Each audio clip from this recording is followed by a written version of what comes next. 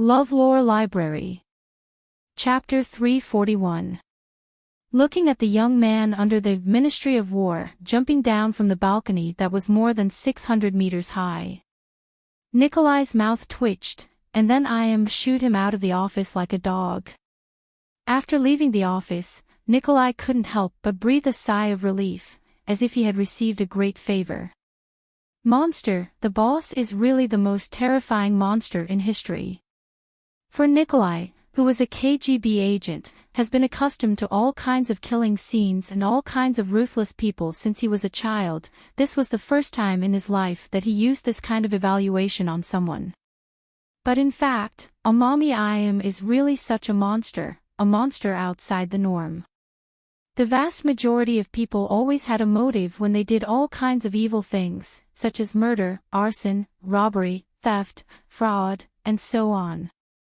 Most of them didn't do it for the sake of doing it, but to get something. Therefore, no matter how many people are killed, no matter how cruel the method is, as long as there is a reason behind it, Nikolai will not think of her as a monster. But the problem was that when Atamiheim was doing all kinds of evil things, she didn't seem to have any ulterior motives. She really did it because she wanted to do it. This level of malice was much more terrifying than those homicidal maniacs who killed for pleasure, because homicidal maniacs at least did it for pleasure, but Yong-ji didn't even do it for pleasure, but because she wanted to kill. Doing evil is equal to breathing. Doing evil is equal to eating. Doing evil is equal to life. This woman is like a strange creature soaked in the most poisonous water. The malice in her heart has reached the level of divinity. In Nikolai's view, it is simply impossible for mortals to understand. There should be no one in this world who can empathize with Ayam. If there is, this guy must be very sick. After lighting up a cigarette, Nikolai slowly relaxed his nerves and walked toward the landing pad of the unfettered Sky Tower. At the same time, another woman, under the boss's summons, entered the office where a murder happened. Ayam, Sama, you're looking for me. Because she was suddenly called in by Ayam, the head of the security department, Tajima Rinka, was still wearing her police uniform, which made her figure seem out of place in the office. When Yong-ji saw her favorite right-hand man, she was silent for a while. Then, she took out the phone that she called Lu Zhou today and played the recording of the call. He, ha ha ha ha ha. What are you laughing at? I'm laughing at you. What are you laughing at? I'm laughing at you for underestimating my little lovers. You actually think they can't handle such a small situation. Ah, what a pleasant day. Bye-bye, Miss Yongji. Next time, if you have anything you want to talk to me about, please come in person. I really want to see Your Honor, while you're still alive and kicking. This. Ryudo, Kun, that guy dared to talk to Ayam, Sama like this? After listening to the recording played by Ayam, Sama, Rinka felt numb all over. Obviously, she was shocked by Ryudo's audacity. Who is Tenmo Ayam? She is the kind of monster that if you talk to her nicely, she might laugh and pull your head off. Ryudo, this guy, he even taunted and threatened her on the phone. So far, Rinka hasn't seen an idiot who dared to talk to Ayam, Sama like this for a long time. Those rare people who dared to provoke the Tenmu group all ended up in an extremely miserable state. Ryudo, oh Ryudo, even if you want to die, you don't have to do it like this, right? Is Ayam, Sama someone you can provoke? So at this moment, Rinka's forehead couldn't help but drop a few drops of cold sweat, and she silently scolded the idiot who spoke without thinking. Just as Rinka was silently scolding Ryudo in her heart, Ayam suddenly said, Rinka, you seem to have some friendship with Ryudo Kiryu. I think you even spent the night with him in France. Hearing that Ayam, Sama actually started to talk about the incident where she spent the night with Ryudo in Paris, Rinka's body trembled slightly, and she quickly explained, it is because his girlfriend, Yunyan Tsukimi, is my cousin, so then what do you think of his ability X? Can it satisfy me? I definitely have no intention of not being loyal to Ayam, Salma, ha. Originally, Rinka thought that Ayam would vent her anger on her, but who knew that she suddenly asked such an earth-shattering question. Wait, I need to calm down. Rinka heard the words and took a deep breath. She reached out and pinched her thigh that was wrapped in flesh-colored stockings, and then asked, Ayam, are you referring to Ability X? Is it that kind of ability? Of course, didn't you stay with him for a night? You should have roughly figured it out. Although Rinka was usually the kind of person who didn't need to close the door, but when facing Ayam, Salma's question, she couldn't help but blush. After holding it in for a few seconds, Lin Hua said in a complicated tone, very powerful. Even 3 to 5 ordinary women are not his match. As for whether he can satisfy Lord Yongji, that is hard to say. That's true. Ayam nodded and smiled. I have never looked for a man, and I don't know how to be satisfied. Until now, Ayam had no interest in men, and Rinka knew this. So she asked carefully and curiously, Ayam, Salma, why did you suddenly ask this question? Regarding this question, Ayam didn't even think for a second. Instead, she straightened her back and replied, because I am in love, so I want to know about my lover. This is a matter of course. WH. What? You are in love. Then the man is Ryuto Kiryu. That's right, he is my lover, so naturally, he needs to have the ability to satisfy me. If he doesn't have it, I will replace his 3 meals with supplements. Or simply catch him for surgery. Isn't that a good idea? As if she didn't care about Rinka's eyes that were about to pop out of their sockets, Ayam said some very scary things in front of her without any hesitation. It was completely unlike what a woman in love would say. Generally, after a woman fell in love, I really want to know about him. What does he like to eat? What are his interests and hobbies? What do I have to do to make him like me? After Ayam fell in love, is his ability X strong enough? If not, I will catch him and feed him medicine, or do surgery. Anyway, he must be able to satisfy me. This was definitely not a normal relationship, absolutely not. At this time, Rinka was sweating while silently complaining in her heart. In fact, Rinka herself was abnormal enough. If even she felt that it was abnormal, then it was really super abnormal. It was so abnormal that it was difficult to understand. Finally, Rinka couldn't help but ask that, Lord Ayam. Why did you suddenly fall in love with Ryuto? Because he's the first man that I'm interested in. This must be liking him, right? It seems so, but it seems not. You like him, but do you think he will like you?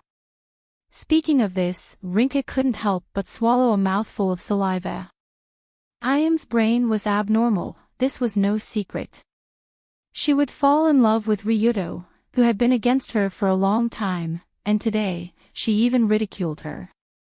Although this was ridiculous in Rinka's opinion, it was also quite in line with the style of this lord who often went crazy. But the problem was that Ayam seemed to have fallen in love with Ryuto, but Ryuto would never like her. Rinka was sure of this. According to Rinka's understanding of Ryuto, he was the kind of person who had a very tough character and an unusually firm attitude. No one could force him to do things that he didn't want to do. Previously, the Heavenly Eye group and Ryuto had already formed countless blood feuds. Both sides were now fighting in the open and in the dark every day. Under such circumstances, it was simply unrealistic for Ryuto to suddenly reconcile with Ayam and become a couple. In other words, this time, Ayam was destined to be a one-sided love. The man would not be interested in her at all, so what was there to say? However, when faced with such a realistic problem, Ayam smiled slightly and said confidently, as long as I am willing, any man will be willing to kneel down and lick the soles of my shoes. From an objective point of view, Ayam's words were not wrong at all. After all, with her peerless beauty and LV5 charm, she could basically make the vast majority of humans bow down to her, regardless of gender. However, Rinka clearly knew that Ryuto was definitely not among the vast majority of humans. She had to continue to ask carefully, then, what if Ryuto Kiryo's knees are a little stiff, and he can't kneel down? Can't kneel down. That's simple. Yongji replied in a relaxed tone, why don't you just break it? If that doesn't work, you can just use a saw to cut off his legs. If he doesn't even have his knees, he'll naturally kneel down, right? I understand. In that case, I wish Lord Yongji success. After knowing that it was useless to say anything else, Rinka gave up the idea of persuading Ayam with words. But even so, when she thought of the violent collision between Ayam and Ryuto, Rinka felt that her brain was about to boil. What's going on? What's going on? Ayam suddenly became lovey-dovey. She wants to turn Ryuto into a subject under her skirt. How is this possible? Just when Rinka walked away in a daze, Ayam, who returned to her room, was like a primary school student who was preparing to go on an outing. She happily picked up the clothes that she would use to date Ryuto tomorrow. How about this? Or this? By the way, what color underwear does Ryuto like? There doesn't seem to be this in the intelligence. Why don't I pass it to him one by one? Hee hee. When choosing clothes, Ayam didn't seem to think about whether tomorrow's date would go as she imagined. Instead, she was immersed in the sweet feeling of love. This scene was truly, abnormally terrifying. Chapter 342. Early the next morning, Long-do woke up to Dunya's bear-style murderous hug. Ryuto had warmly invited Colored Glaze to rest with him yesterday, so as not to waste resources by opening an extra room. However, Colored Glaze insisted on resting with Yunyan, so he had no choice but to pull Dunya along. Dunya, are you being polite? While washing his face with cold tap water in the bathroom, Ryuto looked at himself in the mirror. He could vaguely see some of Dunya's paw prints. As expected of a bear bloodline, her paws were really strong.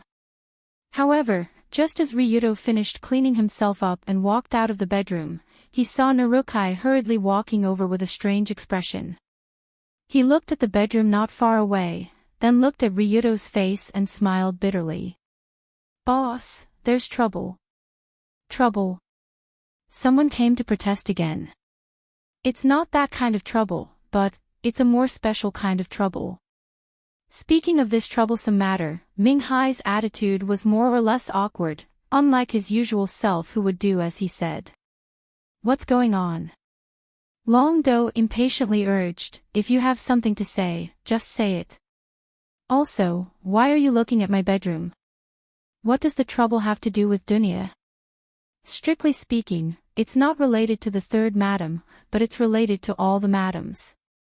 Because someone sent you flowers and a love letter. The moment he heard Narukai's awkward tone, Ryuto was stunned speechless. For me? Flowers and a love letter. What kind of person is that? Is he drunk? If it was in the past, it wouldn't be strange for people to have ideas about Ryuto. After all, he was a big brother in society. He was handsome and had status. Naturally, there were all kinds of strange suitors. There's still someone who sent me a love letter under such circumstances. That person is definitely not a normal person. Ryuto couldn't help but think as he walked towards the door. When he saw the ridiculously large bouquet of flowers piled up at the entrance of the Rulon Group's headquarters, he was even more convinced of this idea. Roses, crimson roses, crimson roses, crimson roses, crimson like fresh blood. There were at least 1,000 of them, making people feel as if they had fallen into a world of crimson at a glance. Crimson roses, in the flower language, meant, I only want to be with you. It was a very passionate expression of emotion, and there was no lack of people who would choose this kind of flower when sending flowers. However, using crimson roses to pile up in front of someone else's door, as if creating a wall of flowers, made this originally romantic expression very abnormal all of a sudden. Are you crazy? When Ryudo saw the sea of roses, these were the first words that popped up in his mind. And when he received the letter from the maid who was cleaning the door, Ryudo almost couldn't help but curse on the spot. Because in the middle of the love letter, there were the words, "Love you." Tenmo I am written in big letters. I understand, so it's her. When he knew who the sender was, Ryudo suddenly felt that the whole thing became normal. After all, the words, Tenmo I am, were completely different from normal. Speaking of which, I seem to have mocked her yesterday. Why is she doing this so early in the morning? Is this letter poisoned? Thinking of this, Ryudo felt that the letter in his hand became dangerous. But anyway, it was a matter of 1 million, so he carefully opened the envelope and took out the letter inside. After opening the letter, what appeared in Ryudo's eyes was a domineering handwriting. In fact, it was somewhat strange to use domineering to describe the words, but this letter from I.M. did give people this feeling. The font she used was not any of the fonts that people in the world knew. She did not seem to pay any attention to her strokes at all. Sometimes, the entire line of words was written in one stroke without a break. However, one could feel the arrogance and pride that was unparalleled in the past and present. It was a pity that such a unique handwriting was used to write a strange love letter. Why was it a love letter? Because I.M. wrote in the letter, Dear Ryudo Kiryu-kun, a day without seeing each other feels like 3 years.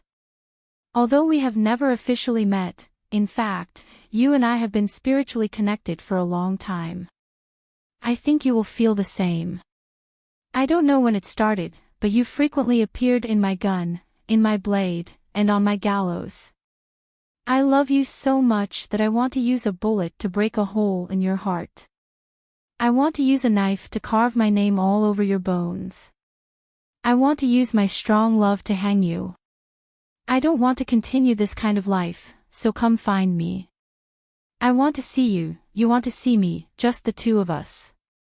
Today, right now, let's go to that romantic place and spend this romantic day together. Love you. I.M.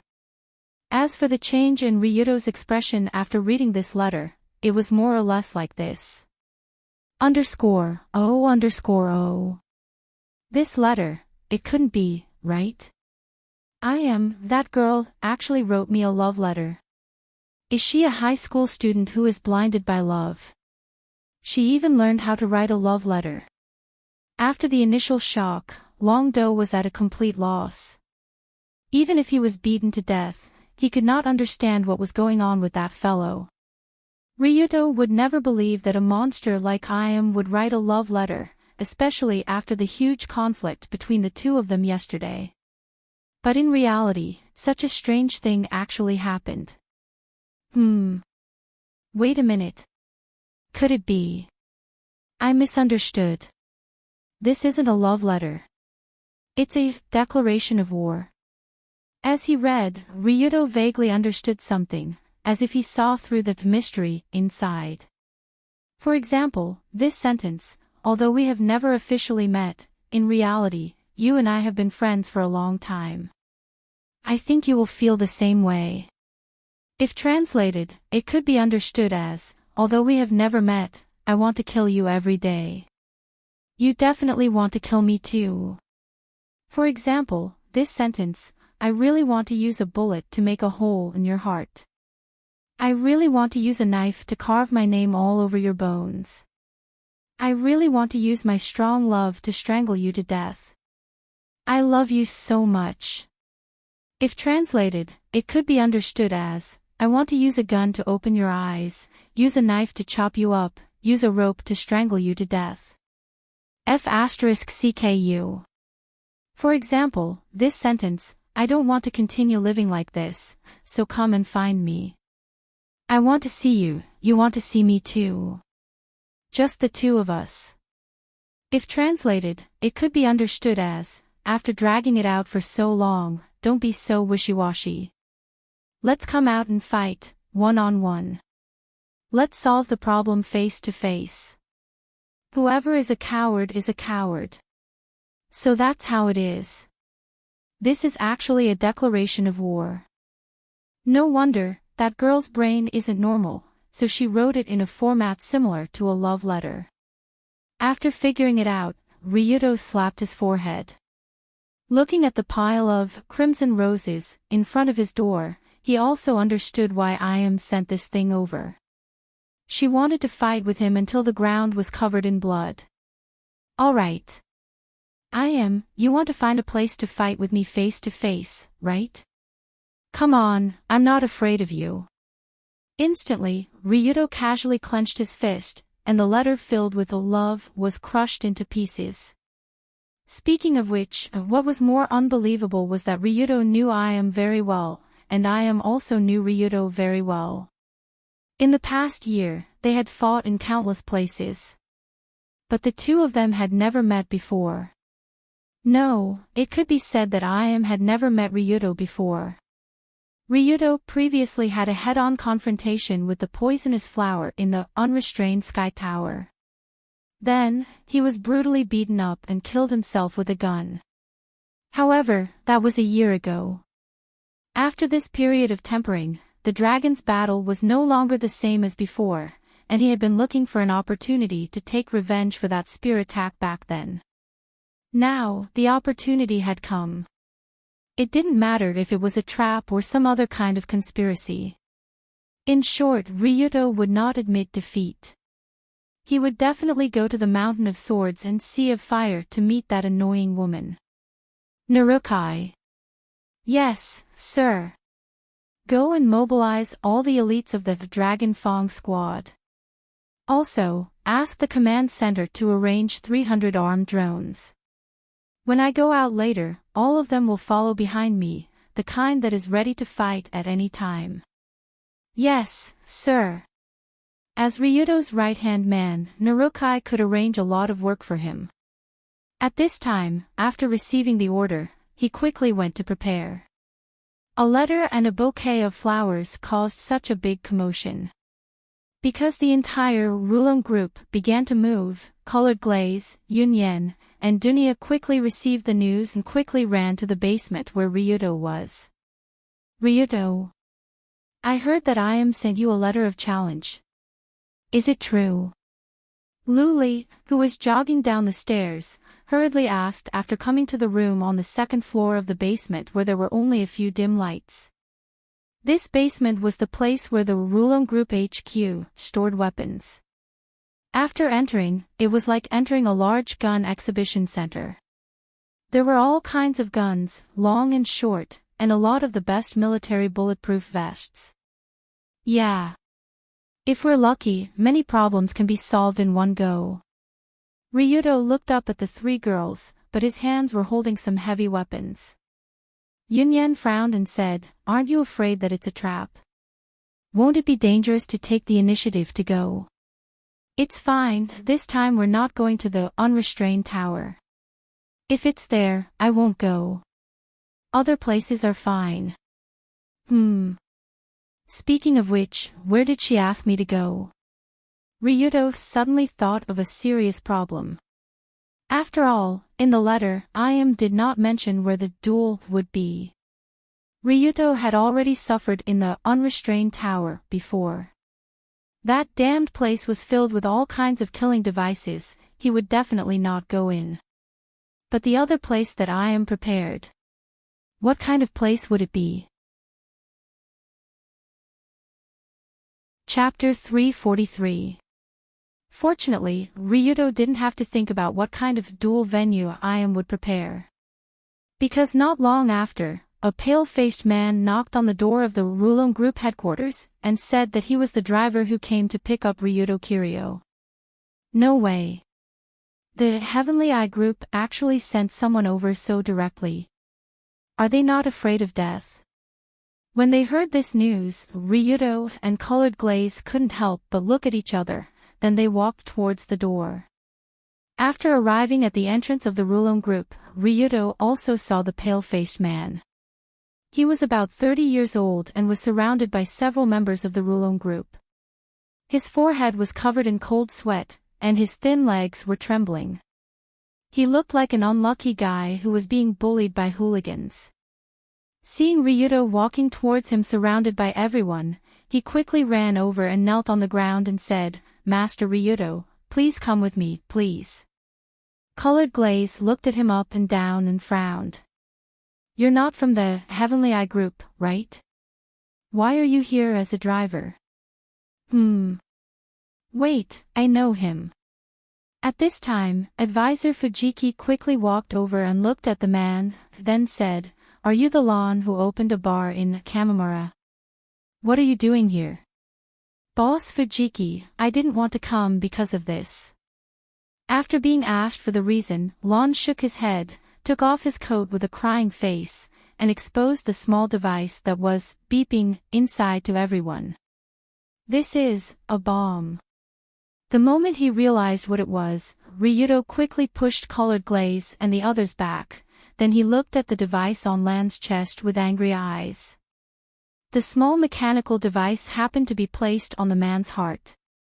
If it exploded, although the firepower wouldn't be very strong, it would be more than enough to stop the heart from beating.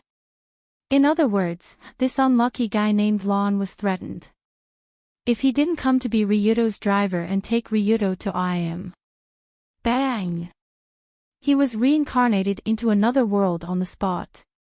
What a good time, Eheim. You're disgusting right from the start. Thinking of this, Ryuto couldn't help but take a deep breath, and his disgust for the bad woman increased a little.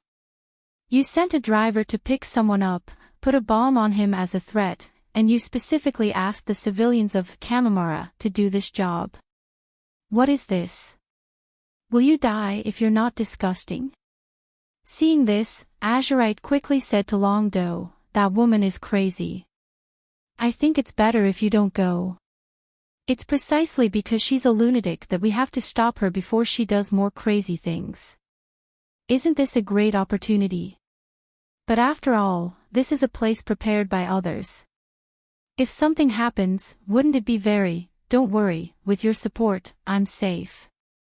After shaking Colored Glaze's cold little hand, Ryuto took a few steps forward to Lan's side and smiled.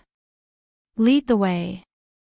Seeing that Ryuto-sama was willing to go to the appointment with him, Lan's face suddenly lit up. He quickly pointed to the car not far away and said, please get in the car." Ryuto came to the front of the car, turned his head to Colored Glaze and others, patted his chest, nodded, then opened the door and got in. In fact, just when everyone was talking, the staff had already checked the car from top to bottom. After confirming that there were no bombs or other things in it, they let Ryuto get in the car.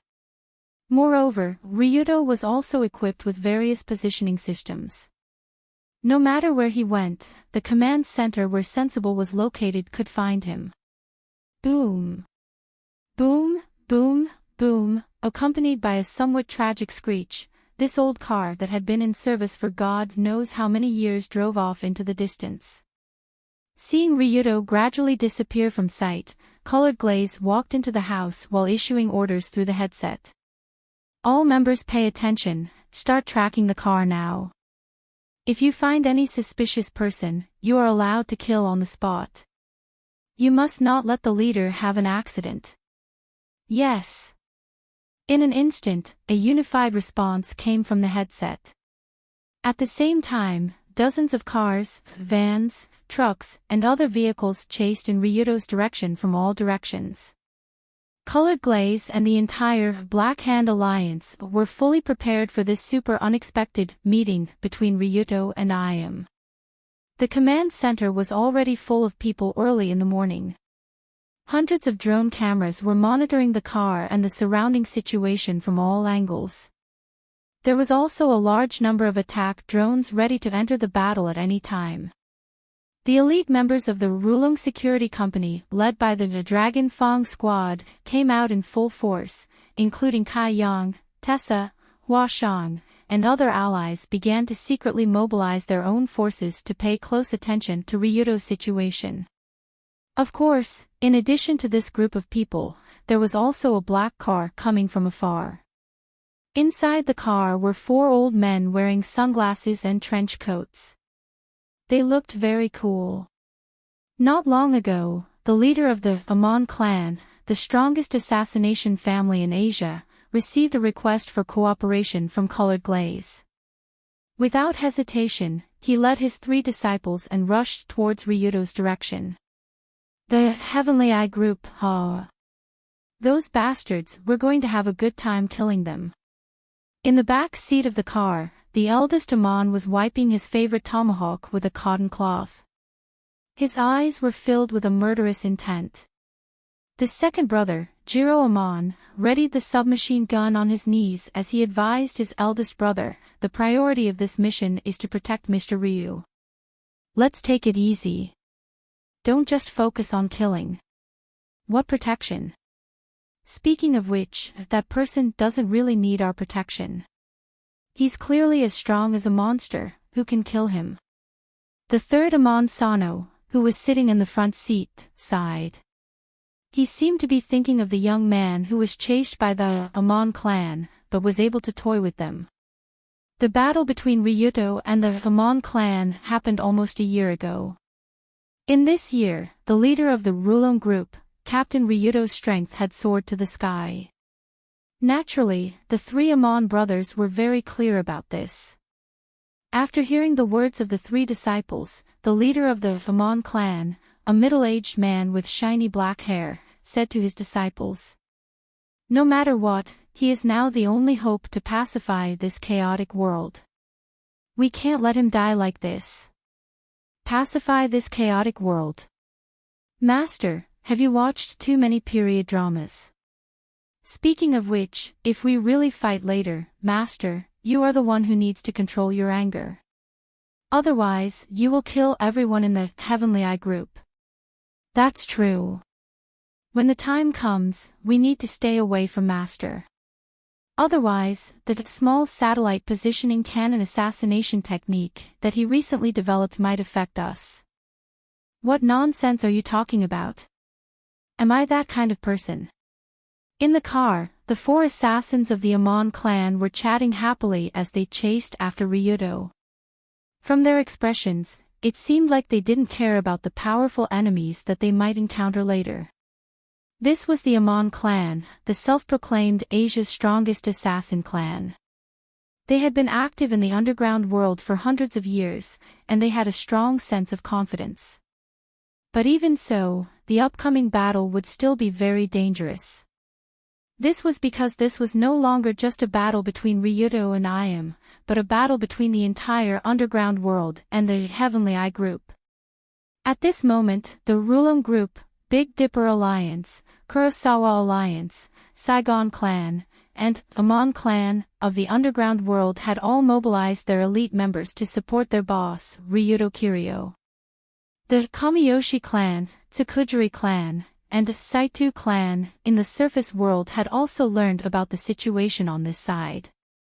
They had completely suppressed the Heavenly Eye group on the government side to prevent the Metropolitan Police Department, self-defense forces, and other government forces from getting involved. This is the current situation. We have temporarily dealt with the government side. You just need to focus on dealing with IM's main forces. In the speeding car, Rue Hui also reported the situation on her side to Ryuto through the phone, so that he could rest assured and fight with IM. From a certain point of view, a large number of eyes were now focused on Ryuto, and he suddenly became the warrior who carried the hope of countless people. If he wanted to kill IM, as long as that woman died, many problems would be solved. Many people now thought so, including Rue Hui. Even so, Warrior 2G, who was the center of attention, smiled leisurely and said, "Thank you very much for your help, Madame Rue Hui. If there's nothing else, I'll hang up. We should be arriving at our destination soon. And, in short, be careful. If you can kill IM, it will be best." If you can't, please come back alive. Otherwise, if something happens to you, I cough, colored glaze will be very sad. Beep. Not knowing if she realized that she said something wrong, Rue Hui also hurriedly hung up the phone, then covered her chest and took a deep breath. Ryuto. Nothing must happen to you. Although she knew that she shouldn't bring personal feelings into the operation, Rue Hui still couldn't enter the state of treating her subordinates as chess pieces. After all, Ryuto was different from others. Ryuto was the first man in Rue Hui's life. It should also be the last man in her life. When she thought of that day's detoxification day, Rue Hui swallowed a mouthful of saliva, and her cheeks were slightly blushed. Wait, thinking about it carefully, I look like a middle-aged woman who is dissatisfied with her desires. This is too embarrassing. Thinking of this, Rue Hui couldn't help but reach out and cover her pretty face that has become more and more tender recently. She looked ashamed. Chapter 344. Of course, Ryuto did not know his mother-in-law's attitude towards him. Instead, he put down his phone and thought about the various thrilling situations that might occur later. Today, Ryuto's meeting with Iam was a true king meeting king.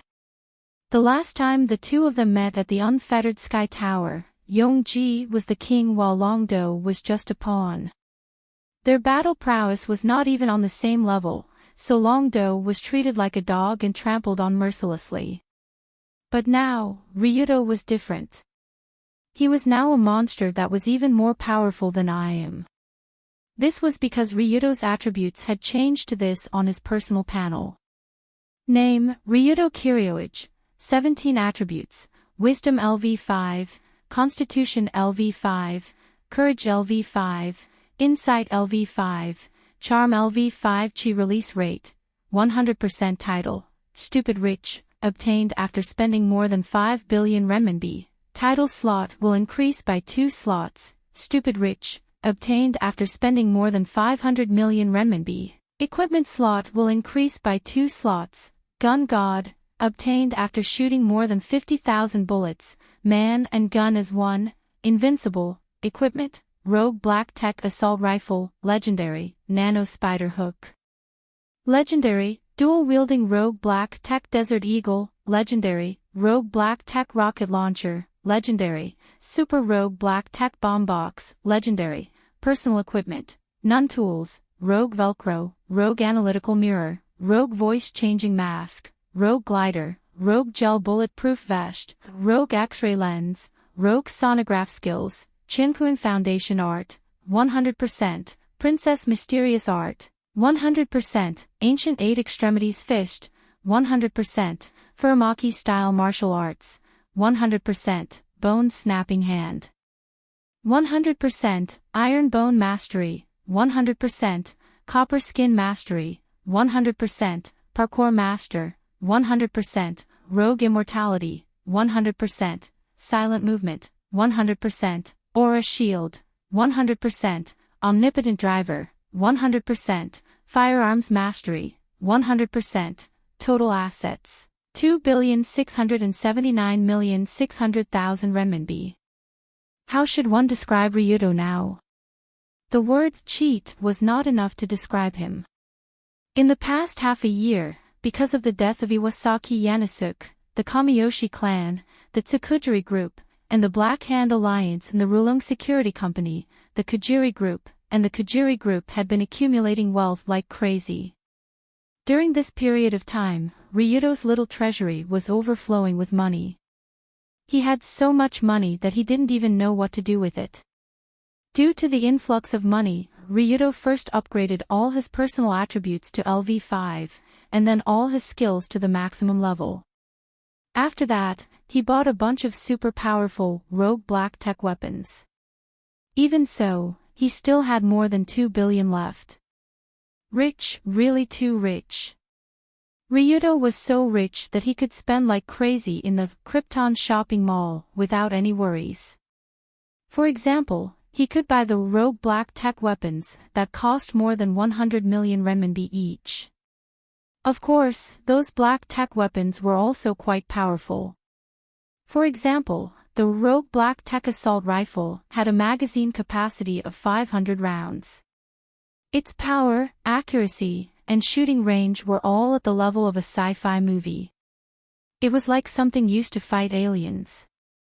However, although Ryuto was indeed very rich now, there were still some top-tier things in the Krypton shopping mall that he couldn't afford right now. For example, a one-hit kill technique specifically used to kill aliens. After purchasing this strange skill book, one could learn a move that could kill creatures determined to be aliens in one hit. However, the price was as high as 100 million renminbi. What did 100 million renminbi mean? Even if it was converted into dollars, it would still be worth $100 trillion. 100 trillion US dollars was not 10 billion US dollars, but 10,000 times more. It was truly an astronomical number. In comparison, Americans' annual military budget was only about 600 billion US dollars. This fucking 100 trillion US dollars made the price even more like a joke. But on second thought, it did seem like a joke. After all, how could there be aliens in the world? This wasn't a sci-fi world. Even if there were aliens, they wouldn't appear in front of Ryuto. Unless Frisia the Cosmic Emperor jumped out of a comic book tomorrow to find trouble, then this skill would probably be useful. Thinking of this, Dragonhead shook his head and threw those messy thoughts out of his mind. After all, he was about to face Tenmo Iam, and he didn't have time to think about aliens. Not long after, this somewhat shabby classic car stopped at the entrance of a suburban manor with beautiful scenery. Ryuto was still wondering where Iam would ask him to fight to the death, but he didn't expect to come to such a nice place that looked like a resort. A huge green wall surrounded the entire villa. The villa inside exuded a European-style Versailles style. The white pillars stood tall, and the marble curled up into snow-white vortexes. Even the doors and windows were exquisitely carved. From afar, one could feel the extraordinary taste of the designer. It was already the season of spring, the season of flowers. The whole manor was also planted with various kinds of vegetation. It was as if one was in a romantic mist of fragrance. The fragrant and sweet smell was as sweet as first love, making people unconsciously immersed in the fragrance. Good Lord! Such a nice manor was used as a battlefield. Iam really knew how to waste natural resources. After getting out of the car, Ryuto looked at the romantic wilderness scenery in front of him, and he couldn't help but feel sad for the stinky woman who didn't understand romance at all. At this time, Lon, who was in charge of driving, said with trepidation, "Well, I have sent you here, can I go now?" "Well, be careful when you go back. Forget what happened today completely. Don't mention it to anyone. But this bomb of mine, bomb. Are you referring to this?" Just as Lon was about to ask how to deal with his bomb, Ryuto waved his hand and waved the bomb that was taken down at some point in front of Lon. "Wow! When was this taken down?" Before Lon could react, Ryuto waved his hand at him, and he took the initiative to walk into the manor. The manor was quiet, and no one else could be seen, but after a while, Ryuto saw a familiar face in the front hall. The woman with a cold face was actually wearing a set of maid clothes, as if she was respectfully waiting for someone's arrival. After arriving in front of the woman, Ryuto smiled and said, "Isn't this Lin Hua?" "What, you got fired from the Metropolitan Police Department? You came here to be a maid?" Laugh, laugh, laugh, what's so funny, you can still laugh now. After glaring fiercely at Long Do, Lin Hua, who was temporarily captured as a maid, sighed. Then she swayed her slender waist and walked towards the backyard not far away, and motioned for Long Do to follow. On the way in, Ryuto observed the surrounding scene while smiling at Lin Hua. "You don't pretend now. You are obviously telling me that you are a member of the Heavenly Eye group.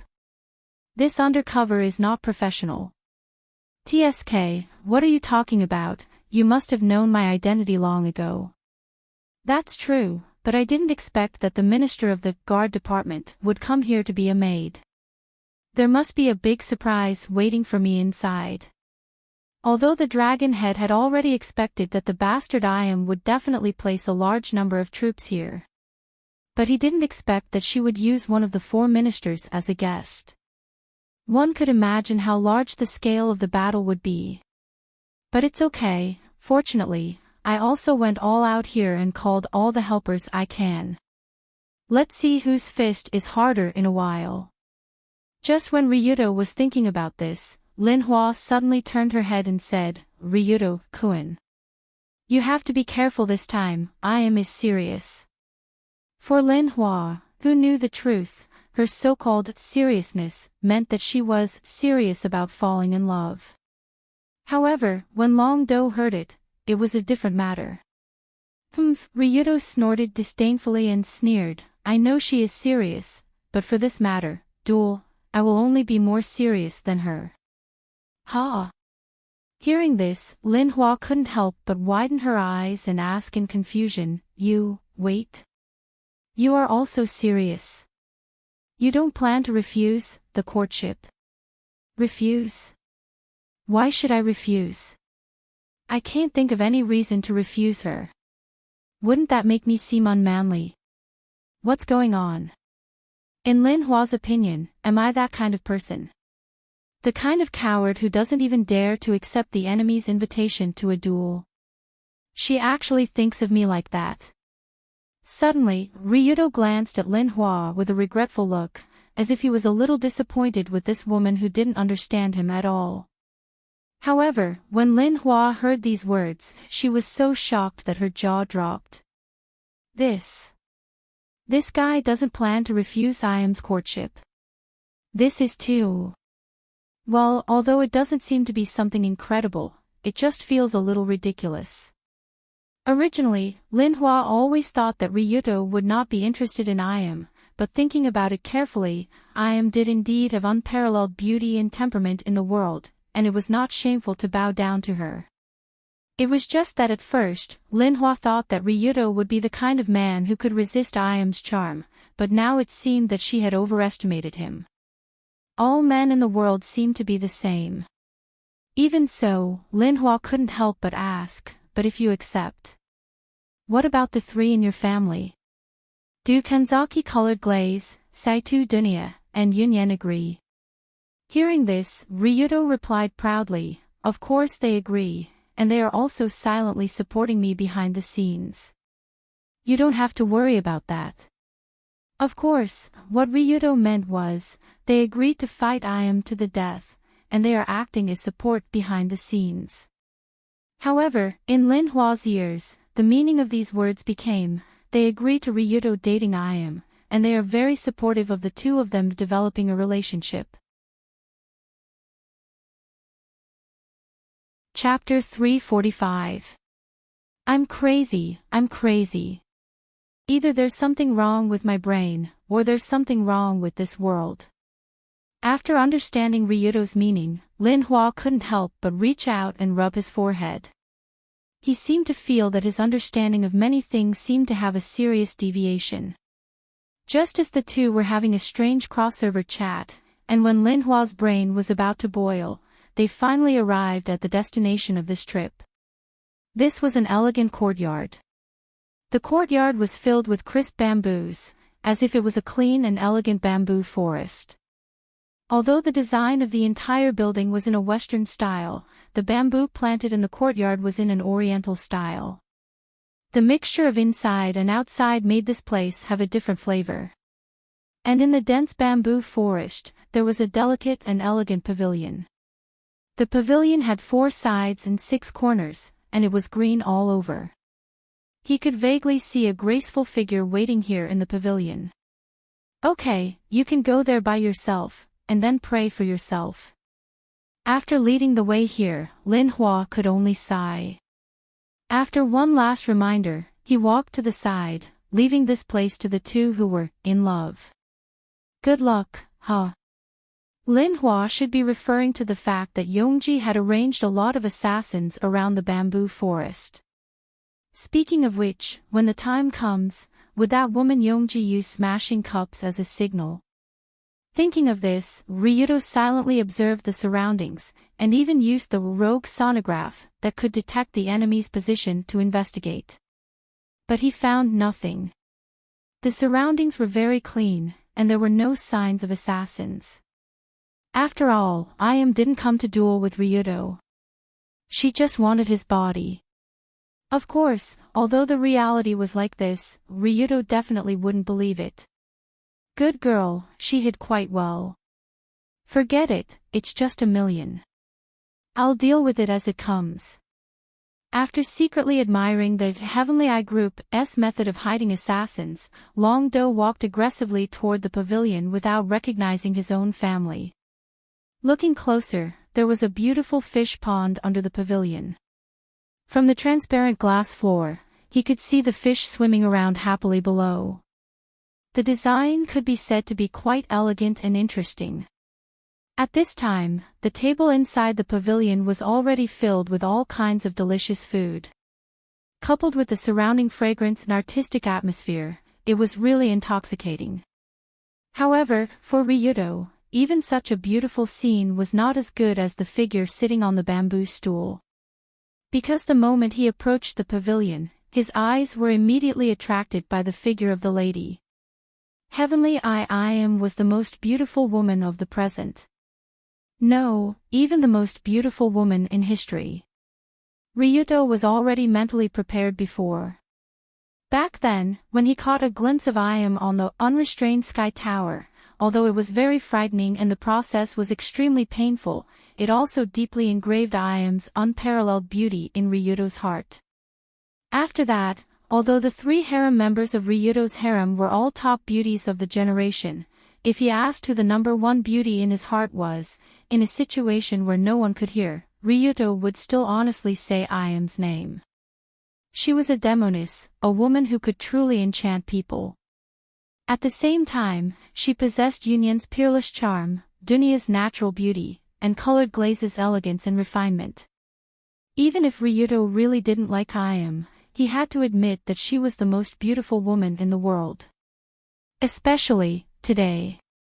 Currently, Heavenly Eye Ayam was sitting alone in the pavilion, wearing a light pink slim-fit dress, showing off her perfect figure that was neither fat nor thin, neither tall nor short. Her long black hair, which was as smooth as silk and fluffy as clouds, casually fell behind her back. The light pink diamonds that matched her clothes faintly outlined the outline of her hair. Compared to Yongji's hairstyle last time, this style of dressing made her look younger and more girlish. Sensing Ryudo walking over, Ayam, who was sitting alone, turned around to look at him. Just this simple action of turning around was enough to make all men in the world suffocate, including Ryudo. For a moment, the pair of eyes that were as curved as the autumn moon and as bright as the stars glanced at Ryudo, with a faint trace of surprise and a trace of complaint in her eyes, as if she was blaming this man for coming so late. This gaze was extremely flirtatious. It made her look like a blooming osmanthus orchid in a bamboo forest. Her peerless beauty made people feel ashamed of their inferiority, and even made people want to make a statue of her and offer incense to her every day. Oh my God! What the hell is this thing? Is this really Ayam? No, is this really a living person? Although before coming here, Ryudo had imagined the scene of him and Ayam meeting again many times in his mind, but when he saw this woman with his own eyes, he realized how poor his imagination was. How could a woman be so beautiful? How could her aura be so unique? How could she release such a strong temptation to others? Most importantly, she was clearly a witch, but in Ryudo's eyes, she was like a fairy that descended to the mortal world, making people have a strong impression of her, and even, love. Yes, love. Ryudo found it hard to imagine that he would have such feelings for Ayam. He had long thought that he was immune to all poisons, but who knew that this, Tenmo Iam, poison was 100 times more poisonous than he had imagined, and even Ryuto could not help but fall in love with her. This feeling was very strange, because Ryuto knew that he should not have any positive attitude towards Iam, and should treat her like the most poisonous flower, the kind that would kill with a touch. But this woman had the kind of charm that attracted people like moths to a flame. Even if Ryuto already knew about Iam's terrible personality and actions, he still almost fell for her. Regarding this situation, Ryuto could only use the word evil to describe it. Ryuto-kun, you're here. At this moment, Iam, who was reading a book, also noticed the presence of the visitor, so she raised her head and revealed a gentle smile, stood up and walked down the pavilion to take the initiative to greet him. When he heard her voice, Ryuto could not help but tremble in his heart, because Iam's voice was completely different from before. Previously, Iam's voice was low and slightly hoarse, sounding like a whisper from the abyss on a night when the moon was as deep as water, and could bring great shock to one's soul. But now, Iam's voice sounded very gentle and sweet, as if an ancient god from the abyss had suddenly taken off her outer skin, and announced that she was actually a cute Cthulhu beauty. Also, Iam's smile. Ryuto's previous impression of her smiling face was, a man-eating flower with a smiling face, and when she smiled, it felt like she was going to eat someone, and it would send chills down one's spine no matter how one looked at it. But today, Iam's smile was very sweet, so sweet that it could compete for the top 3 most beautiful smiles in human history, and all the competitors were crushed one by one while laughing. Flawless, a flawless, peerless beauty. This was Ryuto's evaluation of Iam. Iam's change today was so great that it made Ryuto wonder if she had taken the wrong medicine, or if she had been replaced by some strange transmigrator. After eliminating the possibility that Iam had taken the wrong medicine, or that she had been replaced by a transmigrator, Ryuto could only think of one reasonable explanation for Iam's change. This woman wanted to plot against him. That's right, this was actually something to be expected. Was it strange for Iam to plot against someone?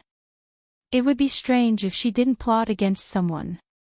And now, Iam was planning to use one of the 36 stratagems, the honey trap. Although Long Do had already thought that Yongji might be ruthless to him today, he didn't expect her to suddenly use such a move. She even used a honey trap.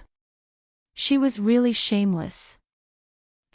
She's planning to use her beauty to seduce me, and take my life when I'm careless. This level of trick is looking down on me, even a 3-year-old child wouldn't fall for it. But although Ryuto thought so, when he sat in the pavilion and sat face to face with Iam, he could not help but secretly observe every detail of the woman sitting opposite him. Good heavens, this hair, this face, this chest, this waist, these legs, this. He could not look at the person opposite him, but although he thought so, his eyes were still staring at her, as if there was some kind of eye-catching magic on that seductive body. The pair of eyes that pretended to be indifferent, but were actually moving up and down, naturally did not escape Iam's attention. After all, she was also a great god with level 5 insight. But even so, Iam did not show any signs of coyness. Instead, she openly smiled and asked, "How is it? Do I look good today?" "Good." "Ahem. You didn't ask me to come here today just to say this, right? If you have something to say, just say it." After noticing that he seemed to have lost his composure, Ryuto quickly moved his gaze down, as if he had developed a strong interest in the many delicacies on the table. But in reality, these high-quality delicacies were not even worth mentioning in front of Iam's beauty. It was a bit difficult to use these things to divert his attention. Suddenly, Yongji pursed her lips and smiled. "Don't be in such a hurry. It's our first time meeting, let's start with the basics. It will take at least a few hours before we can get to the point." Regarding this man named Ryuto Kiryu, although Iam had seen him many times in various videos, it was only now that she saw him in person that she could feel the strong masculine charm on him. Like Ryuto also had level 5 charm. His appearance was also very handsome, and with his unique temperament, it was enough to make Iam's eyes or other parts of her body moisten. Especially when she said, "Get to the point," the corner of her mouth slightly opened, and she stuck out her pink tongue to lick her lips, obviously thinking of something that she could not stop herself from. Chapter 346. However, after hearing Iam's words, Ryuto frowned slightly. Then he replied with some puzzlement, "A few hours. You're not planning to chat with me here for a few hours before getting to the point, right? That's too unbearable." Obviously, Yongji's straight to the point and Longdo's straight to the point were two completely different things. Ryuto's straight to the point was to flip the table and fight, and that was what he was aiming for. No matter how many people Iam had ambushed around, as long as they started, Ryuto would unconditionally accompany them. Let's see who will live and who will die in the end. Anyway, I have enough lives. With such a beautiful woman sitting in front of him, but he only wanted to fight. From a certain perspective, this kind of person was more or less naive. Iam's straight to the point was exactly the opposite. She didn't want to fight to the death, but to fight to the life. A normal battle would result in death, but that kind of battle would result in the life. One was a battle invitation, the other was a one-night stand. The difference between the two was huge. It was clearly the first time she met Ryuto, but she already wanted to go all the way. From a certain perspective, this kind of person was more or less naive. Therefore, after hearing Ryuto's "this is too unbearable" speech, Iam couldn't help but reveal a pleasantly surprised expression. She swallowed a mouthful of saliva and said with a smile, "So you're this impatient? You really can't judge a book by its cover." Ryuto replied impatiently, "Impatient? This is considered impatient? Isn't this a very normal thought, especially when meeting someone like you?" At this moment, the meaning of Ryuto's words was like this: a very normal thought equals want to fight as soon as possible. A person like you equals a psychopath villain. Of course, Ryuto thought so in his mind, but unfortunately, to Iam, the meaning was like this: a very normal thought equals want to hug you as soon as possible. A person like you equals top beauty. She's really brave and straightforward. She's my type. But even though Ryuto met Iam's requirements, she still shook her head and said, "But I'm not such a casual person. I still have to follow the basic order, so I can't get straight to the point so quickly."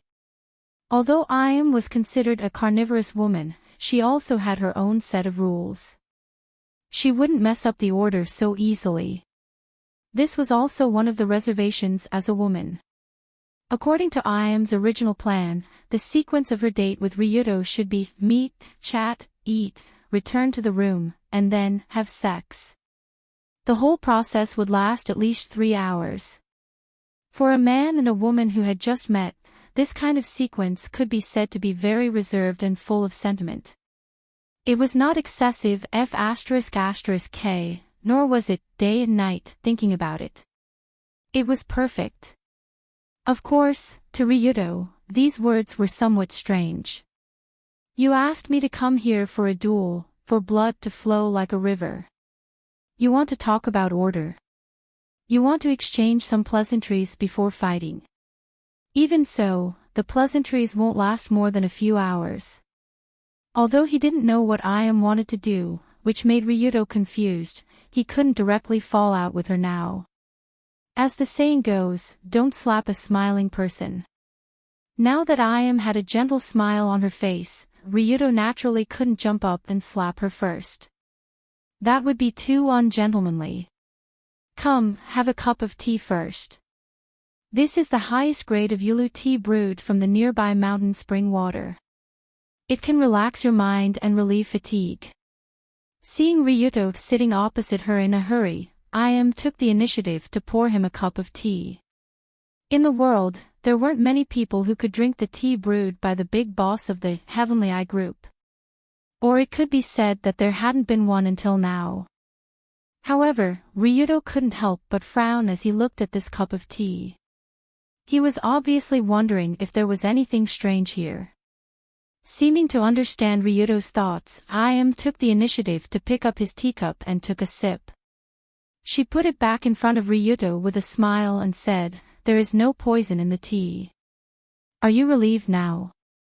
Although Ayame had already tested the poison with her own body, logically speaking, this tea shouldn't kill anyone.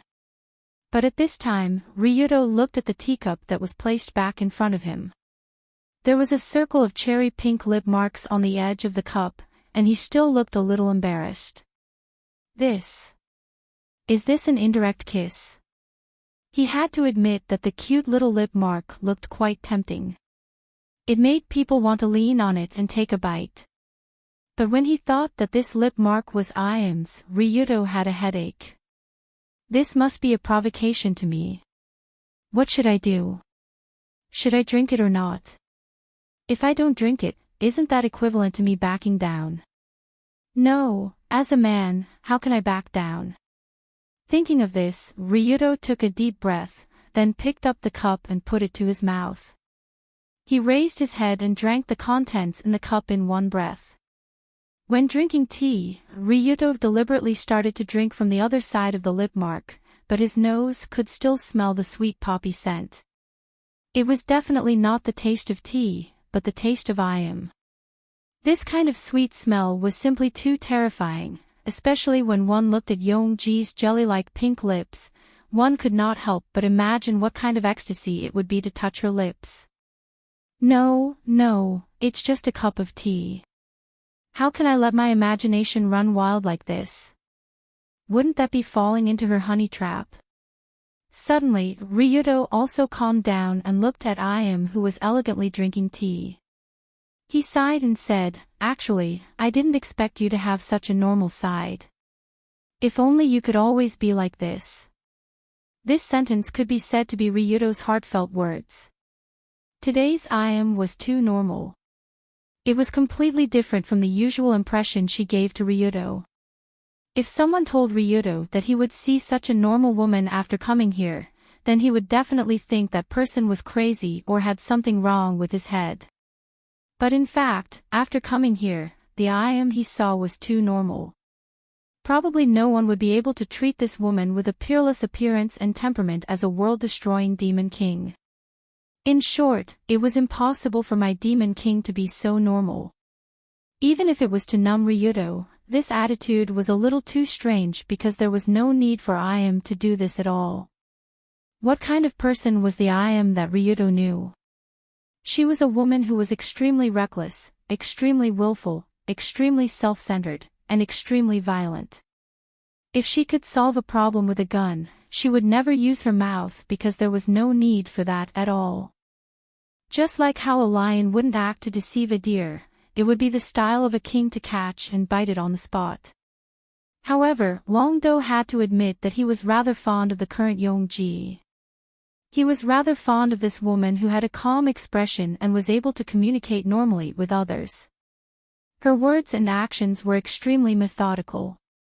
As for that lunatic he had met in the unrestrained Sky Tower, he should just scram as far away as he could. But unfortunately, it was impossible to keep Ayame in her current state. Only she knew how her personality would change in the next second. However, when Ayame heard this, she put down the cup in her hand and a trace of nostalgia flashed in her eyes. After a moment, she sighed and said, "A long time ago, a woman said the same thing to me." "A woman? Your mother?" In Red Album 2, No Survivors, although it mentioned Ayame's father, Amami Eternal Night, there was no mention of her mother, which made Ryudo a little curious. "No." Ayame shook her head and said, "I've never met my mother, but that woman played the role of my mother for a period of time. I'm very grateful to her." After that, Yongji told Longdo about how she met that woman under the osmanthus tree and the small lake, as well as how they played all kinds of games intimately every night by the lake. In the end, they separated because of her father's appearance. Of course, Ayam didn't tell Ryuto the identity of that woman. After all, Ayam's identity was too sensitive, and it was not good for both sides to say this kind of thing now. After listening to Ayam's narrative, Ryuto couldn't help but admire the efforts of that woman. At the same time, he felt sorry for the bad result. It turned out that Ayam had met such a good person in the past. It was a pity that he didn't completely change Ayam's personality, otherwise, the future history would definitely be very different. Thinking of this, Ryuto asked curiously, if your father didn't come out at that time, if you continued to get along with each other, would you leave with that woman in the end? Maybe, maybe not, but one thing can't be changed. What is it? That is, the fact that I'm not human. The moment she said this, Ayam slowly opened her eyes, and the pair of eyes that were like a strange creature emitted an aura as deep as the abyss. Opening her eyes, it was just the action of opening her eyes, but the feeling that Ayam gave people immediately changed. If before this, she was a beautiful fairy who strayed into the mortal world, then now, she was a monster from hell, purgatory, abyss, and all the terrifying chaos that one could imagine. With one look, she changed from a fairy to a demon, and her temperament changed 180 degrees. This drastic change happened so fast that Ryuto couldn't help but be shocked. After all, this situation couldn't be described as changing faces faster than flipping the pages of a book. Even the best actress in the world couldn't act out such a drastic change. It was too exaggerated.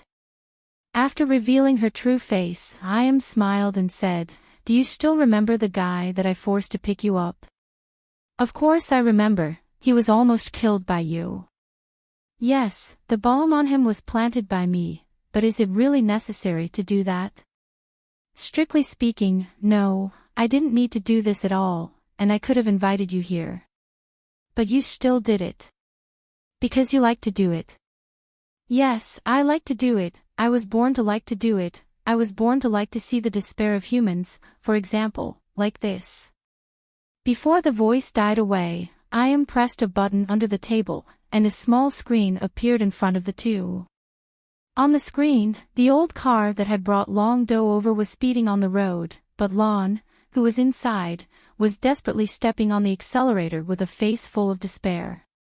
He was forcefully controlling the steering wheel of the car. It seemed that the situation was very wrong. After seeing this scene, Ryuto suddenly stood up and said angrily, "What did you do to him?" "Nothing, I just told someone to tell him that if he doesn't go home in 10 minutes, the bomb buried in his house will explode. His wife and children will all be blown to the sky." "What? 10 minutes? But it took us at least half an hour to get here. How can this time? Damn it." Screech. Screech. Just as Ryuto was about to call someone to remove the bomb in Lan's house, the car on the screen crashed into a curve because of the excessive speed. Both the car and the person turned into a pile of messy parts. When the tragedy that she created happened on the screen, Ayam, who was sitting opposite Ryuto, showed the happiest smile so far. Chapter 347. Motherf *Ker, this woman is a lunatic.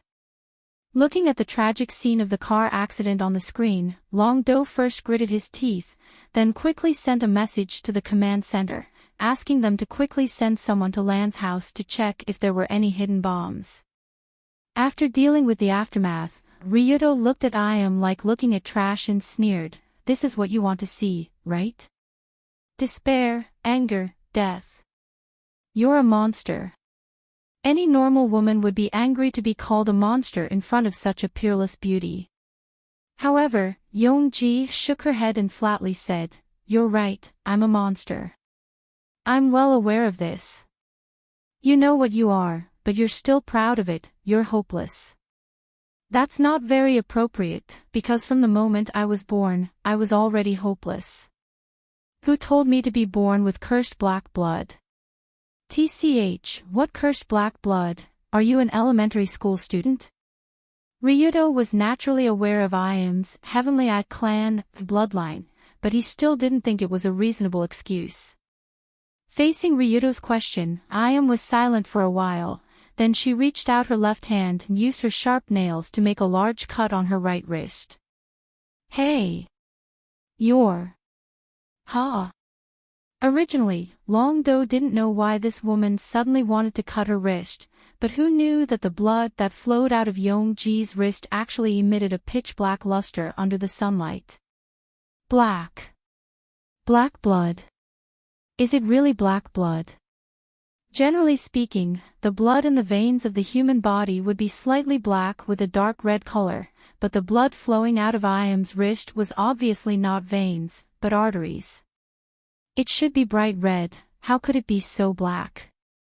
Could it be that he had really seen a ghost? Drip.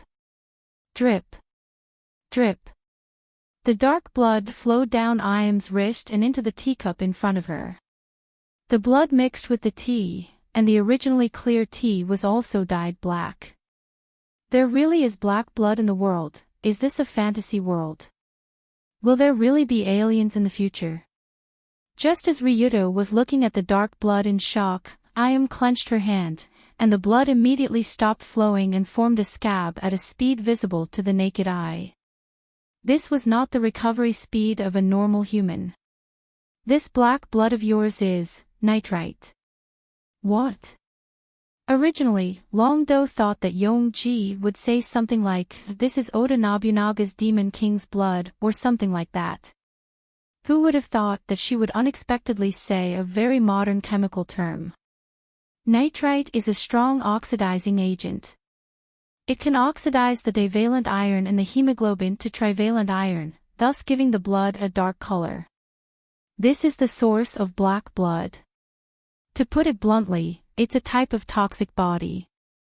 Looking at Ryudo's slightly shocked expression, Iam smiled and said, "Don't tell me you thought I was going to say something about the Demon King or something like divine power. Do you think I'll believe in those things?"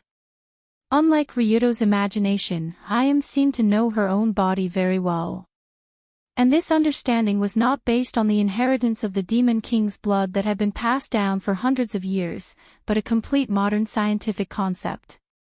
At this time, Iam looked at the wound on her wrist that had completely scabbed over and said, "For the past hundreds of years, the Tenmu clan has been working hard to cultivate the most vicious and evil successors. They find the scum with the most evil intentions to reproduce, and then use medicine, acupuncture, brainwashing, surgery, and other methods to modify the human body. I'm the final product of this kind of modification." In fact, a long time ago, Iam had done a detailed examination of her body. From the results of the investigation, although her body structure was not far from that of a normal human, the degree of specialization of her brain had almost reached the level of another species. From a scientific point of view, Iam could no longer be considered a human. It was more appropriate to call her a superhuman, new human, or next-generation human. A normal person's brain could secrete dozens of hormones to stimulate the body to produce various reactions and changes. But Iam's brain could secrete hundreds of hormones, and there were many hormones that even modern science could not understand what they were. A normal person's body was made up of chemical elements, and there were more than 60 elements that made up the human body. But although Iam's body was also made up of chemical elements, there were more than 100 elements that made up her body. It was almost enough to write a periodic table of the elements. These changes were caused by hundreds of years of inheritance through medicine, acupuncture, brainwashing, surgery, and other modification methods, but they were not harmful to Iam's body. Just like what Yongji had just shown, she had a black blood poisoning constitution caused by the excessive nitrite in her body for a long time. If she were an ordinary person, she would have died long ago, but she was getting healthier by the day. However, although these abnormal signs were not harmful to the body, they had already caused an irreversible effect on Yongji's brain. The structure of my brain has already determined that I'm born with a natural inclination to kill. I like to see other people's expressions of despair, and I like to build my joy on other people's pain. Just like how fish will always swim and birds will always fly. Although this situation is not normal, I don't hate it.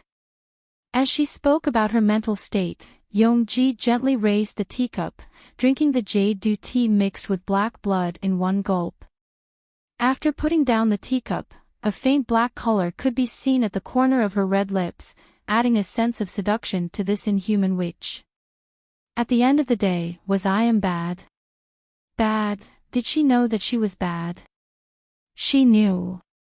But knowing was one thing, she did not want to change, nor did she think that there was a need to change, because this was her nature. Even if she had a good time with Rue Hui back then, I still could not stop her desire to kill.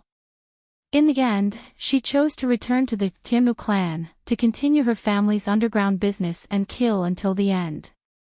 After all, no matter how others interfered, fish would always swim, and birds would always fly. Some things were determined from the moment they were born. So that's how it is. So that's how Iam's mind works. After hearing Iam's heartfelt words, Ryuto had a new understanding of this demon lord. But he still replied firmly, no matter what happened to you, no matter what reason you have for doing these things, my attitude towards you will not change. I still think that you are a complete scum. Even if Ryuto said so, I still smiled and said, but you still came today, and you couldn't take your eyes off me. That means that you also have that intention. That intention. What intention? At this moment, Ryuto realized that I seemed to be implying something, but it was too late. It means to spend a romantic day with me in bed. Speaking until here, I stuck out her pink tongue and licked her lips. Her eyes were gradually filled with some strange desire. Ryuto was shocked when he heard that. He quickly shook his head and said, in bed. Wait. What are you talking about? I don't have that intention. But when I wrote you a love letter, didn't you immediately rush to meet me? Doesn't this mean that you also want my body? Love letter. Hiss. The moment he heard this, Ryuto's face turned green. It can't be. That letter this morning. It really was a love letter. Originally, according to Ryuto's understanding of Iam, she should be a crazy woman. It was even more impossible for her to write something like a love letter. At most, her brain was not normal, so she wrote the declaration of war in the form of a love letter. But from the conversation between the two, he realized that Iam's brain was actually very normal. She completely knew what she was doing. It was just that because of her nature, she often couldn't control her emotions. That was why she usually looked crazy, but in fact, she was very clear about many things in her heart. But this was to be expected. After all, a real crazy person would not be able to expand the Heavenly Eye group to its current state in a short 10 years. Naturally, Iam was not really crazy. For someone who acted crazy but was not crazy, of course, she would not write a declaration of war in the form of a love letter. In other words, that love letter was serious. Serious. Could it be? At this moment, Ryuto suddenly remembered the reminder that Lin Hua had given him not long ago. Ryuto-kun, you have to be careful this time. Lord Iam is serious. Thinking about it carefully, the meaning of those words should be Iam wrote the love letter seriously, but Ryuto misunderstood it as seriously wanting to fight him to the death. As for Lin Hua's expression, it was naturally because he was surprised why Ryuto was so interested in Iam. He thought that he was in a hurry to ask Iam for a one-night stand. God above, I'm really not that kind of person. I'm here to ask for a fight. Not to ask.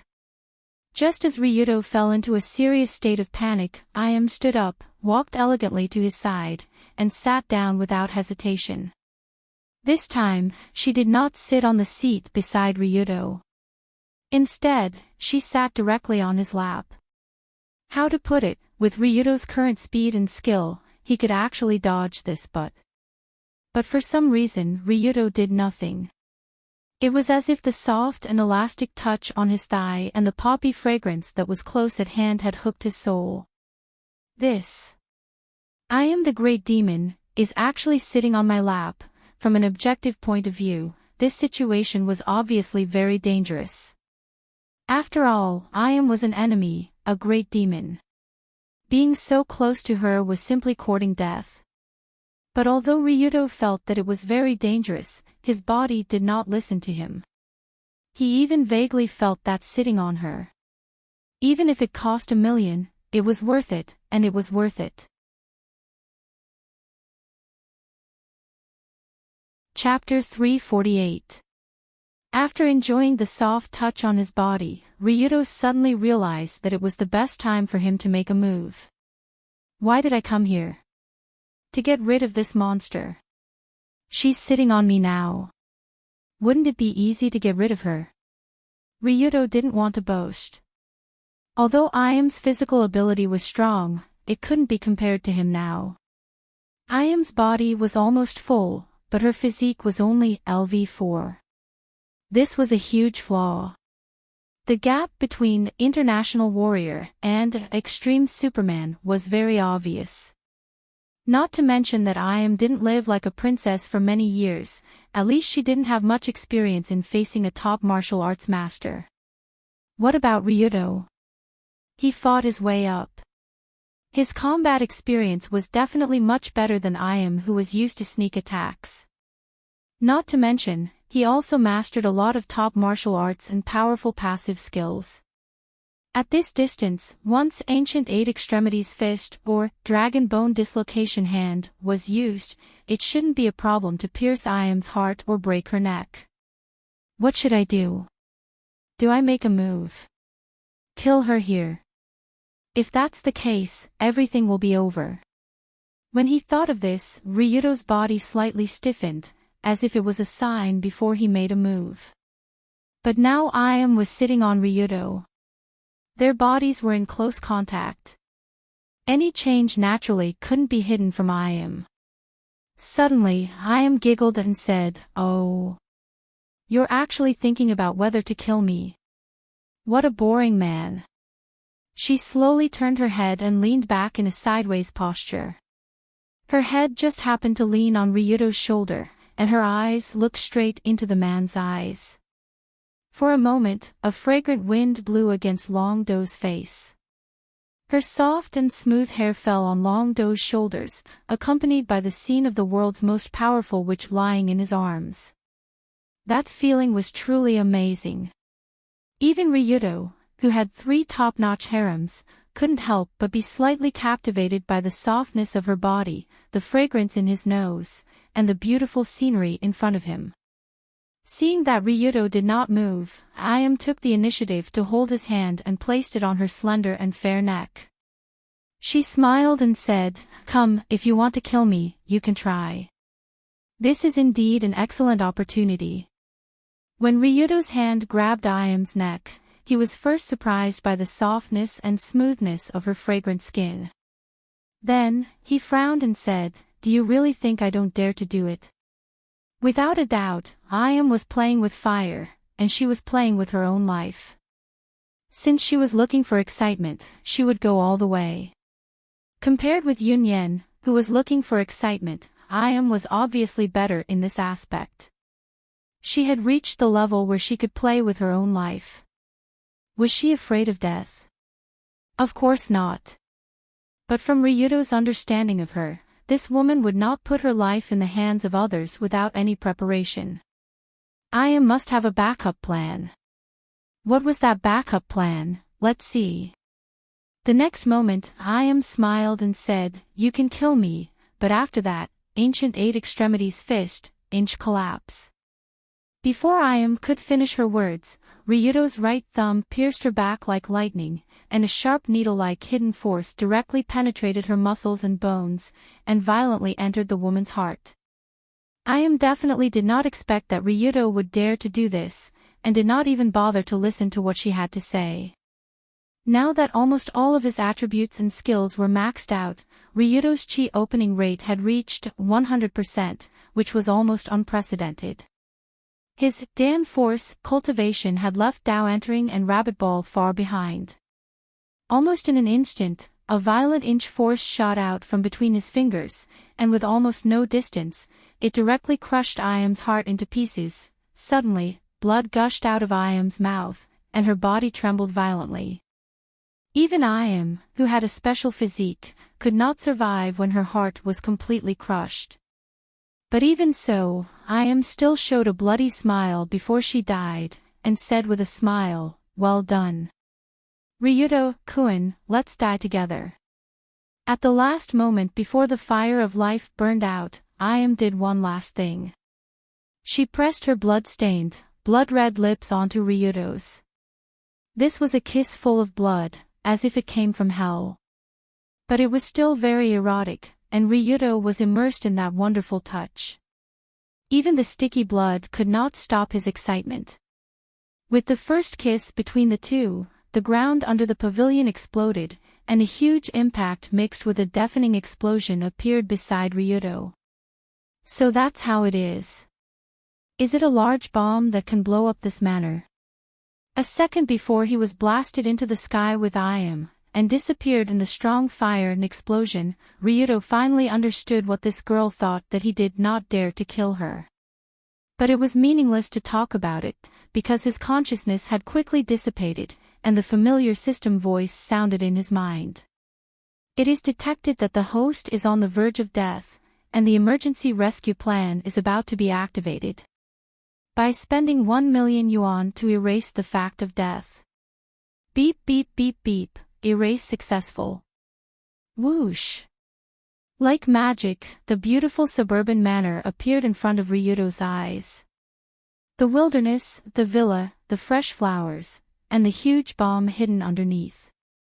Ryudo took a deep breath, and the sweet fragrance of the flowers made him feel better again.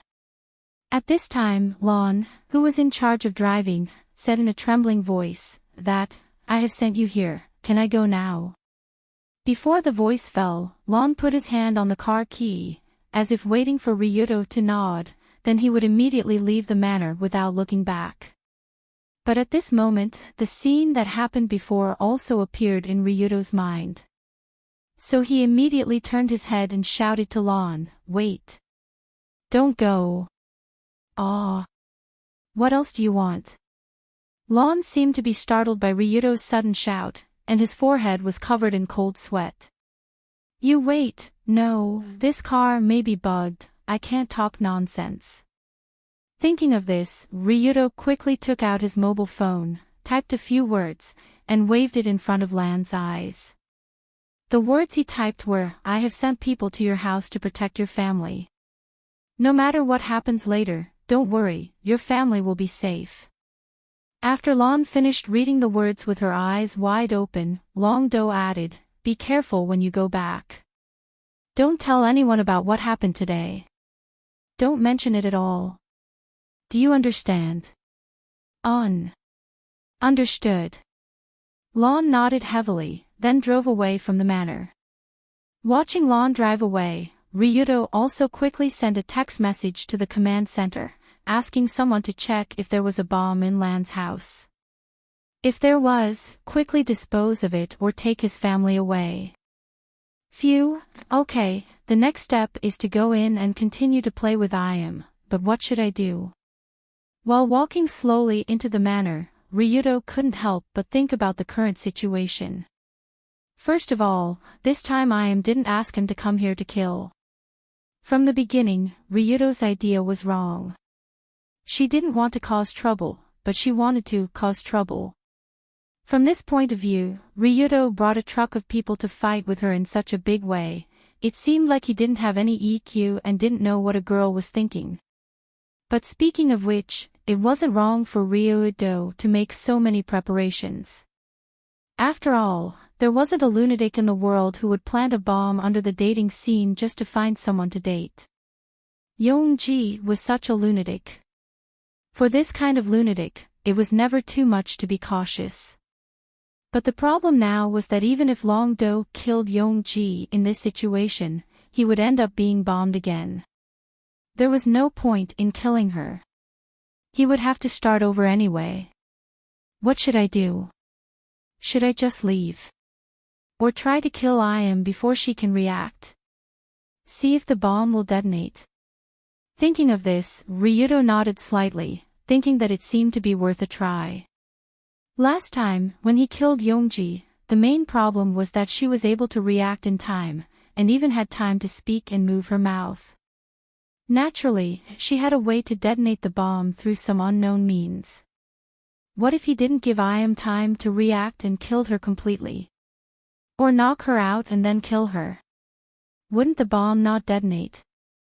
Some things could never be found out if he just thought about it and didn't experiment. So Ryuto once again walked into the manor with his head held high and came in front of the maid, Rinhua. He planned to try all kinds of ways to kill Im without being dragged to the grave with her. If it worked, then the next thing would be much simpler. But if it didn't work, then he could just run. Who would want to fight in a place where he would definitely die? Winning or losing was meaningless. After coming to Rinhua, the two of them chatted as usual, and then Rinhua brought him to the familiar pavilion in the backyard. Before leaving, Rinhua could not help but remind him, Ryuto-kun, you have to be careful this time, Sama is serious. This time, because he knew Im's thoughts, Ryuto shrugged and said, I know she's serious, but I can't accept it. Is that so? Then I'll go first, take care. Hearing this, Rinhua could not help but show a relaxed smile as she turned around. Then, she immediately changed to a worried expression. Knowing that Ryuto would not like Sama was good news for Rinhua. After all, she liked both Ryuto and Im. She definitely did not want the two of them to be together and then throw her aside. However, if Ryuto did not accept Im's love, then the two of them would definitely fall out and fight on the spot. According to what Rinhua knew, Sama had set up a large number of spreading martial arts under the heavens, elite troops in the basement of the manor.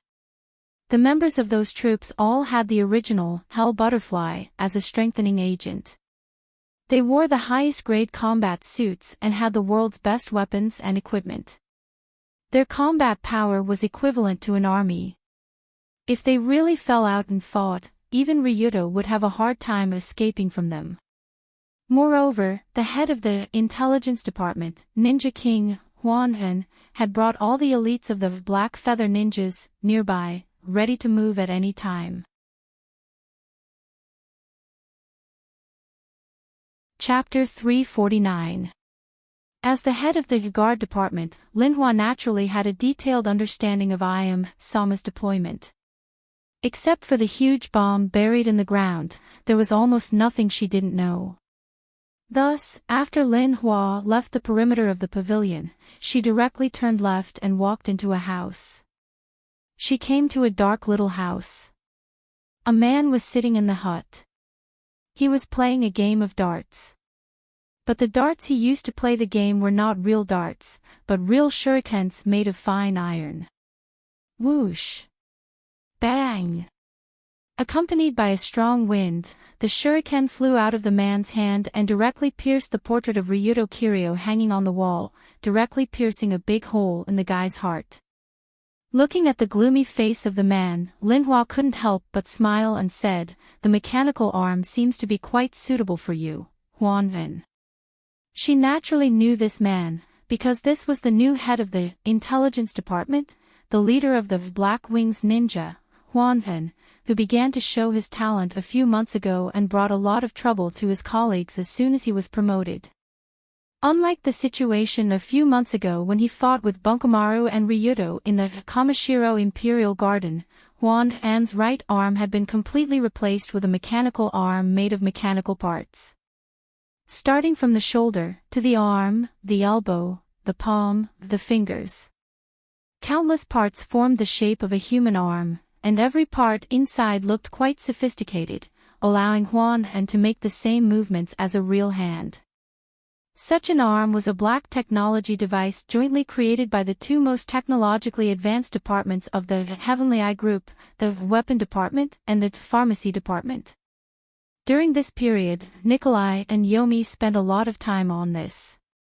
At this time, Huan had obviously adapted to this high-tech mechanical arm, and after adapting, he was pleasantly surprised to find that he was now more powerful than when he fought with Ryuto. Is that kid here? Why didn't Sama let him do it? Seeing Linhua come in, Huan couldn't help but clench his teeth. In the entire Heavenly Eye Group, the person who wanted to kill Ryuto the most was probably Huanan. When she heard that Ryuto had already appeared nearby, she couldn't wait to draw her blade and chop that fellow up. However, Linhua shook his head and said, "How many times have I said this?" This time, Lady Iam didn't call him over to fight, although it may develop into a fight. No matter what, I definitely won't let that bastard off. I really hope that Lord Iam's anger will quickly get the better of her and order us to go out and chop that bastard into pieces. At this point, Huan An's tone was filled with strong resentment and killing intent. However, just as Huanan was speaking, in the pavilion above, Lady Iam was, "Ryuto-kun, please have some tea. This is Yulu brewed from a nearby mountain spring." In the pavilion, Iam personally picked up the teapot and poured a cup of tea into Ryuto's cup. Seeing that Ryuto didn't pick up the teacup immediately, she raised her eyebrows, smiled, and was about to pick up Ryuto's teacup to take a sip. "No need, I believe you didn't poison it." But before Iam stretched out her hand, Ryuto had already taken the initiative to pick up the teacup and drank the tea inside. Forthright. I like forthright men like you. Really? Ryuto put down the teacup and sneered, "But I don't like women like you." As soon as this remark came out, the surrounding air could be said to have become cold immediately. Because Ryuto's tone was very serious when he said this, indicating that he wasn't joking. And Iam originally thought that since Ryuto came to the appointment, then there was a high probability that he was interested in her, but she didn't expect him to express a firm rejection as soon as he came here to drink tea.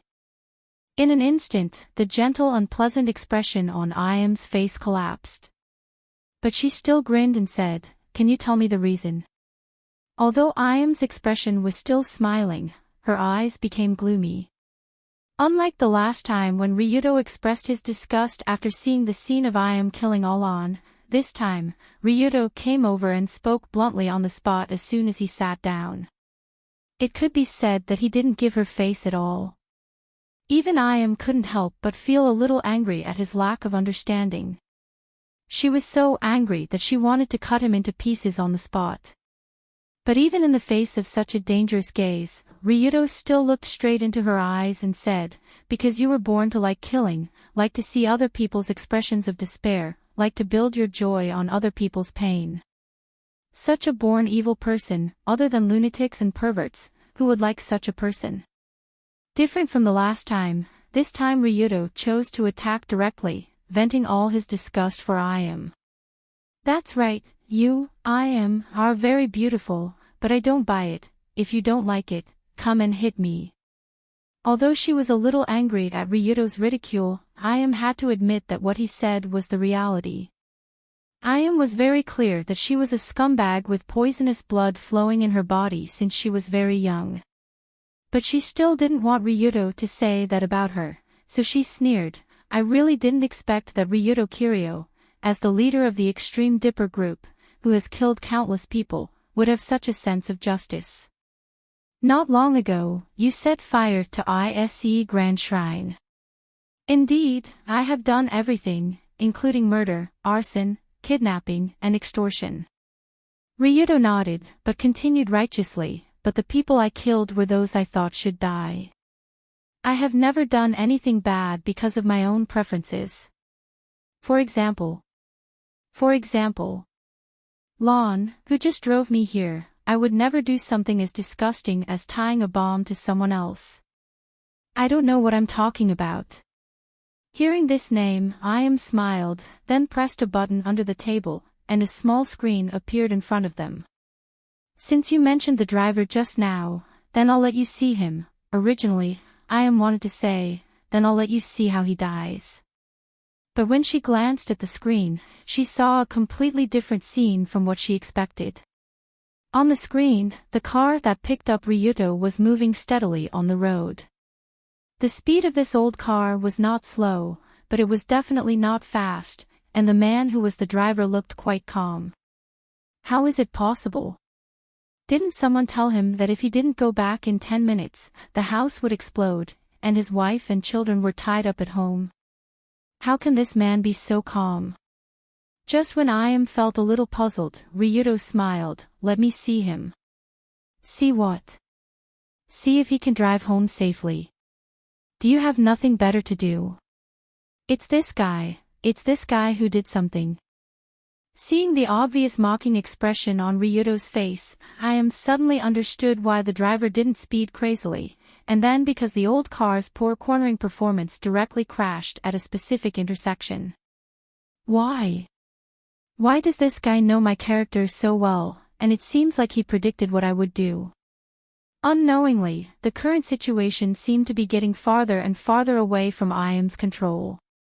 This feeling was what I hated the most. So she couldn't help but stand up and say in a stern voice, "Ryuto Kiryu, what are you?" Before she finished her words, a shiny pistol was already pointed at I.'s head. "Don't move, or the bullets in this gun don't have eyes." The moment I stood up, Ryuto had already pointed the gun at her with lightning speed. As a top-notch sharpshooter, Long Jio would not miss even if he were to hit a hair on the head, let alone the heart or the brain at such a distance. However, when I saw the pistol pointed at her, she couldn't help but laugh. He. Ha ha ha ha. You don't want to threaten me with this little pistol, right? What? Can you take a bullet with your body? I can't take bullets with my body, but there's a special bullet-absorbing device on the ceiling of this pavilion.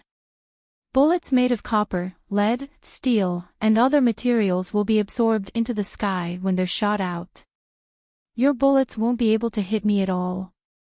Although the gun was pointed at her, I.'s expression was still so calm, as if she didn't care about the strangely shaped pistol at all. At the same time, Ryuto was stunned, and said in a surprised tone, "There is such a thing in the world." "I don't believe it." "If you don't believe me, just shoot me. At this distance, your bullet won't be able to touch a single strand of my hair, unless, bang." Before I finished speaking, a gunshot came from the pavilion. Almost at the same time, I.'s skull cracked open like a watermelon. She became a mixture of blood, minced meat, bone, and brain. Plop. Until her head was blown open, I didn't realize how she died. She also didn't understand why the bullet absorption device that the Ministry of War spent so much money to develop didn't work at all. After killing I.M with one shot, Ryuto looked at the rogue technology Desert Eagle in his hand and sneered. "Sorry, this is also a special reinforced glass bullet, don't worry about it not being able to fire. This is what you taught me." More than a year ago in the Unfettered Sky Tower, Ryuto had been played by I.M.'s bullet absorption device once, and that time was still fresh in his memory. After being taken advantage of once, he naturally wouldn't be taken advantage of a second time. The first time he was taken advantage of, it could be said that he was tricked, but if he were to fall for the same trick again, he would be stupid. Besides, I.M had already told him how to crack the device. All he had to do was change the material of the bullet, it wasn't that complicated. However, although Ryuto took advantage of I.M.'s confidence in the bullet absorption device and smoothly blew her head off, something strange still happened. Boom. Boom. The moment after I.M.'s death, a huge crack came from the ground of the manor, and the apocalyptic impact and explosion engulfed Ryuto and I.M.'s bodies. Everything started over again. Chapter 350. It is detected that the host is on the verge of death, and the emergency rescue plan is about to be activated. The fact of death will be erased by consuming 1 million. Beep beep beep beep, erase successful. When he stood at the door of the manor for the third time, Ryuto's first reaction was to cover his head. After all, from the results of the attempt just now, the current situation was still very frustrating. The first time Ryuto was blown away by the big bomb, it could be said that I consciously controlled the detonation of the bomb. But in the second death just now, Ryuto was sure that I didn't realize that she was dead. That was to say, she couldn't detonate it at all, but the bomb still exploded. From this point of view, Ryuto could come up with two conjectures. The first conjecture was that the detonation mechanism of the big bomb was not controlled by but by a third party. And that person was observing the situation at the pavilion from a distance. As long as something happened to it would immediately detonate and bury Ryuto with her. The second conjecture was that the detonation mechanism of the bomb might be related to IM's heartbeat or other vital signs. That was to say, as long as it detected that IM's heartbeat had stopped, the bomb would immediately detonate automatically and not be controlled by a person's actions. Considering IM's consistent style of never putting her life in the hands of others, Ryuto still felt that the second conjecture was more realistic. As long as IM died, the bomb would automatically detonate. If that was the case, it meant that Ryuto couldn't kill IM in this manner no matter what, otherwise he couldn't escape. Well, if that's the case, how about trying to kill from a distance? Just as Ryuto was thinking about the third strategy, Lon, who was in charge of driving, said in a trembling voice, I have sent you here, can I go now? Wait, don't go yet. However, Ryuto hurriedly called out to him. Then, he leaped forward and landed steadily on the vintage car. Although Long too wanted to find a higher place as a sniping point, because there were no houses or trees around, he could only find a car to make do. If I remember correctly, the pavilion should be in that direction. Let's give it a try. Boss Tongxing. What exactly do you want? Yeah. Just as Lon was wondering why Ryuto would climb onto the car, he saw Ryuto suddenly pull out a huge rocket launcher from his crotch. His face turned pale with fright. It was a really big rocket launcher. The cylindrical body looked to be about 1.5 meters long, and the muzzle diameter was at least 12 centimeters. Carrying it on his shoulder was like carrying a small chimney. What's going on? Was this the legendary Big Brother Extreme Dao's special ability? Or was Ryuto Kiryu a magician? Previously, Lon also heard that some residents of the underground world would hide some weapons on their bodies. He heard a lot of things like guns hidden in their pants, knives hidden in their buttocks, and sticks hidden in their belts. But Lon never thought that he would actually be able to see this Big Brother Extreme Dao perform, hiding a rocket launcher in his crotch, at close range. This was something he could brag about for a lifetime. After all, how could a normal person hide a rocket launcher in his crotch? Even a magician would have to admit defeat, not to mention that this rocket launcher was a real thing that could be fired directly. Just as Lon looked at Ryuto with a stunned, flabbergasted look, and unconsciously reached out to touch his crotch, wanting to know how much difference there was between his crotch and Ryuto's. Ryuto had already aimed the giant rocket launcher in his hand at the direction of the manor in front of him. Distance, 867 meters. Wind, 10 kilometers per hour. Angle, 47 degrees and 23 minutes in front. No problem, the data is correct. After carrying his beloved Rogue Black Tech rocket launcher and aiming the muzzle at the pavilion where Iam was, Ryuto nodded slightly. If he directly blew up Iam from this distance, which was outside the manor, then no matter how much the manor exploded, it shouldn't affect the people outside. Maybe this was the solution. So in the next moment, Ryuto didn't hesitate to pull the trigger. Whoosh! Accompanied by a burst of explosive sounds, the huge 120mm rocket flew toward the manor with a trail of black flame. Sparks and lightning flashed all the way. The rocket's flight path was in a parabola, and it just happened to hit the pavilion area behind the building. If Ryudo remembered the distance correctly, the landing point should be just above the pavilion. If this rocket could directly hit the pavilion, I am inside would definitely die on the spot, unless, whoosh. Whoosh. Whoosh. Almost at the same time as the rocket flew over the manor, several anti-air missiles immediately soared from the nearby ground and rushed toward the rocket. Boom. The two sides collided fiercely, and a burst of giant flame flowers that were much more beautiful than ordinary fireworks erupted above the manor. The violent impact even spread 800 meters away, and it almost blew Lon, who was already stunned, to the ground. But it was useless. Ryudo's rocket just now obviously didn't hurt Iam at all. After all, it was intercepted and detonated halfway, and it couldn't even get close to the enemy. At the same time, several other missiles automatically flew toward the location where the previous rocket was launched, which was the direction of Ryudo, Lon, and the old car. This should be the manor's automatic attack device. Okay. You win, it's just a manor, is there a need to make it like a military base? When the missiles quickly fell and turned the area where Ryudo was into a sea of fire, Ryudo couldn't help but raise his hand and made a goodbye gesture to the manor in front of him. Just like this, the fire flashed, and he was finished.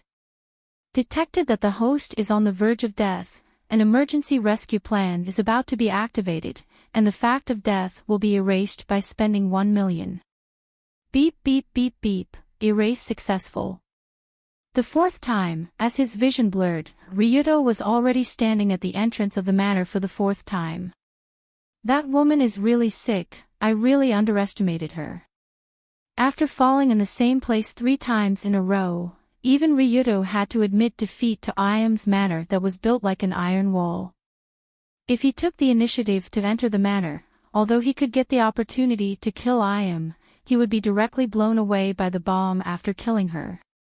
If he didn't take the initiative to enter the manor and just attacked outside, he would be intercepted by all kinds of random things, and might even be killed instead. No matter whether he went in or not, the result was the same. There was no way to kill Iam and retreat at the same time. What should I do, or should I just arrange for a large force to attack? But if I really want to attack, I have to first disable all the defenses inside, or else who knows how many people will die for nothing. Just thinking about how the missiles that killed him last time flew out and blew up the people of the Black Hand Alliance into pieces, Ryudo couldn't help but feel a headache. From the current situation, the manor's defenses were much more exaggerated than Ryudo's initial estimation, and attacking head-on would be the stupidest thing to do. If that's the case, there's only one way left, which is to trick Iam out alive and kill her. Suddenly, Ryudo thought for a few seconds and finally came up with this last resort. If he killed Iam in the manor, the bomb would explode and no one would be able to escape. But if he thought of a way to trick or kidnap Iam outside and then kill her, not only would the bomb not affect Ryudo's side, it would even take away a large number of enemies of the Heavenly Eye group. I've decided. I'll pretend that I regret not meeting her earlier, and see if I can trick her out. No matter how smart and cunning Iam was, she was still a girl in love. She could be considered a girl for now, and Iam shouldn't have lost her virginity yet. Hence, since Ryudo already knew most of her personality, likes, and past experiences, as well as the fact that she really liked him, it wasn't difficult to come up with a strategy. Hence, the goal this time was to capture Iam and make her lower her guard against him. As long as he successfully captured Iam, then Ryudo could try to trick her out of the manor and deal with her later. Although this method wasn't very honorable, and it was shameless to use the enemy's love for him, Ryudo had no other choice but to try being a real scumbag for once. However, just as Ryuto was thinking of a method to capture her for the fourth time. Lon, who was in charge of driving, said in a trembling voice, I've already sent you here. Can I go now? Wait a moment.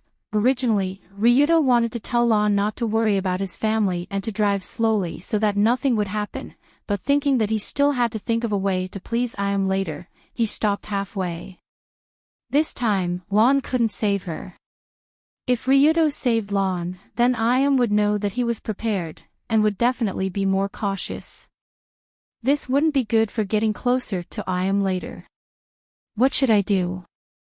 I can't save Lon, but if I just watch an innocent person die, what's the difference between me and Iam? Thinking of this, Long Do felt a little awkward. After all, he had just said to Yongji, but there are some things that I will never do, and that is involving unrelated civilians.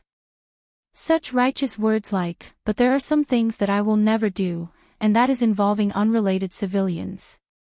It wasn't good to slap his own face on the spot. If there's nothing else, then I'll leave first. Seeing Ryuto lowered his head and didn't say anything, Lon quickly turned on the car key and prepared to leave. Aha! Got it. But before Lon left, Ryuto had an idea. He tore off a few pieces of his clothes and stuffed them into the exhaust pipe of the old car, blocking most of the exhaust pipe.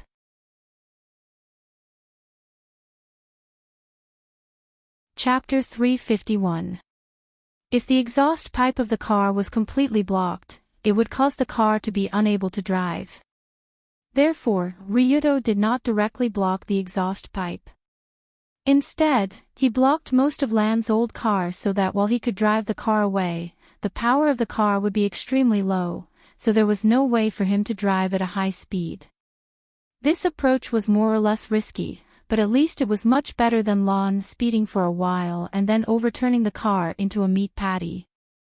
After quietly sending a message to the command center, telling them to go to Lan's house to prepare to defuse the bomb, Ryuto quickly walked into the manor.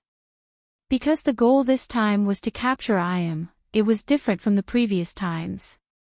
After Ryuto saw Lin Hua, he did not go to the pavilion immediately. Instead, he asked to find a dressing room to change clothes. Hurry up, Lady Iam is waiting. By the way, why did you only change after you came?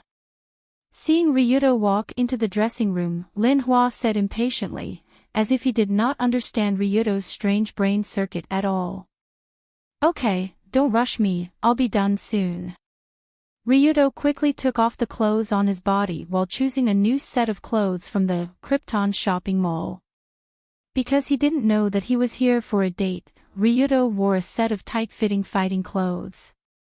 Although this set of clothes vividly displayed his strong body and could be considered handsome, it still lacked a bit of romance and did not seem so seductive. What Ryuto wanted to do now was to use his powerful charm to conquer Iam and trick her out of the manor. So. Dang dang dang dang. Hooligan's flashy suit. When Ryuto spent 5 million to buy the suit, the very flashy white suit with a little pink color appeared in his hand with the sound of Doraemon taking out props. Since he wanted to capture Iam, the first thing he had to do was to look good. After all, humans were visual creatures. Iam was wearing a beautiful light pink dress, so how could Ryuto be so boring? As a matter of fact, he immediately got a set of flashy clothes, striving to be a perfect match for her. According to the description of the shopping mall, this hooligan's flashy suit was specially used for all kinds of playboys. It could emphasize the charm of men and attract the attention of women. Although the price was also very flashy, it was 5 million per set, which was simply robbery. But it had to be said that expensive things had some benefits, whether it was worth it or not was another matter. When Ryuto put on the hooligan's flashy suit, and the hooligan's flashy leather shoes, he looked at the super invincible little fresh meat in the mirror that exuded a coquettish aura from head to toe. He could not help but nod with satisfaction. Speaking of which, Long Do's appearance and figure were already at the level of a model. The suit he was wearing was also very good-looking. It was both coquettish and a little coquettish. It was as if the suit was tailor-made for his body. Such a top-notch handsome man, even in the world's idol circle, was also the best of the best. He was almost at the level of having 1 billion fans on the spot when he debuted today. So not long after, when Lin Hua saw the man who walked out of the dressing room, her eyes unconsciously widened a lot, like a goldfish out of water, and even her red lips were slightly drooling. So coquettish, bah. So handsome. At this moment, the man who appeared in front of Lin Hua had an incomparably handsome appearance, a graceful temperament, and an extremely coquettish appearance. It was as if a casual photo of him could be used as a reference book for men's clothing, and it could be recorded on the cover of any magazine in the world. When she saw Ryudo, Lin Hua's heart softened. Her heart softened, her legs also softened, and she couldn't help but sit down in a daze. Hey, be careful. At this time, Ryudo also very gentlemanly helped her up and gently reminded her in her ear. Oh. The moment she was treated like this, Lin Hua only felt a huge wave hitting her heart. She hurriedly shook off Ryudo's hand and rushed into the bathroom next to her. After 3 minutes, she staggered out. Too scary, what kind of magical charm is this? She stretched out her hand and pinched her wet thighs, then reluctantly turned her head away from Ryudo, and said in a slightly hoarse voice, let's go see I am. Humph, very good, it worked. Looking at Lin Hua, who was so charmed by him that she almost couldn't walk, Ryudo nodded behind her, and at the same time, he had a more intuitive understanding of the power of the hooligan suit on his body. Speaking of which, Ryudo's personal charm was originally at the level of LV5 Extreme Superman level, and it should be very magical. Even if he didn't usually emit this kind of charm, he had already charmed thousands of girls and young men. At this moment, coupled with this flashy suit that could bring out his charm to the greatest extent, it was simply donkey meat with roasted meat, chicken with mushrooms, pork ribs with potatoes, mutton with green onions, tomatoes with eggs. It could only be described with the word perfect. So in the process of going to the pavilion this time, Ryudo was walking valiantly with a confident smile on his face, and he came to the peerless beauty, Tenmo Ayam. At this time Ayam, who was reading a book 100 Ways to Train a Man into a Dog, because she was bored, also noticed the existence of the visitor. She raised her head and showed a gentle smile, and smiled, Ryudo-kun, you are here. Ha! Originally, Ayam had a smile on her face when she spoke, and her tone was very gentle. But when she saw Ryudo's appearance at this time, she was suddenly embarrassed, and her expression became extremely surprised. It was like seeing a SpongeBob SquarePants wearing Michael Jackson's black suit jumping into the crater of a volcano. Obviously, Ayam's sudden embarrassed expression at this time made Ryudo feel very satisfied. He also thought that it was his earth-shattering charm that convinced the other party. Humph, what do you think? Don't I look handsome now? Hurry up and look at me with a passionate gaze, just like Johanna who almost peed her pants just now. Thinking of this, Ryudo unconsciously reached out and swept the hair on his forehead, and made a very handsome standing posture. However, just as this hooligan was posing, Ayam was thinking. Who the F***ck are you? That's right, who the F***ck are you? Are you Ryudo Kiryu? Are you the hooligan that this old lady likes? You're the one who loves freedom and has a hooligan temperament that seeps into your bones. For a moment, Ayam had a strong suspicion of her eyes, or a strong suspicion of Ryudo's brain. After a while, Ayam realized that she was not seeing things. Ryudo really came here wearing a white and pink flashy suit, and he was making a rather flirtatious expression and action to her. At that moment, Ayam felt that her IQ and taste were seriously insulted. How can this be? How could he wear such a tasteless suit here? Where is the tight clothes that he usually likes to wear that perfectly show his figure? If he insists on wearing a suit, that dark gold dragon suit is pretty good, right? What the hell is this white and pink flashy suit? It completely covered up all the excellent aspects of Ryudo, making him a trashy playboy that can be seen everywhere. In the end, what did I like about Ryudo?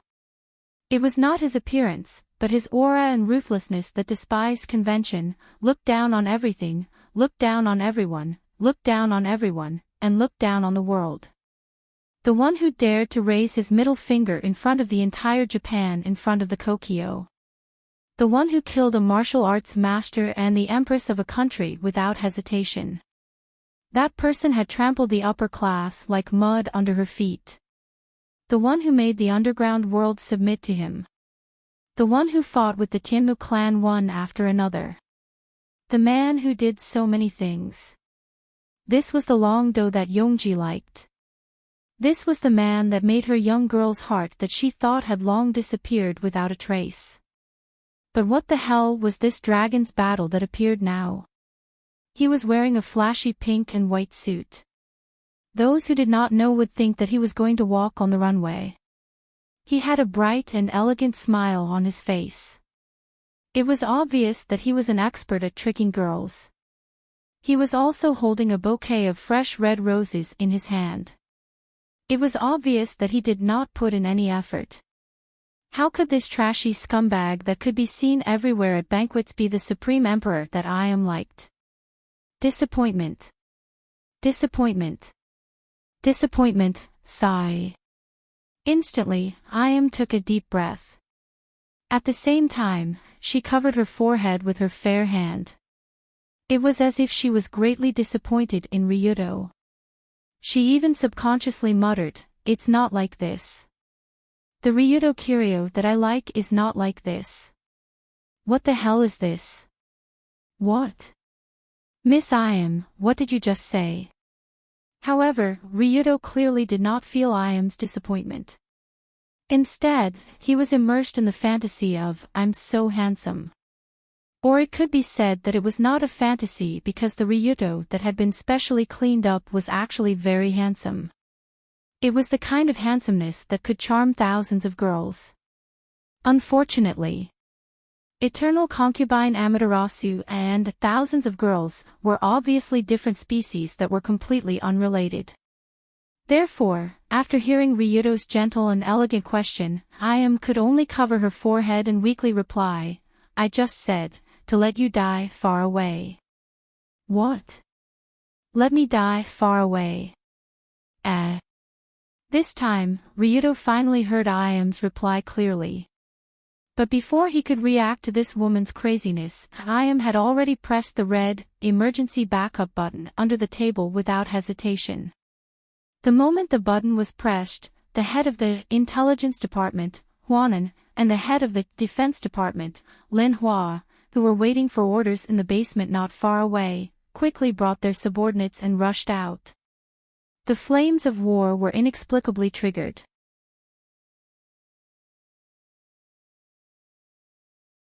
Chapter 352. Because this matter was related to the safety of the big boss, the group of mercenary guards and Black Feather Ninja lying in ambush in the basement were obviously elites carefully selected from various departments. Almost 2 to 3 seconds later, a large group of people rushed out of the surrounding underground tunnels, surrounding the small pavilion with 3 layers inside and 3 layers outside. In front of the group of ninjas, the leader of the Black Feather Ninja, who fought with Ryudo before, couldn't help but laugh, "Ha ha ha ha ha. Ryudo Kiryu. I'll see where you can escape to this time. Everyone, get ready to destroy the enemy." In addition to Huan Ben, who appeared here with a group of ninjas, Lin Hana, who was in charge of commanding the mercenary guards, also conveyed orders to her subordinates in a cold tone, but there was a slight flicker in her eyes. "What's going on? What's going on here, Ryudo-kun? You and Sama have only met for a few minutes, and you've already fallen out with her? Isn't it too fast?" In fact, in Lin Hana's view, this time Ryudo came to Sama with sincerity. The man, who was usually slovenly, even changed his clothes and brought a bouquet of fresh flowers from his room. That was all there was to it. But why? Why did the two sides fall out with each other in such a short time?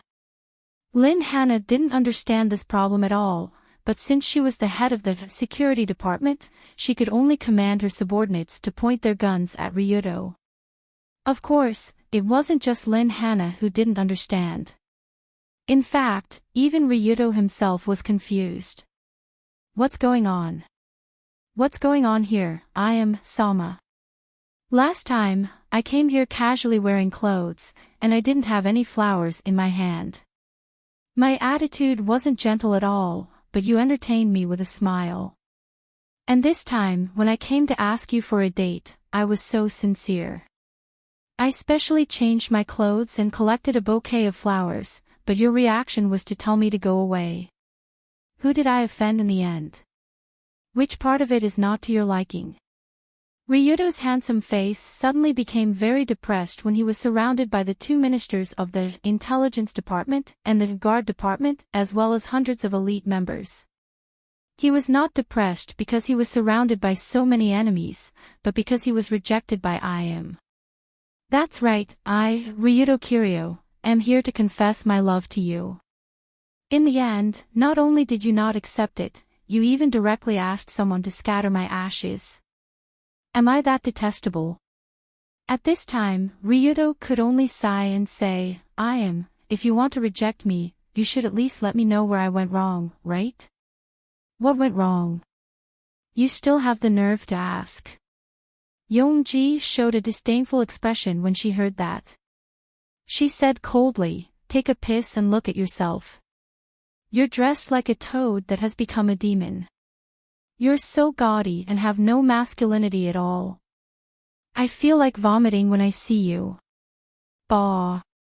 The last sentence wasn't Yongji's adjective.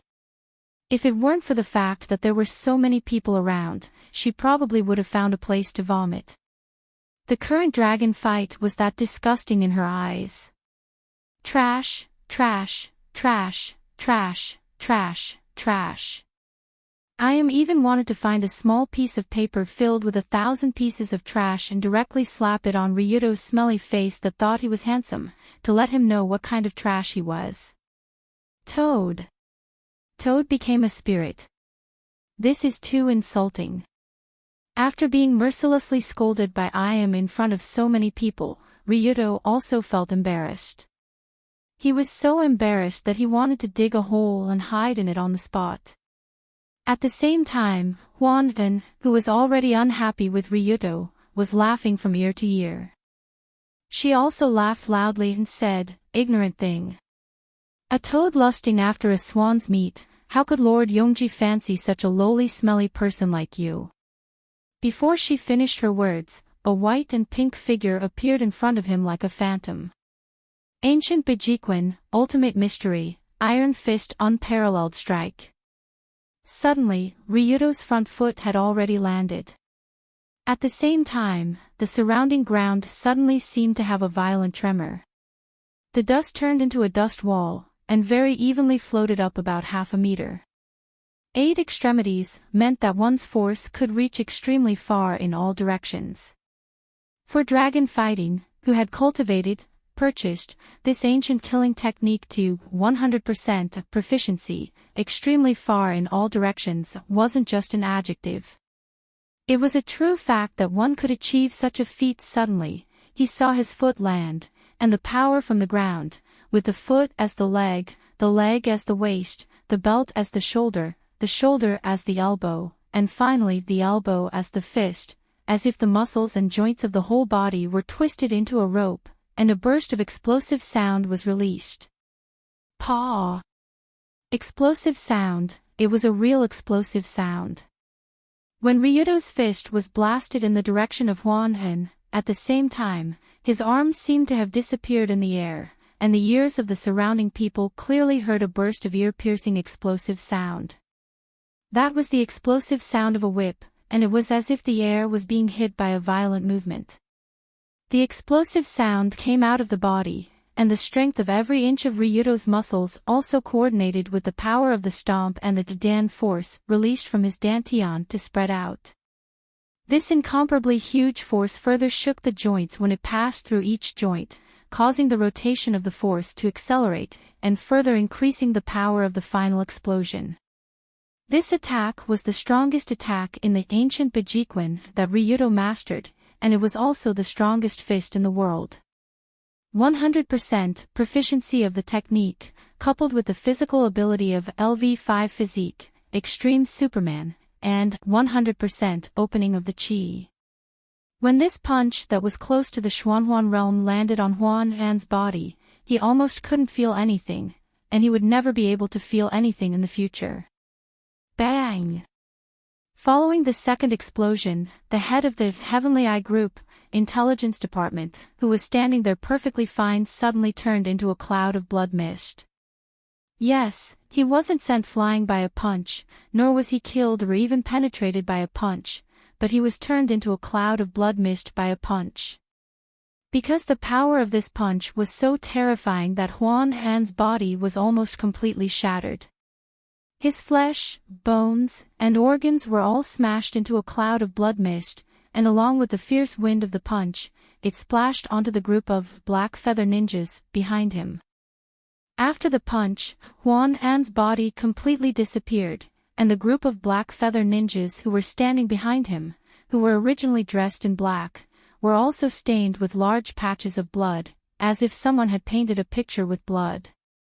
This scene was so shocking that it even made people wonder if Ryudo was holding a grenade in his hand. That clearly wasn't the case. That clearly wasn't the case. He had only thrown out a single punch. He had used his full strength in a fit of rage. That was all. Seeing the surrounding air suddenly became dead silent, Ryudo slowly raised his head, looked around, and asked lightly, "Besides that idiot just now, who else wants to laugh? Stand up for me." Before his voice fell, a strong murderous aura blew around like frost. Even the mercenary guards who climbed up from the pile of corpses, or the ninjas who have been killing people since childhood couldn't help but feel cold all over. It's too terrifying. This murderous aura, is it really something that a human can emit? When the sky emits murderous aura, the stars move. When the earth emits murderous aura, dragons and snakes rise. When people emit murderous aura, heaven and earth turn upside down. At this time, the murderous aura released by Ryudo even made a big shot like Lin Hua couldn't help but be secretly shocked, not to mention the group of minions. Not to mention the group of elites. This guy was angry out of humiliation. Looking at the cold expression on Ryudo's face, listening to his tone containing strong murderous aura, Lin Hua understood the man's mood at this time. In fact, at the beginning, when Ryudo was mocked by Sama, his mood was very awkward, and he couldn't wait to dig a hole and bury himself.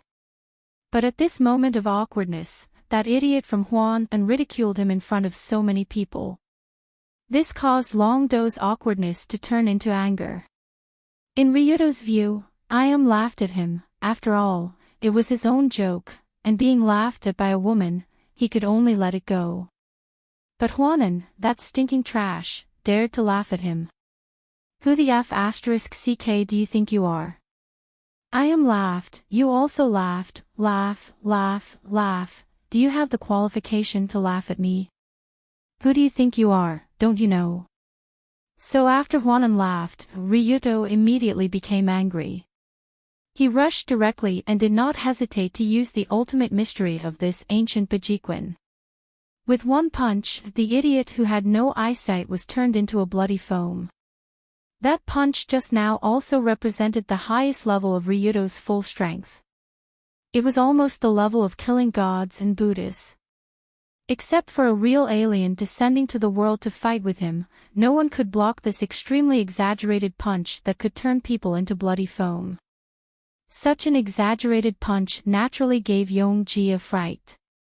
She didn't expect that a mere human's body of flesh and blood could actually explode with such exaggerated power. In the next second, I am decisively ordered, everyone take the hell butterfly. Kill him. So just now, Ryudo's punch that turned Hwanin into a bloody foam was very shocking, but the mercenaries and ninjas around were still not afraid.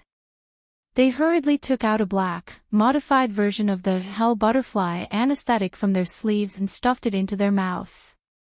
Immediately, a bloody aura erupted from their bodies, and they turned into countless enormous Frankenstein monsters that charged at Long Do. This group of Frankenstein monsters was not simple. The hell butterfly, that was later improved by Yomi, could retain the user's intelligence to the greatest extent, and it would not become a rampaging beast. In other words, the marksmanship of this group of mercenaries and the skills of the Black Feather Ninja could continue to play a role after the mutation, but it was purely to enhance the physical ability. What a terrifying army this was! But even so, Ryudo was not afraid in the face of this terrifying army of science and technology. Instead, he held his head high and fought with them. For a time, the surroundings of the pavilion seemed to have become a battlefield. All kinds of gunshots, shouts, fighting sounds, and wind sounds overlapped with each other. It was chaotic to the extreme.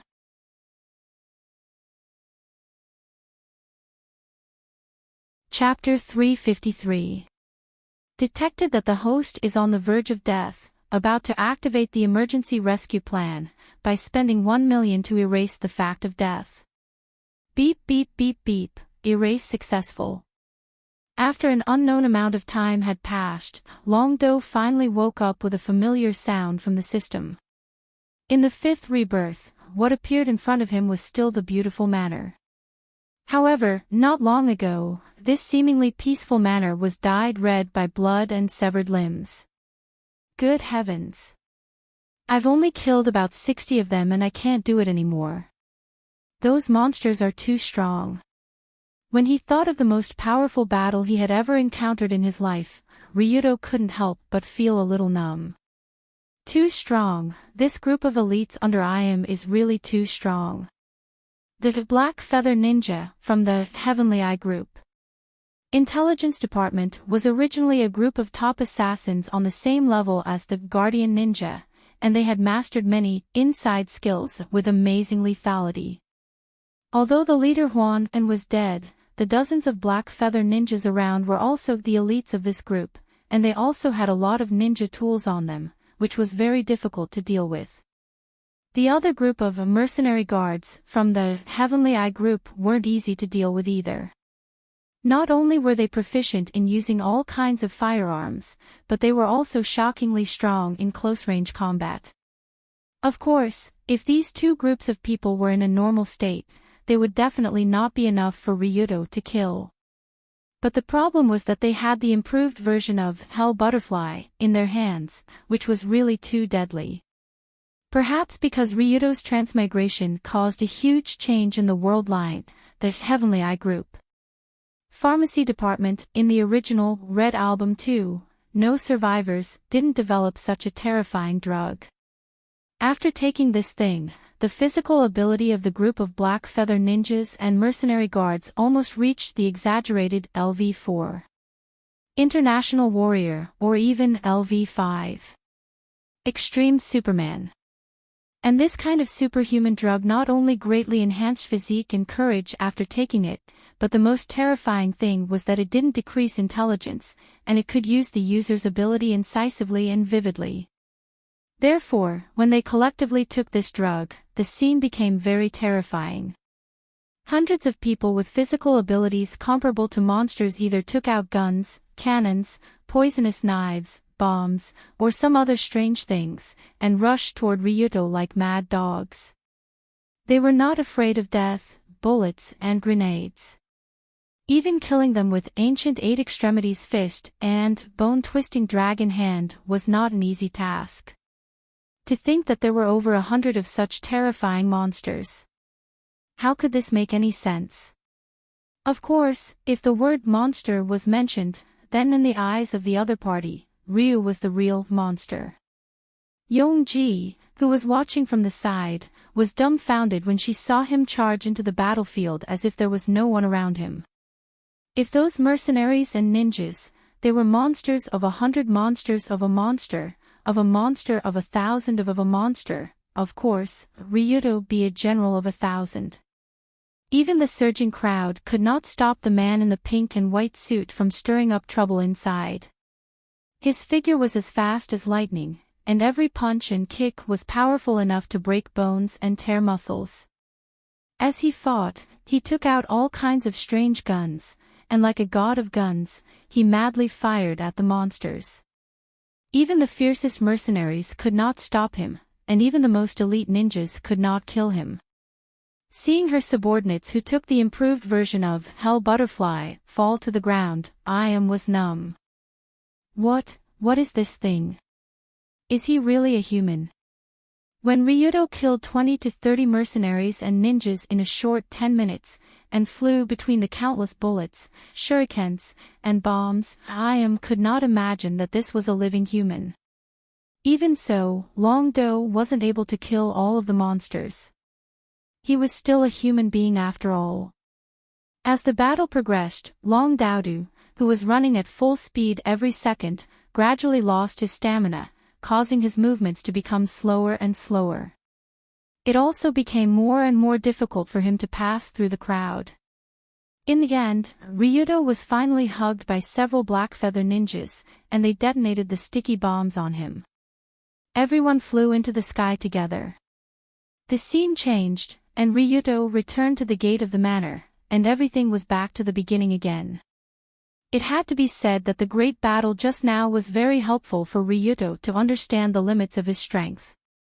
His attributes have almost been raised to the maximum, reaching the limit of human individual combat power. But even if he reached the limit of human individual combat power, he was still a human, a living body of flesh and blood. As long as he was a human with flesh and blood, there would be times when he was tired and exhausted. If he was surrounded by a large number of elite soldiers, there was still a possibility that he would die under various methods due to lack of physical strength. 60 to 70 of the most elite soldiers of the Heavenly Eye group, together with the improved Hell Butterfly and countless firearms and other hot weapons, was enough to kill him in an open space. After all, this was the limit of a human, and the only way to break through the limit was to not be a human. But unfortunately, Ryuto did not have a way to not be a human so far. After sending Lon off again, and stuffing some clothes into his car's tailpipe to ensure that he could not drive too fast, and sending a text message to the command center, Ryuto once again walked into the manor. This time, he did not change his clothes, nor did he do anything fancy, because the lesson from last time was enough. Obviously, Ayam's taste was completely different from a normal woman's. The fashionable outfit that made Lin Hua want to sit on the ground and spit out water, in Ayam's eyes, was not manly at all, and it was even disgusting. What else could Ryuto say? He could only admit that he did not understand a woman's heart and made a fool of himself. So this time, just like the first time, he walked over to Yongji without any regard for his own family. Ryuto-kun, you're here. At this time Ayam, who was holding a book and killing time in the pavilion, also noticed the presence of the visitor, so she raised her head and showed a gentle smile, stood up and walked down the pavilion to take the initiative to invite him in. When the two of them sat together and looked at each other, Ryuto smiled and praised, "Really, it's better to meet you in person than to hear about you. You're much more beautiful than I thought." No woman would refuse a man's praise, especially a man that she liked. So Ayam's lips curled up slightly, and she said with a smile, "You really know how to talk. But I like to hear that. Hee, you look even better when you smile. I like to see your smiling face." "Really? Then you have to find a way to make me smile." "That's not a problem.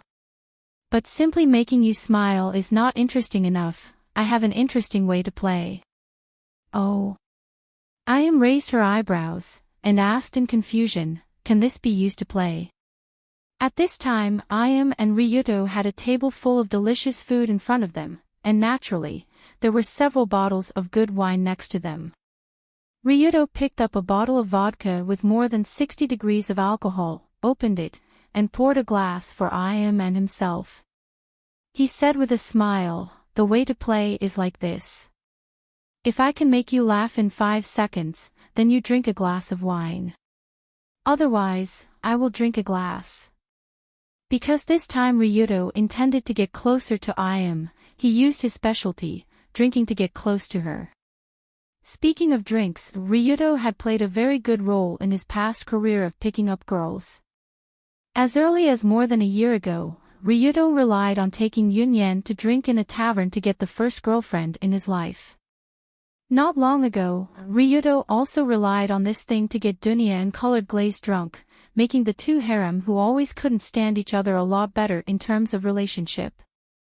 So now what Ryuto had to do was to get Ayam drunk. It was best to get her completely drunk.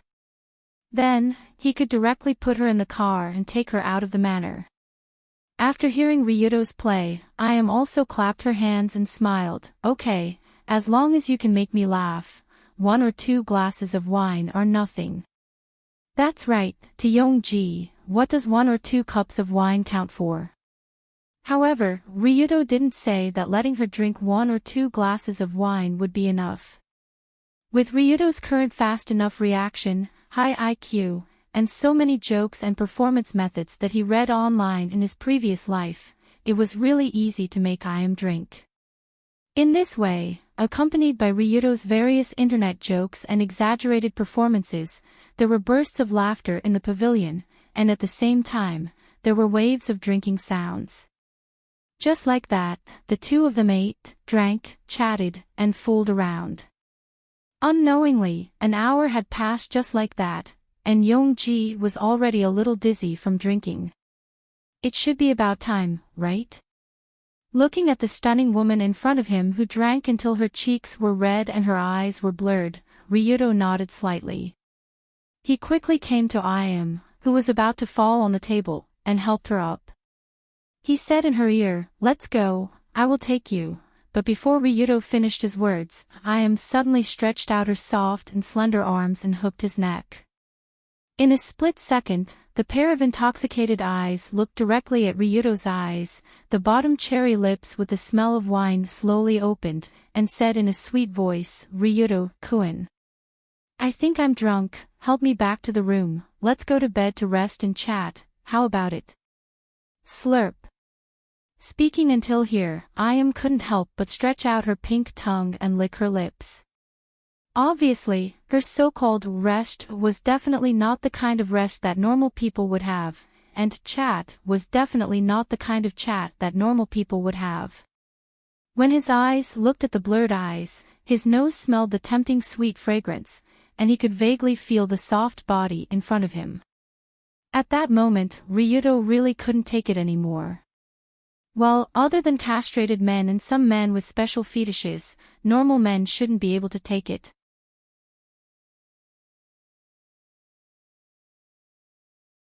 Chapter 354. What? What should I do? When the drunk Ayam requested to go to the room to rest, Ryuto really felt his whole body go numb. If it was from the standpoint of a man, of course, he wouldn't say no. After all, he was holding a peerless beauty in his arms.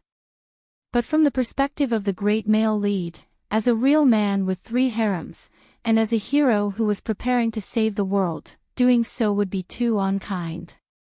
After all, Ayam was the final boss, the villain.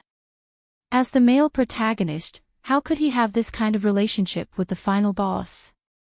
Wouldn't that make him look like a pervert? No, he must reject her. He must reject her righteously. Don't think that you can do whatever you want just because you are beautiful and charming. So, facing Ayam's temptation, Ryuto took a deep breath and shook his head. Then he said righteously, "Miss Ayam, how do you get to your room?" After hearing Ryuto's obedient reply, Ayam happily kissed him on the face, put her hands around his neck and smiled, over there, hurry up, I can't wait. Just like that, Long Do hugged the villain in his arms like a princess and walked towards the house not far away. Duh.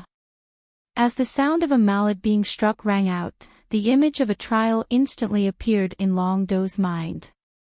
In the dim mental space, a golden retriever holding a mallet and wearing a judge's long hair was sitting on the highest seat. It looked calm as if it was about to fall asleep. Schwa. When the lights on the left and right suddenly flashed, Ryuto Kiryu, evil, who was standing in the lawyer's seat, pushed the glasses on the bridge of his nose and showed a cunning expression. On the other side, Ryuto Kiryu, good, who was standing in the prosecutor's seat, held a whip in his hand and looked at Ryuto in the defendant's seat like he was looking at garbage. What's going on? Didn't I just accept Iam's temptation and want to go back to the room with her? Why did this trial suddenly appear in my mind? Just as Ryuto himself was standing in the defendant's seat, the golden retriever wearing the judge's long hair knocked the mallet again. It said in a tone that seemed to come from the clouds, "Next, the defendant Ryuto Kiryu couldn't resist the witch's temptation and tried to commit a crime of misconduct." WH. What? Crime of misconduct? This. Defendant, please shut up, or you will be sentenced to death. Paw. After knocking the mallet again, the golden retriever said to the prosecutor, "First, the prosecution. Because this isn't the formal court procedure, both sides, as long as the meaning is."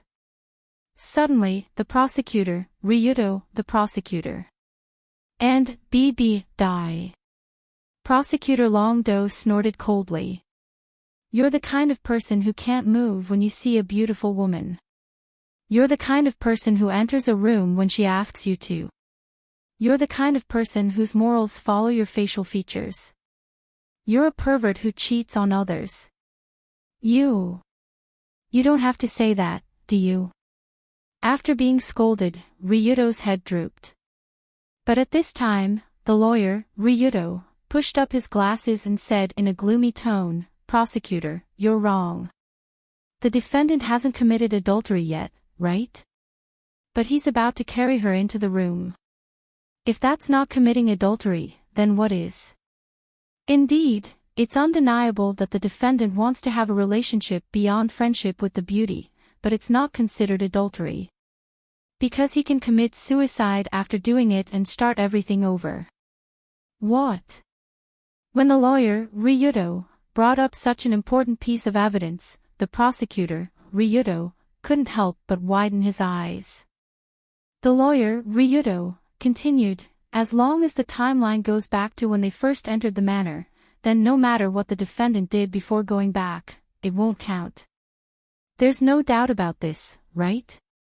This, the law seems to be, but in terms of morality," seeing the prosecutor, Ryuto, break out in cold sweat, the lawyer, Ryuto, smiled and said, "Whether it's legally or morally, committing adultery after going back in time isn't considered adultery. So even if the defendant went back in time 100 times and had sex with the beauty 100 times, as long as he went back in time at the last time, it won't count as adultery." When he said the last sentence, lawyer Long Do suddenly stretched out his hand and pointed at prosecutor Long Do in the prosecutor's seat with an unyielding attitude. He revealed an expression of victory. Woo woo woo woo woo woo. As for prosecutor Ryuto, it was as if he had been struck by the ultimate profound, unparalleled iron fist. His entire body vanished into the darkness. Paw. As the head inquisitor's voice faded away, the court in Ryuto's mind also ended. The head inquisitor also gave him a very shameless method. Right? As long as I keep going back, wouldn't I be able to do anything? No matter what, it wasn't considered cheating. When Ryuto carried Iam's bouncy, fragrant, and soft body into the inner room, he couldn't help but swallow a mouthful of saliva. His heart began to stir. As a man, Long Do was not interested in Yongji's body. Of course, he was interested. After all, she was the true #1 beauty in the world. In addition to her extremely special identity, the feeling of carrying such a woman to bed would definitely be irresistible. However, Ryudo couldn't do that. Whether it was for public or private reasons, he couldn't do that. In public, he was the leader of the Black Hand Alliance and the enemy of the Heavenly Eye Group. Both sides were at opposite ends of the scale. It was impossible for them to coexist. They had to fight until one side disappeared. In private, he was the future husband of 3 women. Moreover, Yunyan was pregnant with Ryudo's child. It would be too despicable of him to have an affair at this time. So this time, even if Longdo was willing to sell a little bit of his body to seduce Yongji, he had never thought of making it real with her. He wanted to have a good time with her and have a good time with her. However, when he remembered that he still had the ability to go back, Ryudo seemed to see a brand new path of scum slowly opening up in front of him. That's right. If I didn't pay, it wouldn't be considered prostitution. How could going back in time be considered cheating? If going back in time after having sex is considered cheating, then after dying so many times, wouldn't I be a dead man? Moreover, Ayam had harmed me greatly before. If I coughed at her a few times, it would be considered as collecting some interest. It doesn't seem to be too much of a thing, right? In the end, as long as I commit suicide and go back in time, I can just turn around and leave the matter. No one will suffer any losses. And that makes sense. After using such a seemingly reasonable but actually messy fallacy to convince himself, Ryudo swallowed a mouthful of saliva and happily pushed open the door of the suite. When the door was pushed open, there was a big red love bed inside. There were 2 pillows with the word "yes" on the bed. There were also many roses scattered on the carpet. It looked very familiar. It was as if the lovers' hotel had been moved over. Walking into the room, Ryudo excitedly placed Ayam on the bed. Looking at her plump buttocks that vibrated when they collided with the bed, he couldn't help but stare. However, Ayam stretched out her hand and touched his forehead. She smiled and said, "Go take a shower first before going to bed. I don't like the smell of sweat on my body." Since Ayam said so, Ryudo could only climb off the bed and walk towards the bathroom. He thought in his heart that this girl was quite fond of cleanliness. In a while, he would let her know why the flowers were so red. Not long after, Ryudo took off his clothes and went under the shower head. He turned on the water valve and let the warm water flow on his muscular body. Dula dula dula dula dula, thinking that he could take revenge on Ayam, this stinky woman. In a while, Ryudo couldn't help but hum excitedly. This was definitely not because of lust, absolutely not. Do. But just as Ryudo was about to finish his shower and go out to find Ayam to take revenge, the phone he placed on the sink suddenly vibrated faintly. Someone is looking for me. Is it Colored Glaze and the others? But they wouldn't call me on this phone, right? Before Ryudo came to this manner, he deliberately let Colored Glaze and the others not use the phone because he was afraid that the phone would be eavesdropped or intercepted. Instead, he used the small communication device in his clothes to communicate. So logically, no one should send a message to Ryudo's phone at this time. However, when Longdo quickly wiped his hands dry and picked up his phone, his eyes suddenly popped out of their sockets. It was as if a pupil earthquake had occurred. Because on the phone's text message, it actually indicated that 1 billion yuan was transferred to Ryudo's bank account. And the account that transferred the money was actually Tianmu Group. What's more, the transfer instructions even had the words "overnight fee" written on them. What is going on? Yongji, that fellow, suddenly gave me 1 billion, overnight fee. Is she planning to keep me? Wait. I received money. I have money in my account. Doesn't that mean The moment he reacted, Ryudo couldn't help but tremble violently. From a long time ago experiment, he had already determined that there were two backtracking time points for his rubbish pay-to-win system. One was before the incident began, and the other was after the money was transferred.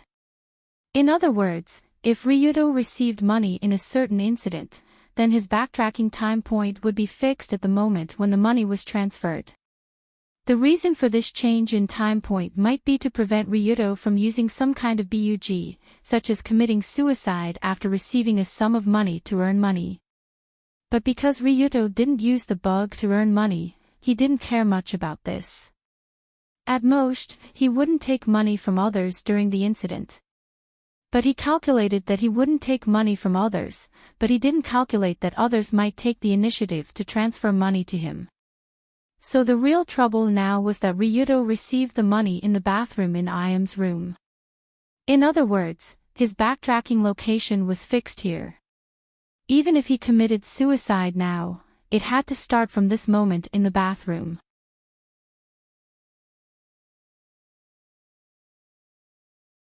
Chapter 355. *T. I'm in trouble. No, it's not trouble, it's over. Until now, Ryudo had transmigrated to this world for more than a year. In the past year or so, Longdo had encountered countless troubles, experienced countless difficulties, and crossed who knows how many dangers and mountains of blades and seas of fire. Even so, Ryudo would not die. In other words, after he died, he could rely on his shameless time reversal to resurrect to the moment before the incident began. This resurrection ability reduced Ryudo's risk of dying to the lowest, to the point where it was almost non-existent. After all, as long as he had money, he could resurrect. Before he ran out of money, he could always find a way to survive. Especially later, Ryudo built a huge Extreme Dao alliance through his own hard work, and was able to obtain an astronomical amount of money from it. His chances of dying became even lower. 679,600,000, that was Ryudo's total assets before this. If he added the 1 billion that Iam gave him, it would be as much as 3.6 billion. What kind of concept was that? According to the calculation of 1 million per life, this 3.6 billion could kill him more than 3,000 times. What kind of incident could not be resolved even if he died more than 3,000 times? Was such an incident really possible? Ryudo would definitely find it hard to believe that there was something that could cause him to die thousands of times. However, when he was really stuck in this bathroom, he knew how to spell the word death. The scene was in the manor under the Heavenly Eye group, in the bathroom of Iam's room. Longdo was bathing naked inside, while Yongji was glaring at him like a tiger watching its prey. She was ready to eat him up at any time. What should I do? What should I do? In a situation where he could not go back in time, Ryudo would definitely not do that with Iam.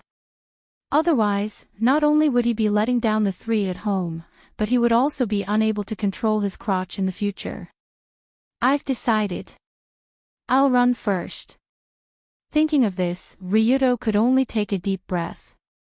Although this was Iam's room, if Ryudo wanted to run, Iam alone would not be able to stop him. In that case, he might as well not care about anything else and run out first. Creak. However, just as Ryudo was about to put on his clothes and run, the bathroom door was slowly pushed open from the outside. A pair of eyes with a strange aura looked in from outside the door. Fortunately, it was broad daylight. Otherwise, the scene of Iam secretly opening the bathroom door and looking in would not feel strange even if it was thrown into a horror movie. When Ryudo entered the bathroom, she had clearly locked the door from the inside. She picked up a bunch of keys, casually picked open the door without Ryudo's permission. Ryukuen. You're not done. Hurry up and come out. Iam, who peeked half of her face out from the door, completely ignored Ryudo's shocked face and asked with a charming tone. From Ayam's current gaze, the way she looked at Ryuto was not like looking at a lover or lover, but more like looking at a toy that was about to fall into her hands. This kind of woman was even a bit scary. Compared to the gentle and elegant woman in the pavilion who seemed to like Ryuto very much, it was as if they were two different people. However, this was also one of Ayam's characteristics. This woman's temperament was even more unpredictable than the clouds in the sky. Normal people would have a hard time figuring out what she was thinking. This woman's gaze is not right. Why do I feel like there's a conspiracy? After noticing that Ayam's attitude was completely different from when she was drinking and chatting in the pavilion, Ryuto couldn't help but frown slightly. If Ayam still wanted to pretend to be a cute girlfriend in front of him before, then now she directly laid all her cards on the table. That's right, I'm laying all my cards on the table. I'm not pretending anymore. I'm going to kill you. That's the feeling. When he noticed the change in Ayam, Ryuto also quickly wrapped a towel around his important parts and smiled bitterly. 1 minute, just wait for me for 1 more minute. But even with such a relaxed request, Ayam still smiled and said, 1 minute. It's too long, no. When the word no came out of her mouth, you knew that there was no turning back. In this state, Ayam wouldn't listen to anyone. So before Ryuto could react, she had already pushed open the bathroom door and strode in. Until now, Ryuto noticed that Ayam had actually quietly changed into a set of cool translucent black silk spaghetti strap nightgown outside. The seductive spaghetti strap hooked on her round shoulders, the nightgown barely covered the fullness in front of her chest, exposing the curvy delicate collarbone to the air. Through the translucent black nightgown, Ryuto could vaguely see the indistinct dark black lace underwear under the nightgown. Coupled with the knee-length skirt that revealed a crystal-clear jade leg and snow-white bare foot, it was really full of the rich charm of a mature woman. How shocking was the power of this outfit! It was really enough to shatter Ryuto's uncertain conviction on the spot. The premise was that Ayam didn't reveal her true face because of impatience. That's right, if Ayam wasn't so happy that she forgot to maintain the other appearance that she had been maintaining since she saw Ryuto, she might have succeeded. But after seeing Ayam's eyes that looked like she wanted to eat him, and her attitude of not seeing him as a human but as a toy, Ryuto came back to his senses. I was too naive before. No matter how beautiful this woman is, no matter how much she likes me, she's still a vicious monster. She can't be thought of as a normal person. Actually, in Ryuto's subconscious, he had always had an overly romantic fantasy. He always felt that the woman who was willing to wear a pink dress and show a gentle expression for him could always maintain this pretty side, and even become a normal person because of love. But in reality, Ayam was just wearing a mask to tease him. Even the drunken and intoxicated look from before had long disappeared from her face. It was obvious that the drunken scene was just an act that Ayam put on to eat him. Ayam liked Ryuto, this was an objective fact. But her like was based on a strong sense of possessiveness, and there wasn't any tenderness or love in it. It was like she liked a new toy. She wanted to have this toy, she wanted to play with this toy, but she didn't care about this toy at all. If one day she played with this toy until it broke, then she would just throw it away casually. She felt like an oversized naughty child. Thus, when he saw this oversized naughty child walking towards him and touching his face with her jade-like hands, Ryuto instinctively reached out and grabbed her slender but strong wrist. For a moment, a fragrance that was different from the previous sweet poppy scent floated into Ryuto's nose, causing his stomach to have a strange churning feeling. Did this woman Ayam spray some strange perfume? Perhaps so. But now Ryuto didn't have the mood to think about this. Instead, he said seriously, I've been here for a long time. Seems like it's time to leave. This sentence, in this situation, undoubtedly represented a rejection, and it was a very straightforward rejection. When he made this serious rejection, Ryudo was already prepared for Ayam to go crazy on the spot, or even take out a gun to shoot at him. But she didn't. After hearing this sentence, Ayam just slightly raised her eyebrows, and a strange smile appeared on her face. She slowly took a few steps back and watched Ryudo put on his clothes as fast as possible. She didn't do anything. After being rejected, Ayam actually didn't do anything. She just chose to step back and let Ryudo change his clothes. Something's wrong, this woman is up to something again. From Ryudo's understanding of Ayam, she wouldn't just let him go like this. She wouldn't let a caged bird fly away. But what does Ayam want to do? Ryudo knew that there were countless mercenary guards and black feather ninja guarding the room. Even the two ministers, Hwanan and Lin Hana, were there. Did she already inform them to prepare to surround him? Or... Just as Long Do thought of this and was about to step out of the bathroom, he suddenly felt his vision blur. His head felt dizzy and he fell to the ground. Plop, a soft sound came. His handsome face had an intimate contact with the ceramic tiles on the bathroom floor. This is poison. I'm poisoned.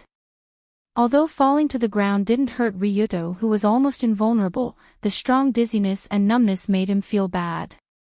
Invulnerable didn't mean invulnerable to poison. Using poison to break through a steel fortress was a very common strategy. In fact, although Ryudo had always been thinking of ways to trick Ayam out of the manor, Ayam had also been thinking of ways to trick Ryudo. And her methods of scheming against Ryudo were very difficult to guard against. If Ayam didn't take the initiative to explain, Ryudo would have a hard time even finding out. When Ryudo fell to the ground, Ayam came over and gracefully knelt on the ground. She put the toy's head on her smooth thighs, forming a very ambiguous knee pillow position. However, using poison to poison the other party and then forcing him to use his knee as a pillow was much more vicious than the knee pillow that Rui Hui had made for Long Do. Suddenly, she couldn't help but laugh. How is it? The medicine department's special anesthetic that can even paralyze an elephant is not bad, right? This anesthetic, when did it? Long Do's body was limp and weak at the moment, to the point that he was stuttering when he spoke. The water you used to take a bath. Ayam also explained generously. It has been mixed with a high concentration of anesthetic that will be absorbed through the skin and mucous membranes. Then what if I didn't take a bath? Half of the new perfume I sprayed on is also mixed with anesthetic. Combined with the colorless and odorless other half of the air in the bathroom, you will also have the same result after smelling it. My body already has this kind of anesthetic resistance, so I won't fall for it. Amazing. Of course, if not, how can I get you? I'm going to start. Saying this, Ayam revealed a satisfied smile, then reached out and turned Ryudo's head, and kissed his lips as if tasting wine.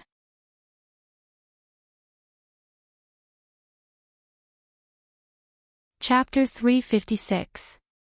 Logically speaking, chirping was something people did to express their love. Everyone's understanding of chirping was different. Up until now, Ryudo thought that he had chirped with 5 women before. Actually, it was hard to say if that was the case. In any case, he thought that it was 5. Apart from his own harem of 3, there was also Ling Hua, who took advantage of the situation that night, and Ayam, who had been struggling for her life not long ago. Naturally, the feeling of chirping with each of the women was greatly different. Colored Glaze's kiss was like tasting a pot of clear but fragrant tea. The more he tasted it, the more fragrant it was and the purer it was. Yunyan's kiss was like chasing sweet clouds among the soft clouds. Sweet honey even flowed in the clouds. Dunya's kiss was like the beauty of the Northland's ice and snow. It was also mixed with the fragrance of vodka and sour cream. Ling Hua's chirp that night when he took advantage of the situation. Let's not talk about it. In any case, it was the kind that he didn't want to think about. As for Ayam, when she was killed by Ryuto for the first time not long ago, her last bloody kiss was filled with the taste of rust. It was difficult to describe how romantic it was. But this time, Ayam placed Ryuto on her knees. The chirp that came down from above was filled with a strong desire to plunder. In that instant, Ryuto, who was numb all over and unable to move, subconsciously wanted to turn his head. However, he was firmly locked onto the beauty's knees by a pair of seemingly slender but extremely strong hands. He could only watch as the pair of eyes that seemed to be looking at a toy got closer and closer to him. They were so close that they were almost touching his eyes. "I'm going to start." This was what Ayam said before she moved her lips. Actually, this sentence was very suitable for the current situation. This wasn't a chirp that was used between lovers. Instead, it was a one-sided plunder between the plunderer and the plunderer. Ryuto had never thought that there would be a chirp in the world that was not sweet at all. It even made him feel cold all over. Moreover, this chirp came from the most beautiful woman in the world. At this moment, Ayam was undoubtedly enjoying herself. She held the head that had fallen limp on her lap. Her eyes were filled with a sense of victory, as if she was a high and mighty queen. At that moment, Ryuto felt like he was no longer human. It was as if he had turned into a lollipop that had just had its wrapper removed and was being enjoyed wantonly. Logically speaking, there should be no one who wouldn't be happy to be able to kiss with a great beauty like I am. But this scene, which was supposed to be very good, was not enjoyable for long fight at all. He only felt very humiliated. This feeling of being robbed and suppressed was a great humiliation that he had never experienced before. I am. F*CKU #yen% #sajuowayak. Long Do could only mutter some indistinct ancient god language in an attempt to express his anger and dissatisfaction when he was under the effects of the strong compound anesthetic and couldn't even make a sound accurately.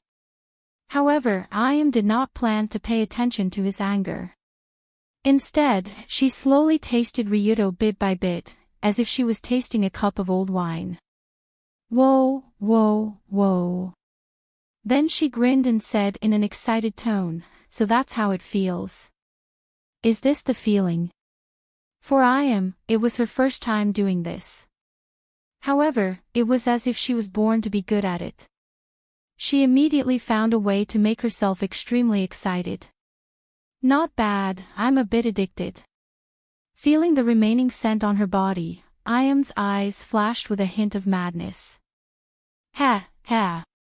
In the next moment, she picked up Ryuto like holding a child and walked towards the pink bed outside the bathroom. At this time, even if you think with your butt, you know that Ayam will not be satisfied after tasting the marrow.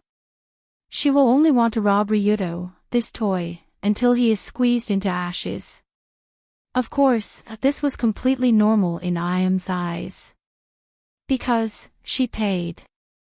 The 1 billion yen that was suddenly transferred to Ryuto's account was the maintenance fee that Ayam gave him. Since this money has been accepted, then Ryuto is Ayam's toy from that moment on. As the master, she can play with him however she wants.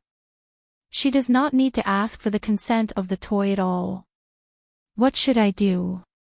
Bastard, this anesthetic is really strong. I can't even move a finger. At this time, Ryuto naturally knew what this woman wanted to do to him. In fact, he had been struggling in the dark, but it was useless. The anesthetic mixture concocted by the pharmaceutical department of the Heavenly Eye Group was shockingly strong. Even Long Do's body, which was close to superhuman, had no resistance to it. After throwing Ryuto on the bed, Ayam touched his face and smiled. The effect of this anesthetic mixture can last for at least 12 hours. Before that, I will definitely not let you go. Good luck. With that, she began to slowly climb onto the bed, and her tone became strange. No. No, let's use the last move. Seeing that Iam was about to continue going crazy, Ryudo could not help but take a deep breath and concentrate all the remaining strength in his body in the dantian. For a monster like Ryudo who had reached 100% chi opening, his control of chi force was naturally incomparable to ordinary martial artists. Obvious force, hidden force, dan force, these were the three major levels in chi refining. When reaching dan force, the body seemed to have an internal force that could move freely. It was very similar to the internal force in wuxia novels. However, what this internal force could do was not so exaggerated. It was impossible to create 18 dragons with one palm or release invisible sword energy. It could only move within the body. For example, if someone punched Ryudo's chest, Ryudo could instantly mobilize Dan force. He could create a force in his body that blasted outwards without moving his body and shatter that person's fist. However, because his body was paralyzed by the anesthetic mixture, his Dan force was also extremely weak, so he did not have the strength to deal with Iam. However, just because he could not use Dan force to kill Iam did not mean that Ryudo could not use Dan force to kill himself. Therefore, just as Iam was preparing for the final moment, Ryudo's body suddenly trembled. And he spat out a thick stream of blood from his mouth. At that moment, Ryudo gathered all the Dan force in his body and directly blasted the healthy and lively heart from the inside. For a moment, his heart was almost torn open on the spot. He spat out blood from his mouth and looked like he would not survive. This is... Yongji, who sensed that something was wrong with Longdo, quickly pressed her ear against his chest, only to hear that the heartbeat inside was rapidly disappearing. He broke his own heart. How did he do it? It was not that Iam did not expect Ryudo to commit suicide, but she did not expect that he could commit suicide on the spot without even moving his hands. Wasn't this too magical? Ha ha. Ha ha ha. Stinking woman. You wish. At the last second before his consciousness disappeared, Ryudo persisted and raised his hand. He gave Iam, who was sitting on him, the middle finger, and then his consciousness disappeared into the chaotic darkness. Detected that the host is on the verge of death. Initiating emergency rescue plan. Using 1 million yuan to erase the fact of death. Beep beep beep beep, erase successful. In the next moment, Ryudo woke up in the familiar bathroom not far away. The bathroom was still the same bathroom, and he was holding a phone in his hand. The phone showed that a 1 billion yuan transfer had just been transferred to his account. Sure enough, Ryudo was right. His resurrection point was now fixed in this bathroom. No matter how many times he died now, he had to start from this bathroom when he was resurrected. He could no longer go back to the manor's entrance. But compared to this, what made Ryudo's headache was the shower head that was still dripping water not far away, and the feeling of his body being wet. Mixed anesthetic. The mixed anesthetic developed by Tianmu Group, medical department, had been mixed in the bath water and flowed all over Ryudo's body, and was absorbed by his skin and mucous membranes. Although Ryudo had turned back time, the fact that he was mixed with anesthetic would not change. In other words, he had to start thinking about the game with Iam from the state of being poisoned. Mixed anesthetic. If he had this kind of poison, there was no way he could fight with Iam. So he had to detoxify. If Ryudo remembered correctly, there was indeed a medicine that could detoxify in his Krypton gold mole. So he didn't care about wearing clothes, but hurriedly sat by the bathtub and searched for the types of medicine in the mole. But there were too many medicines in the mole. After searching for a while, he still couldn't find the antidote he wanted. Creak. However, just as Ryudo was searching for the antidote, the door of the bathroom slowly opened. The door of the bathroom was slowly pushed open from the outside, and a pair of eyes emitting a strange aura looked in through the crack. She's here, I am came to find him like a female ghost. Ryuto-kun. Are you not done yet? Come out quickly. The peerless beauty outside the door still had that chilling smile as she said to her toy with a smile. Not good, I haven't found the antidote. What should I do? Seeing I am pushing the door open again and walking in, Ryuto kept retreating, and even unconsciously shrank to the corner of the bathroom. At the same time, he quickly rummaged in the mall. You seem to be afraid of me all of a sudden. Could it be? Did you find something bad? After seeing Ryuto's completely different expression from before, who was wearing a cool black dress, raised her eyebrows slightly, but a strange smile appeared on her face.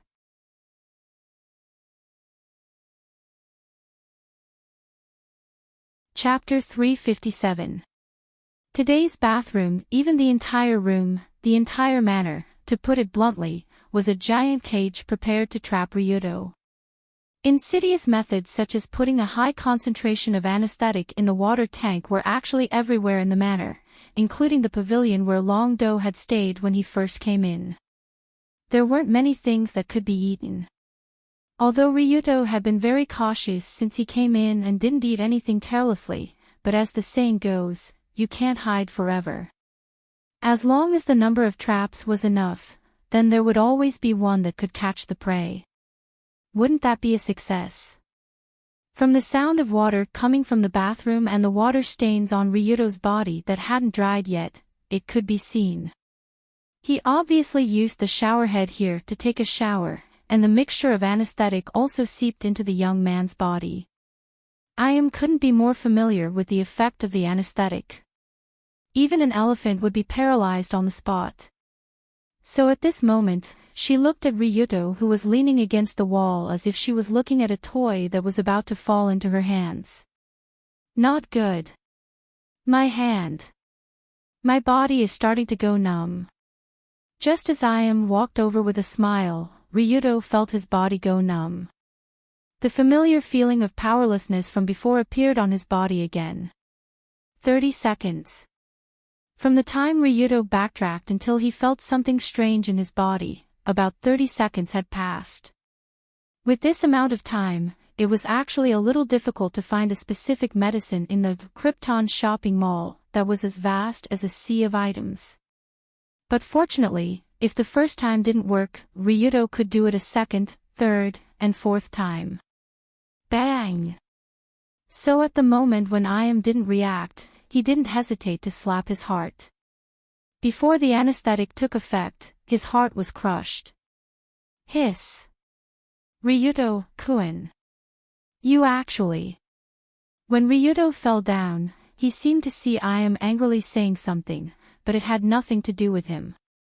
Detected that the host is on the verge of death, initiating emergency rescue plan, by spending 1 million to erase the fact of death.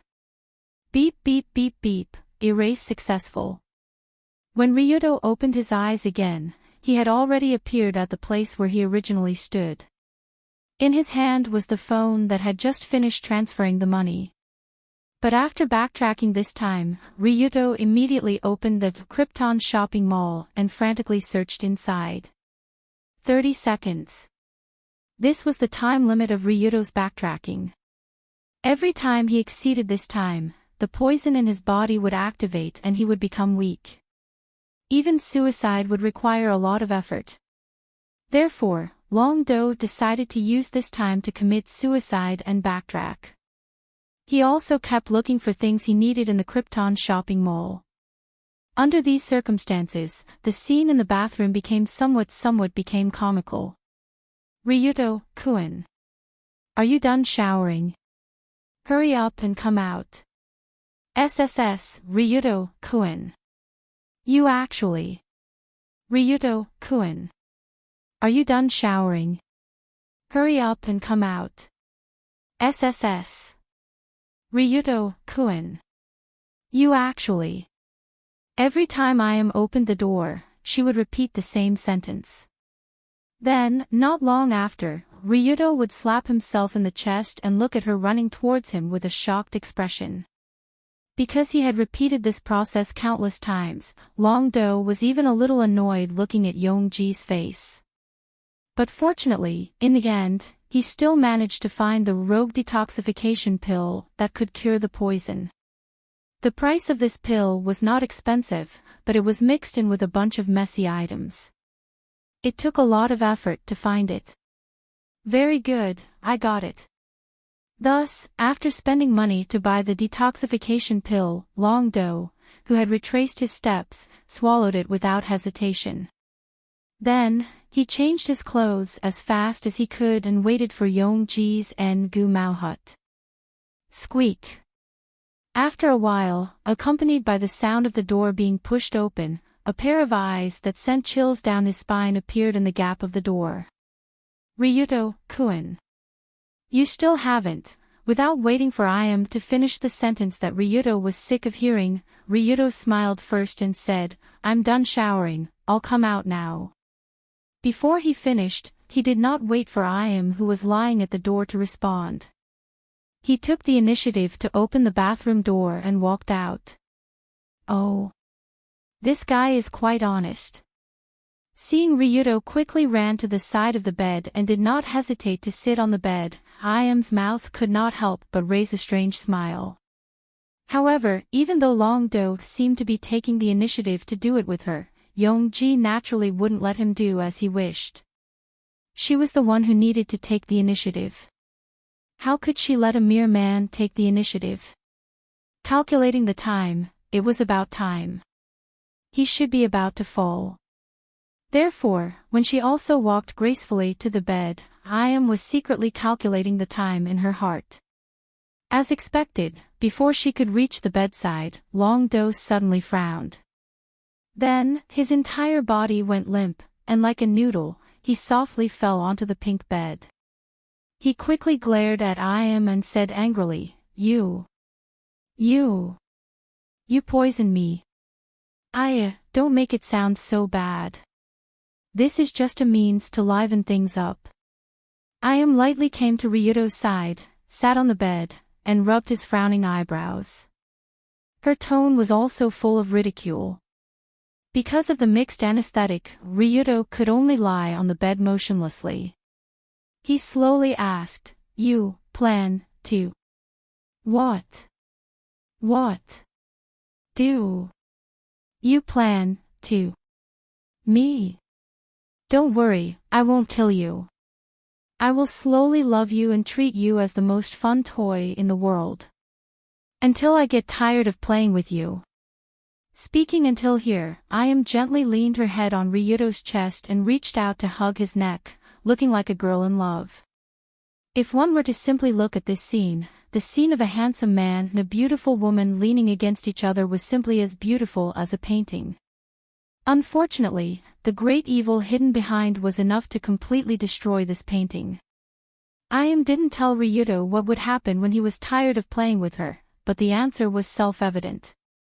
One word was enough to describe it, and it was the kind of death that would be very miserable. Of course, Iam wouldn't think about this for the time being. She was only immersed in the joy of getting a new toy. However, just as this naughty child, who thought she had gotten a new toy, was about to lean her head forward and try out the wonderful feeling of chirp, a pair of strong palms locked her soft and fragrant shoulders like lightning. Gotcha! Before Iam could react, the warm palms forcefully pulled from her shoulders. With an extremely ingenious method, her shoulder joint was dislocated. With the shoulder joint dislocated, Iam's arm was completely immobile from the shoulder down. At the same time, intense pain quickly rushed to the nerves of this demon king. But it wasn't over yet. Ryudo, who was originally under her body, immediately hugged her crystal-clear legs that were exposed from the knee-length skirt. Accompanied by a series of cracking sounds, he also dislocated Iam's knee joint. The whole process lasted less than a second. In just such a short period of time, Iam went from being in an active position to being in a passive position, and in the blink of an eye, she lost all ability to move. Don't stare at me like that. I won't kill you for the time being, don't worry. After sitting up from the bed, Ryuto reached out and patted Ayam's head that was tilted on the bed, and said to her in a teasing tone. And when the joints of her arms and legs were dislocated, and she fell on the bed like a puppet with broken strings, Ayam's eyes were filled with disbelief. No effect. How is that possible? The medicine department's specially mixed anesthetic didn't have any effect on him at all. Although he didn't know what had happened, this unbelievable scene had actually happened. Because this situation was too magical, it was no wonder that even Ayam couldn't figure out what was going on. Who would have thought that Ryuto had repeatedly committed suicide for this moment? She could only ask in confusion, "You already knew that I would poison you? Or do you have special antibodies in your body?" Ryuto heard this and laughed. "That's not the point. The point is that you are now in my hands, and your group of subordinates are still far away. In other words, you are now my toy, understand?" Ryuto's tone was light and had a strong sense of superiority. As he spoke, he reached out his finger and gently stroked Ayam's cheek with the back of his finger, as if he was stroking a cat at home. This was not a gentle caress between lovers, but a one-sided enjoyment by the dominant over the dominated. Ever since Yongji was born, she had never experienced such a feeling of being controlled by someone, of being manipulated at will. As she felt Ryuto's finger slowly slide down her cheek, to her swan-like slender neck, and continued down, she couldn't help but feel a strong sense of shame and indignation. Shame and indignation, shame and indignation. Shame and indignation, shame and indignation, shame and indignation, shame and indignation, shame and indignation. She was actually being played with like a doll. Anger at Ryuto, this bastard, actually dared to play with her like a doll. The strong sense of shame and indignation made Ayam's face flush red, and she couldn't help but curse, "Ryuto Kiryu. Kill me if you dare." Ayam originally wanted to say, "Kill me if you dare," but who knew that before she could finish her sentence, Ryuto grinned and lowered his head to cover her small mouth that was about to protest loudly. This wasn't a gentle chirp between lovers, but a one-sided plunder between the plunderer and the plunderer.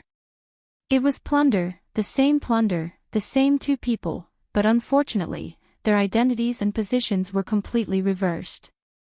Ayam had never thought that chirp would be so infuriating, so humiliating that it made people want to kill the other party 100 times on the spot. This feeling of being plundered and enjoyed was the biggest humiliation Ayam had ever suffered.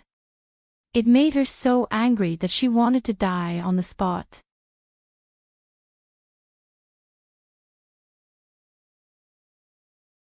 Chapter 358. The Dominator and the Dominated. The Plunderer and the Plundered. These characters, when faced with the same situation, their reactions and attitudes were naturally completely different. Since who knew how long ago, Yongji had been a ruler and a raider, a high and mighty character, just like the Empress of the old era. Her temperament was changeable, and her methods were cruel. She never needed to consider the consequences of her actions, and killing people was as easy as crushing an ant. Such a Tenmo Ayam, it could be said that she never thought from the perspective of the dominated and plundered, just like how a wolf would not think from the perspective of a sheep. This world is my hunting ground, and I am the hunter here. All the creatures here were born to be dominated by me, plundered by me, and killed by me. In Ayam's heart, she clearly had this degree of arrogance, the kind of strong arrogance that seemed to be standing in the clouds, looking down on all humans from high above. However, at this moment, the man who was holding her chin and plundering her body with a smile tore Ayam's arrogance and dignity to pieces. Ryuto.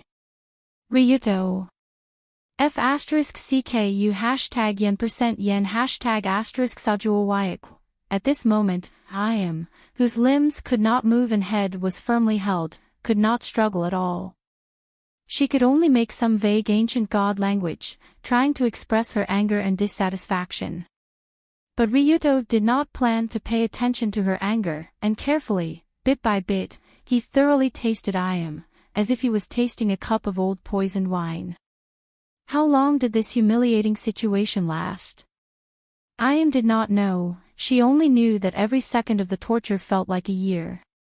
When Ryuto finally let her go, this woman had already fallen on the bed in a daze, her eyes empty, swollen cherry lips slightly open, looking like there was nothing left to live for. After a moment, Ayam said in a weak but bitter tone, "Kill you. I will use the cruelest method, to kill you." She used the softest expression to say the harshest words. At this moment, Ayam was very different from her usual domineering and even crazy self. However, it was this attitude that made her words seem especially true. The current Ayam was no longer crazy. She was truly going crazy. Originally, she had invited Ryuto, this prey, into the manor, and even prepared a bunch of capture settings. She wanted to capture this rare man she liked as a plaything and play with him wantonly. But who would have thought that Yongji would be the one to be caught, and she would even be toyed with by her own plaything. It was as if you wanted to catch a cat, but it threw you back into the cage and played with you with a cat teaser outside. It was a great humiliation. It could be said that Ayam had never been so humiliated in her life. So now Ayam was too lazy to think about treating Ryuto as a plaything. She was thinking about how to kill this man, ruthlessly kill him. Although her posture was like a vengeful spirit from hell, Ryuto sneered and said, "Are you an idiot? Now it's not you who wants to kill me, but I want to kill you. Think about whether you can survive first before saying anything else." After being mercilessly ridiculed by Ryuto, Ayam, who was lying on the bed and looking at the ceiling, gritted her teeth, but she couldn't refute a word. After all, what Ryuto said was the truth. Now Ayam was the one who was caught and thrown into the cage. There were indeed a lot of traps in this room, but in the situation where her hands and feet couldn't move, Ayam couldn't trigger those traps at all. She couldn't even shout at her subordinates outside. Speaking of which, the only thing Ayam could rely on now was the heartbeat bomb connected to her heartbeat. There was a special chip installed in Yongji's heart. As long as her heart stopped beating, the chip would send out a message for the bomb to explode. At that time, the entire manor and all living creatures within a certain range of the manor would not be able to survive. But Ayam knew this trump card, and so did Ryuto. So, he didn't plan to kill Ayam here, otherwise, it would only be a waste of his previous efforts. After taking a few steps back, Ryuto looked at the woman on the bed wearing a light spaghetti strap nightgown, shook his head, and said, "You're not dressed well. Change into something that can be seen." Before he finished, he ran to the side of the wardrobe and rummaged through it. After finding a set of seemingly ordinary clothes, he walked towards Ayam. Seeing him walk over with the clothes, Ayam couldn't help but be angry. "What do you want to do? Don't tell me you want to change. Whoa. Don't be noisy. You are now in a state of being kidnapped. You don't have the right to speak." After taking a handkerchief and stuffing the woman's mouth, Ryuto shook his finger at her. But Ayam immediately stuck out her tongue and spat out the handkerchief that was stuffed into her mouth. She mocked, "Please have some common sense. Using a handkerchief or something like that won't be able to shut someone's mouth. Do you think you are in a TV show? Thanks for the reminder. Paw." So in the next moment, Ryuto, who was ridiculed, took out the familiar, hooligan Velcro, and stuck Ayam's mouth firmly. She could only struggle with woo-woo sounds. After that, it was the Barbie doll costume show that Ryuto had never played before. Because Ayam was wearing a light and seductive nightgown, she really couldn't go out to see people. Ryuto kindly helped her change into a set of clothes so that he could kidnap her out. Otherwise, it would be easy to cause serious misunderstandings. But in the process of helping her change, Ayam's eyes were always burning with murderous intent, but she couldn't do anything about it. She could only secretly mark Ryudo in her heart. After changing Ayam's clothes, Ryudo picked her up and smiled. Okay, let's go out for a walk now. Woo woo. Woo woo. Go out. Where to? Of course to go out of the manor. I don't feel at ease in your territory. Why don't you come to my house as a guest? WH. What? Go out of the manor. This. The moment she heard this sentence, Ayam's eyes suddenly widened, and her body began to struggle violently. You know, in this manner, she still had her biggest trump card, Heartbeat Bomb. If she died, she could drag Ryudo down with her. That could be considered as revenge. But if she was dragged out of the manor by Ryudo, then Ayam would really die in vain. She wouldn't even have the chance to take revenge. Speaking of which, Ayam was actually not afraid of death. She was afraid of dying in vain. If she could take Long Do with her when she died, that would be acceptable. Otherwise, it would be an earth-shattering loss for her. She would lose everything she had. Although Ayam was a pervert, she couldn't lose her underwear, right? So when she was carried out of the room by Ryudo, she couldn't help but be furious. Her originally beautiful face was flushed red, and she looked like she was about to be suffocated by a hooligan's Velcro around her mouth. But although Ayam's movements were loud, Ryudo didn't care about her. Instead, he opened the door openly. And the moment he opened the door, the surveillance camera in the corridor not far away directly shone in this direction. There were surveillance cameras everywhere in this manor, and enemies were everywhere. If Ryudo wanted to take away Ayam quietly, it was definitely impossible. He could only take the route of breaking through by force. So at this time, Ryudo walked out while wearing a small communicator in his ear and pressed the communication button. Beep beep. Almost a second later, this special communication channel was connected directly to Colored Glaze in the distant command center. The moment the communication was connected, Colored Glaze first breathed a sigh of relief, then quickly asked, Phew. Ryudo, what's the situation now? Speaking of which, Ryudo had been in this manner for quite some time. If there was still no news from his side, Colored Glaze and the others were already considering whether to attack or not. I'm fine. Ryudo smiled and said, I just became a real kidnapper and was about to kidnap Ayam. It seems that you have to help me. Kidnap Ayam. Kidnap her. Hearing this sentence, Colored Glaze in the command center hurriedly felt joy in her heart, and then she was shocked. She said, I'll immediately arrange for a large force to go in and provide support. Don't act recklessly for the time being. Just stabilize the situation first. Colored Glaze was not stupid. After hearing Ryudo's words, she knew that he had already restrained Ayam, but the manor was the nest of the Heavenly Eye group, and there were all kinds of enemies inside. It was definitely a life-threatening task to kidnap her, and it was definitely impossible to rely on Ryudo alone.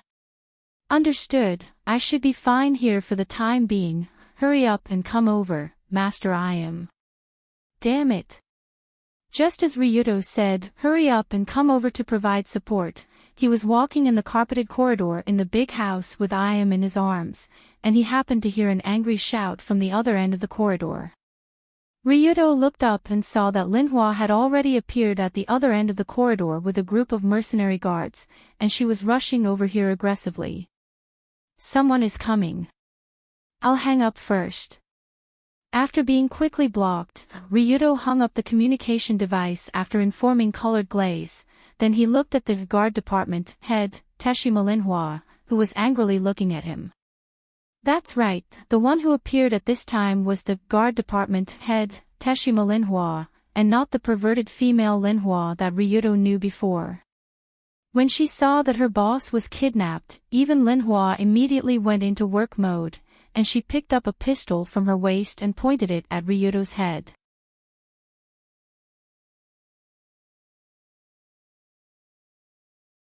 Chapter 359. Long Do knew very well that Tokushima and Hana had two identities. In private, she was a perverted woman who liked handsome men and strange things, as well as Yunyan's cousin and Ryudo's partner. In public, she was the head of the Heavenly Eye Group guard department, and also a chess piece sent by IM to the official side. Ryudo understood Linhua's mood and attitude very well, and also understood her action of raising a gun at him at this time. But even so, Ryudo still smiled and said, "Put that thing down, this alone can't threaten me." "Oh. Is that so?"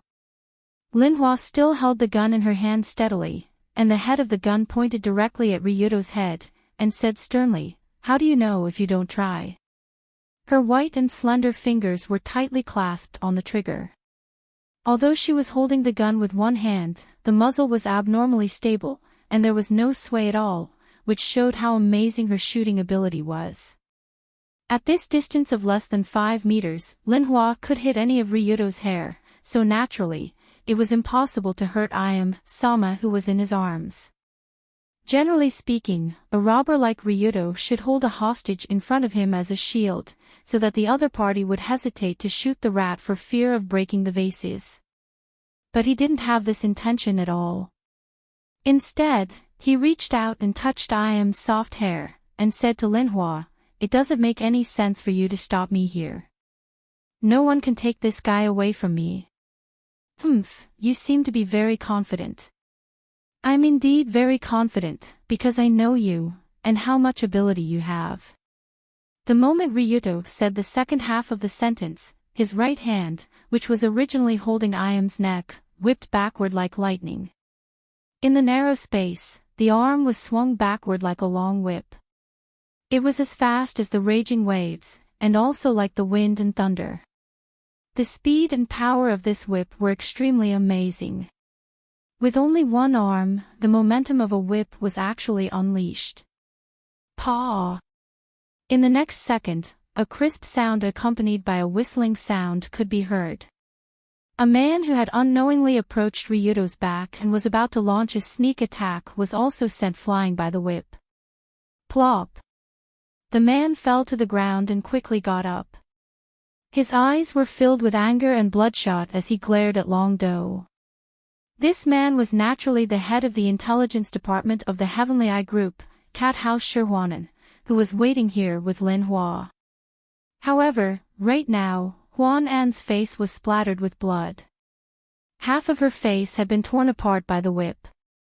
That kind of bloody situation looked very frightening. Everything happened in the blink of an eye. From the moment Ryudo released Im's neck to the moment he returned to his original position to support Im's neck, the entire process was so fast that no one could see what had happened. However, there was one thing that everyone could see. The leader of the Black Wings Ninja had launched a surprise attack on Ryudo and slapped him away as if he was swatting a fly. He even disfigured Ryudo. Of course, in the eyes of others, Huan An's bloody face was really embarrassing, but Huan knew that this was the result of his successful dodge at the last moment. If it weren't for Huan An's reaction speed that was close to the human limit and quickly twisted his waist, that whip might have sent his head flying. This guy. What kind of monster is he? Why does he feel so much stronger than the last time we met? At this time, Huan looked at Ryudo, who still had his back facing him, as if he had seen a ghost. He couldn't help but secretly clench his teeth, and at the same time, his purely mechanical right arm slowly raised a little. After being broken by Long Do a few months ago, Huan Han's right arm had become a mechanical arm that was equipped with all kinds of high-tech weapons. There were poison needles, automatic rifles, smoke bombs, small rockets, and so on. There were all kinds of weapons. But even so, Long Do couldn't be bothered to look at him. Instead, he sneered without turning his head, "With those lousy things of yours. It's better if you don't take them out and embarrass yourself." After that, he swaggered all the way forward with Im in his arms, toward Lin Hua and the dozens of mercenary guards behind her. Seeing Ryudo arrogantly walking toward her, Lin Hua couldn't help but frown and said, "Don't move. Otherwise, we will really shoot." Whoosh! Before her voice died away, a group of mercenary guards behind her also raised their standard submachine guns and aimed at Ryudo in a very professional posture. The dozens of people's movements were like one person. A group of mercenary troops personally led by the head of the guard department must be the best of the best in terms of combat effectiveness. They could shoot wherever they wanted. But when so many guns were pointed at him, Ryudo was too lazy to show any signs of fear. Instead, he smiled and slightly retracted his hand that was holding Iam's neck. Crack! In an instant, there was a sound of bones rubbing against each other from Iam's slender neck. Although there was still a little distance between them, in this corridor that was so dead silent that even a pin drop on the carpet could be heard, the sound clearly entered everyone's ears. 1 second. After that, Ryudo smiled at Lin Hua and said, "If I want to take her life, it will take at most 1 second. You can bet on whether the bullet will fly faster or I will crush your boss' neck faster."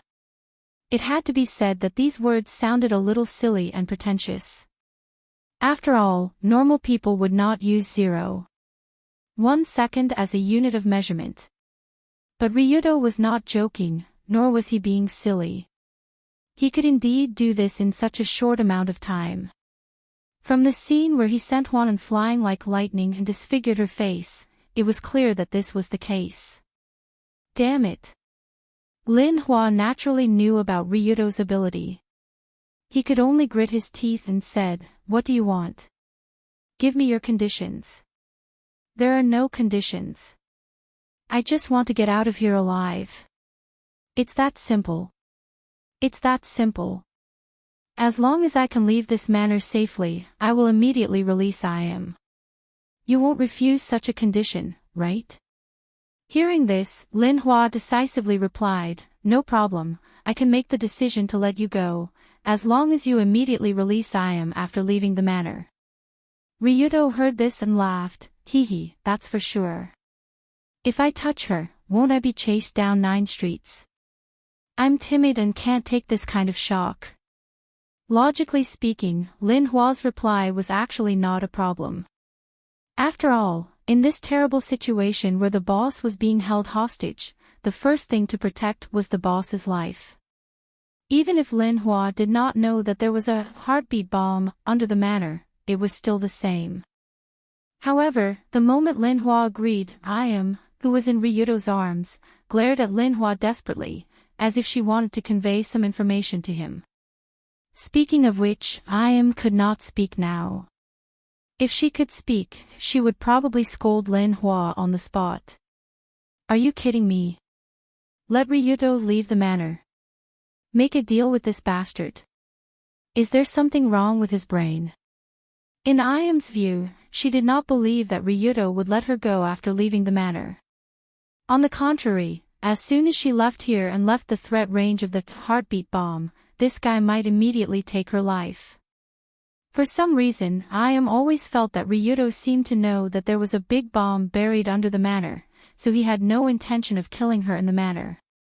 However, this situation could only be maintained until Ryudo left the manor.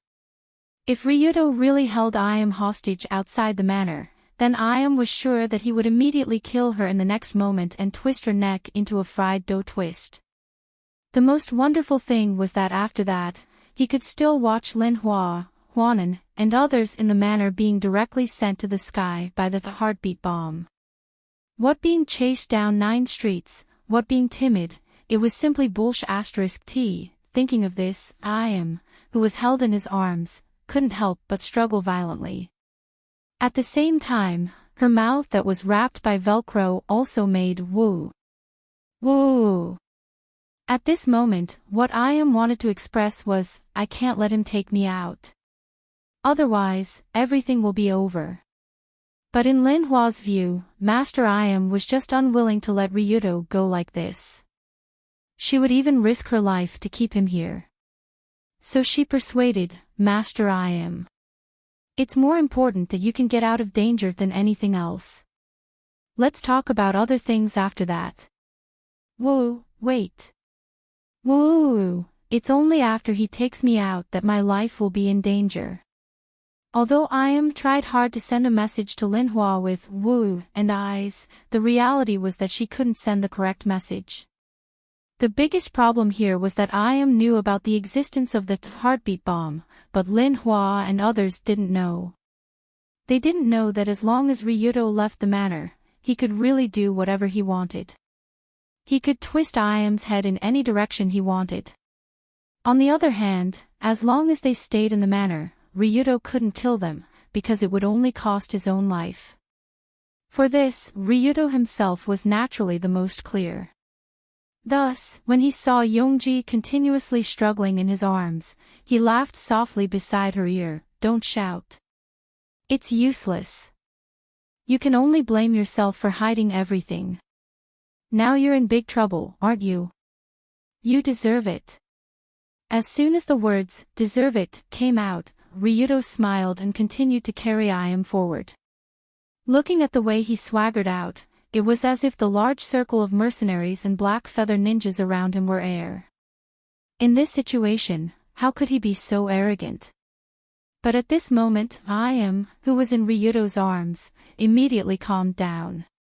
Her two shifty eyes turned, as if she had thought of a way to fight back.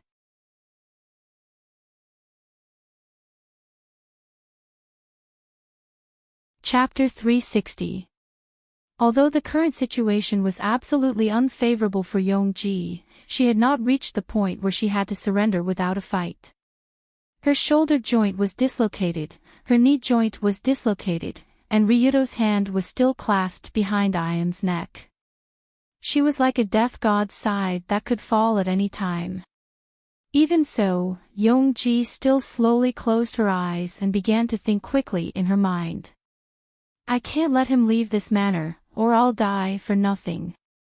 But I can't move my hands and feet. Iam wasn't Ryuto, she didn't really learn any martial arts, so naturally she couldn't use inner strength or Dan strength.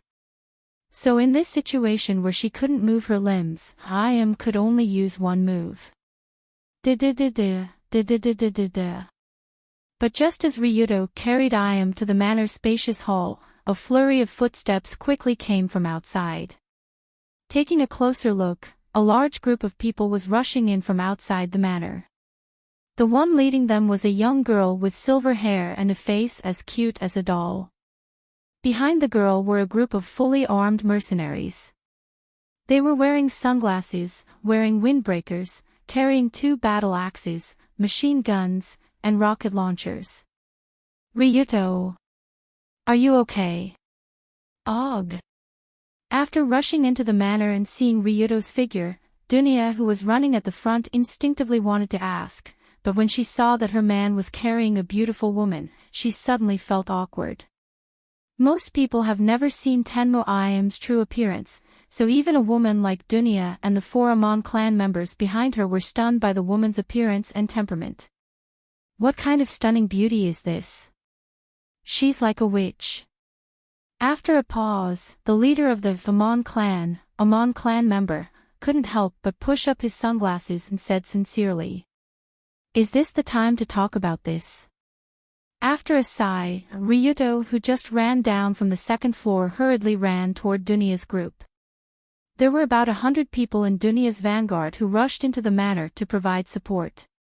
They were all the most elite teams of the Black Hand Alliance, and Luli had arranged for them to be stationed around the manor. In addition to this group of people, there was another large group of people surrounding the manor, and they were confronting the Tenma group, who had heard the news. Because Yongji was being held hostage, under Lin Hua's command, the surrounding members of the guard department also quickly rushed over after hearing the news. More and more troops from both sides gathered, as if the manor had become a huge barrel of gunpowder. And the center of the gunpowder barrel was naturally the main villa of this manor. Don't move. Don't go any further. Lin Hua and the others who came out with Long Do saw that Long Do was about to meet up with Dong Mia's group and immediately aimed their weapons at him. Whoosh! Including all kinds of weapons that suddenly appeared from the vases, walls, and ceiling in the hall. At least a few hundred guns were aimed at Ryudo. Under such a dense net of fire, even if Ryudo was an Iron Man, a round of bullets would be able to turn him into a pile of mud.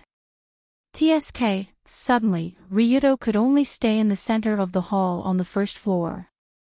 His position was about 50 meters away from the door where Dunya and the others were. It was not far, but it was not close either. Seeing Ryudo being pointed at by a bunch of guns, Dunya anxiously yelled, "Ryudo! I'm going to.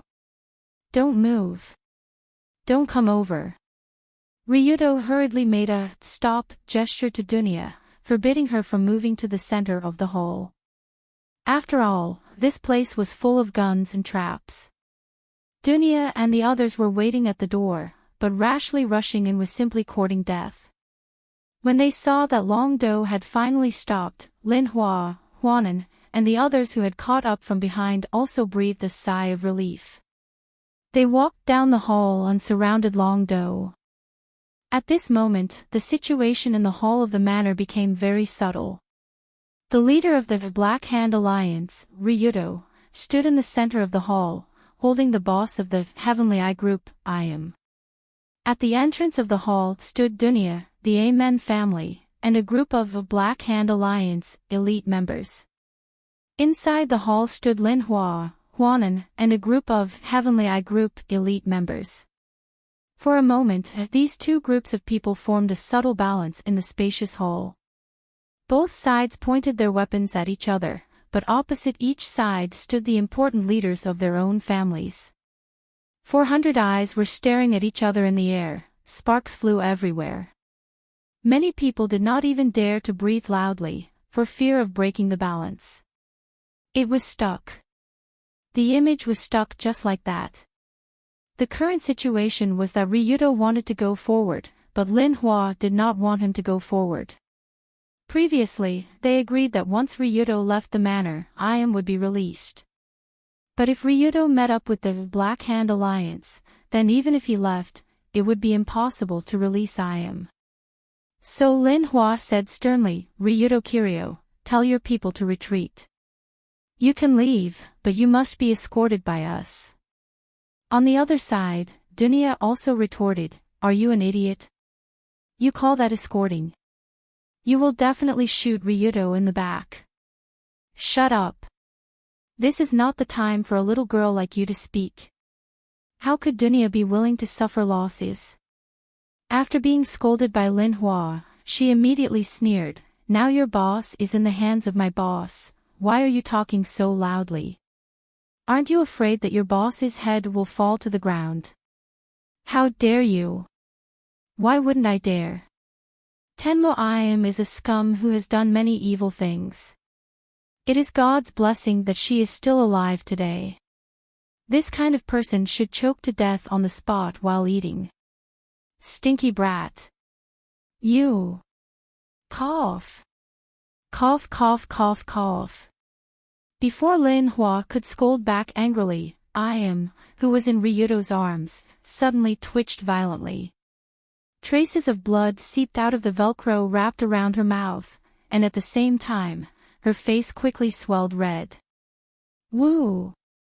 Woo woo woo woo. At that moment, Iam began to struggle as if she was suddenly out of breath. Her eyes were wide open, and her neck kept making swallowing movements, but there seemed to be something stuck in her throat, causing her to be unable to breathe normally. What is this? It can't be so poisonous, right? When they saw this scene, Lin Hua and Dunya were almost stunned at the same time. Just now, Dunya said that this kind of person should choke to death on the spot while eating, and now Iam showed signs of choking to death. What is this? Was it the spirit language spell? Words were law. Of course, this situation was not the soul language spell, but Iam's last resistance. This girl bit her tongue to commit suicide. When he saw Iam in his arms, who seemed to be about to choke to death, Ryudo was shocked by her. Indeed, I basically couldn't do anything now, but the only thing she could do freely was to do something with her mouth, such as biting off her tongue. Generally, the scene of biting one's tongue to commit suicide in TV series was not the same as the scene in reality. Normally, biting off one's tongue would not kill one, but one might choke to death. After all, when the tongue was bitten off, the remaining half of the tongue in the mouth would retract to the back of the throat, blocking the trachea. Coupled with a large amount of blood and saliva mixed together, it was easy to suffocate to death. Especially in the case of Iam, whose mouth was already entangled with Velcro. As long as she bit off her tongue, she would basically choke to death. He, ha ha ha ha ha. At this time, although Iam was very uncomfortable from choking, her eyes were filled with a crazy smile. Ryuto Kiryu, don't you want my life? Then take it, but you and your cute little wife will have to accompany me to the Yellow Springs underworld. Ha ha ha ha ha. Crazy, this girl is crazy. Ryuto naturally knew Iam's thoughts. As long as she stopped her heart, the heartbeat bomb under the manor would immediately detonate. No one nearby would be able to escape. This kind of self-destructive move to kill 1,000 enemies was really not something a madman could do, but it did indeed push Ryuto to a desperate situation. Because when she saw the sudden change on Lady Iam's side, as if she was about to choke to death, Lin Hannah suddenly could not hold it in anymore. She obviously thought that this situation was caused by Ryuto, so she quickly shouted, "Fire! Fire! Kill them! Take back Lady Iam!"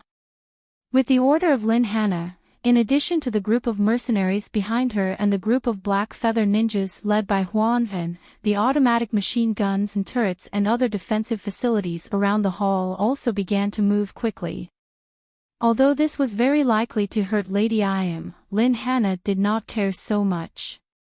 The situation was getting worse, so she might as well take the last gamble. Otherwise, she could only watch Lady Iam die under Ryuto's dirty trick. Oh no, I can't dodge so many bullets. At that moment, Ryuto instinctively picked up Iam, who was about to choke to death, and jumped to the side, but there happened to be a few machine gun turrets in front of him. The bullets of these automatic machine gun turrets hit Ryuto at such a close distance, and it could cause fatal injuries. The worst thing was that Iam, who was in his arms, might also be killed by the turrets.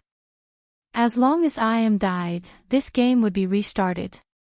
So many things before would be meaningless. So now Ryuto not only had to ensure that he did not die, but also that Iam did not die. He also had to find a place to heal her as soon as possible. But the automatic machine gun turrets in front of him, just as Ryuto was about to try to block the turret bullets with his arm in front of him, a strange sound suddenly came from the entire hall. Immediately afterward, the chandelier hanging at the top of the hall immediately went out, and the various turrets and defensive measures that were originally powered suddenly stopped moving. It seemed that someone had cut off the various electrical devices in the manor at this critical moment. The only one who could do this should be Sensible alone. Obviously, he had hacked into the manor at this time and cut off the power in the hall. Well done, Sensible. Seeing that the turret in front of him did not fire any bullets, Ryuto also quickly jumped forward with Iam in his arms. He dodged the rain of bullets from Lin Hannah's side and smashed open a corridor window leading to the second floor. Bang! With the sound of the window shattering, Ryuto and Iam disappeared from the hall at the same time.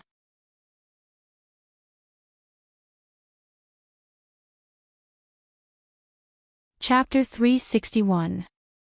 When Ryuto and Iam jumped towards the second floor's corridor, half of the people in the room looked in that direction, while the other half didn't. Spread out. Spread out. In fact, the moment Lin Hannah's mercenaries were about to open fire, the captain of the Dragon Fong squad, who was dispatched from the Rulong Security Company, gave the order to disperse. Bang! Bang! Bang! For a moment, deafening gunshots were heard in the spacious hall. Lin Hannah's guards raised their guns and fired back, while the Dragon Fong squad also returned fire under the command of their captain. The hall was suddenly filled with gunshots, and flames filled the air. From the moment the first round of gunshots were heard, this place was no longer a manor, but a battlefield, a place where people could die at any time. The Heavenly Eye Group's mercenaries were madly shooting at the door from across the hall, while the Dragon Fong squad was dodging and firing back. Because both sides were elite soldiers, only a few corpses were left after the first round of gunfire. More and more members from both sides began to surround and circle around, expanding the battlefield to cover the entire building, not just the hall. But just as the two sides were about to enter the battle zone, a few shadows quickly circled around the corridor from the back and chased after Ryuto through the window. The movement speed of these shadows was extremely special. They lowered their bodies and ran down the stairs to the second floor.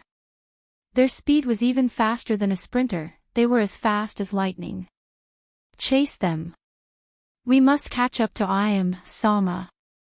In that instant, the group of black shadows that rushed directly to the second floor was naturally Huanan and the elite Black Feather Ninja he led. After leaving a portion of the ninjas to deal with the battle in the hall, Huanan wanted to lead the elites to catch up to Ryuto and kill him. At the very least, they had to snatch back Sama.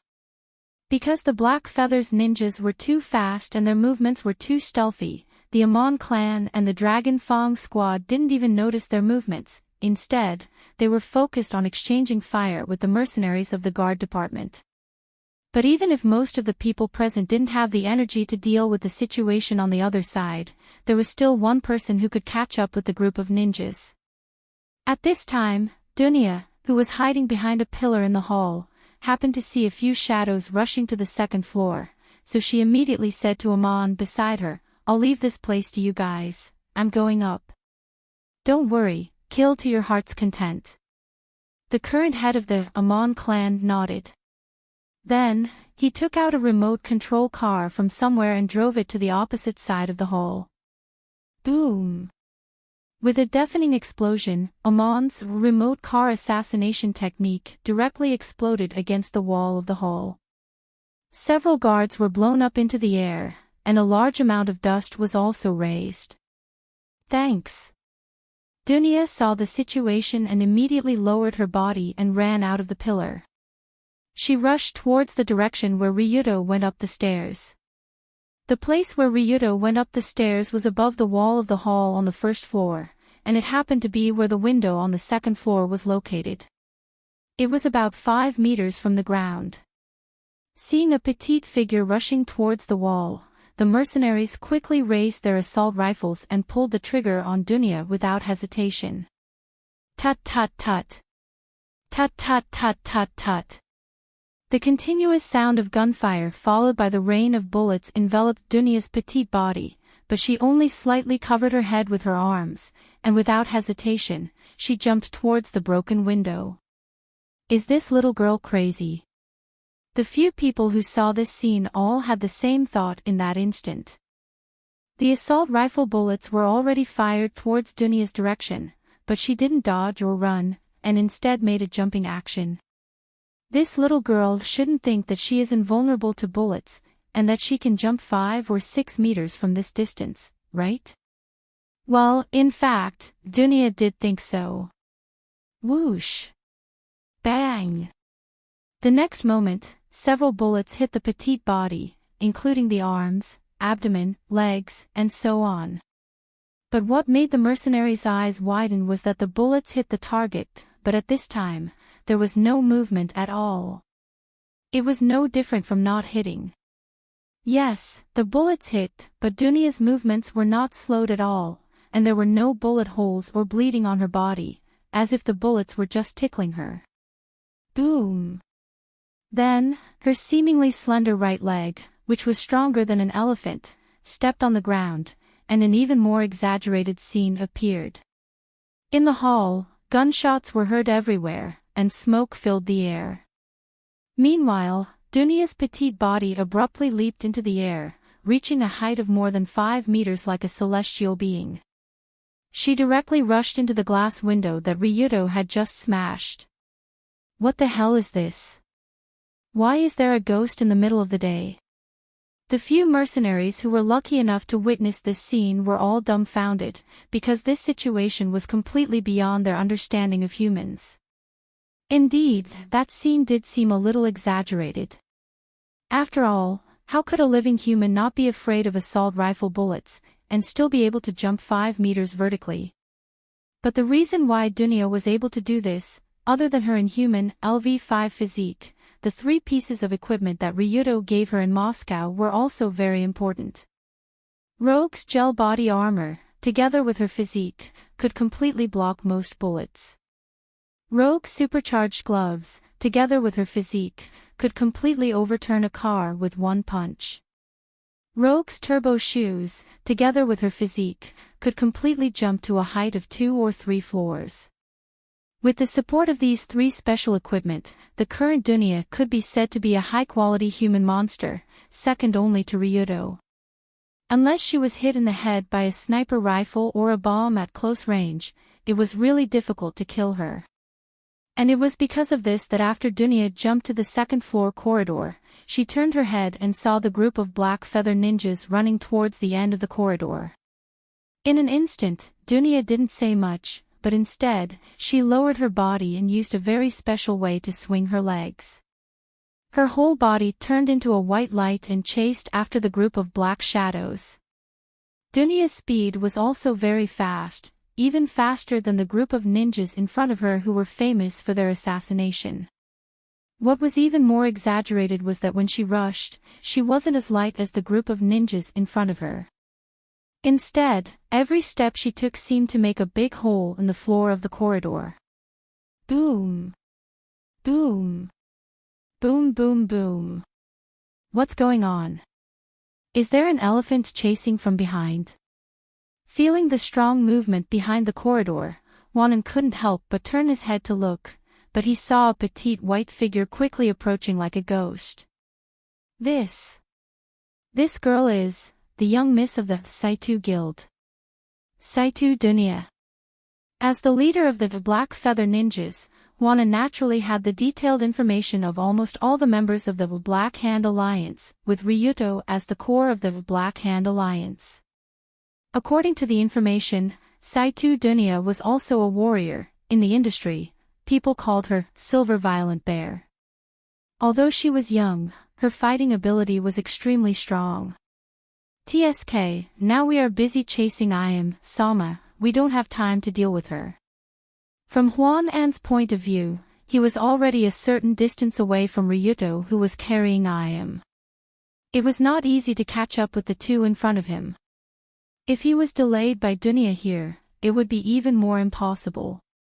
So Huanan shouted to a young subordinate next to him, Shinobu, go and kill the kid behind. Yes. After receiving the order from his leader, the top assassin of the Black Feather Ninjas, Shinobu quickly nodded and responded with a weak voice that was almost inaudible.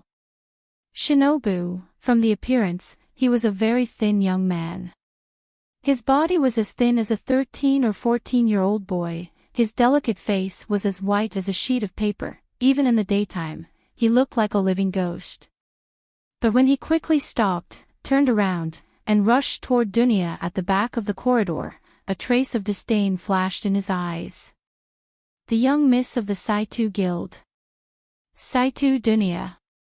A year ago, I didn't kill you at the Tokyo Emperor Hotel, and now you take the initiative to come to me. It seems that you are destined to die in my hands. That's right, a year ago, Tokyo Emperor Hotel. During the kidnapping of Dunya, Shinobu did have a chance to meet with Dunya, and he almost assassinated her father in front of her. But looking at the situation later, Saitu Takahiro didn't die, and Shinobu's assassination failed, which made this young genius of the Black Feather Ninjas very upset. Now is the right time. Let's use you as a sacrifice first. Whoosh! In the blink of an eye, Shinobu's body turned into a black light. When he rushed toward Dunya, his body stepped on the wall and flew up, and with the help of the ceiling, he flew in a beautiful triangular trajectory in the narrow corridor. Black feather inner technique, triangle flying shadow. Whoosh! A black light, a sharp black luster appeared from Shinobu's sleeve, and from a very strange angle, it stabbed toward Dunya's head. The black feather ninjas were usually known for their powerful inner techniques, but Shinobu was obviously an anomaly in this group, and he walked the path of speed. By minimizing his weight, he gave up his strength in exchange for super high speed that was almost beyond human limits. This kind of Shinobu almost didn't have the ability to fight head-on, but with the custom-made black feather blade that could even cut through steel, his assassination ability was shocking. So at this moment, Shinobu seemed to have seen Dunya's death.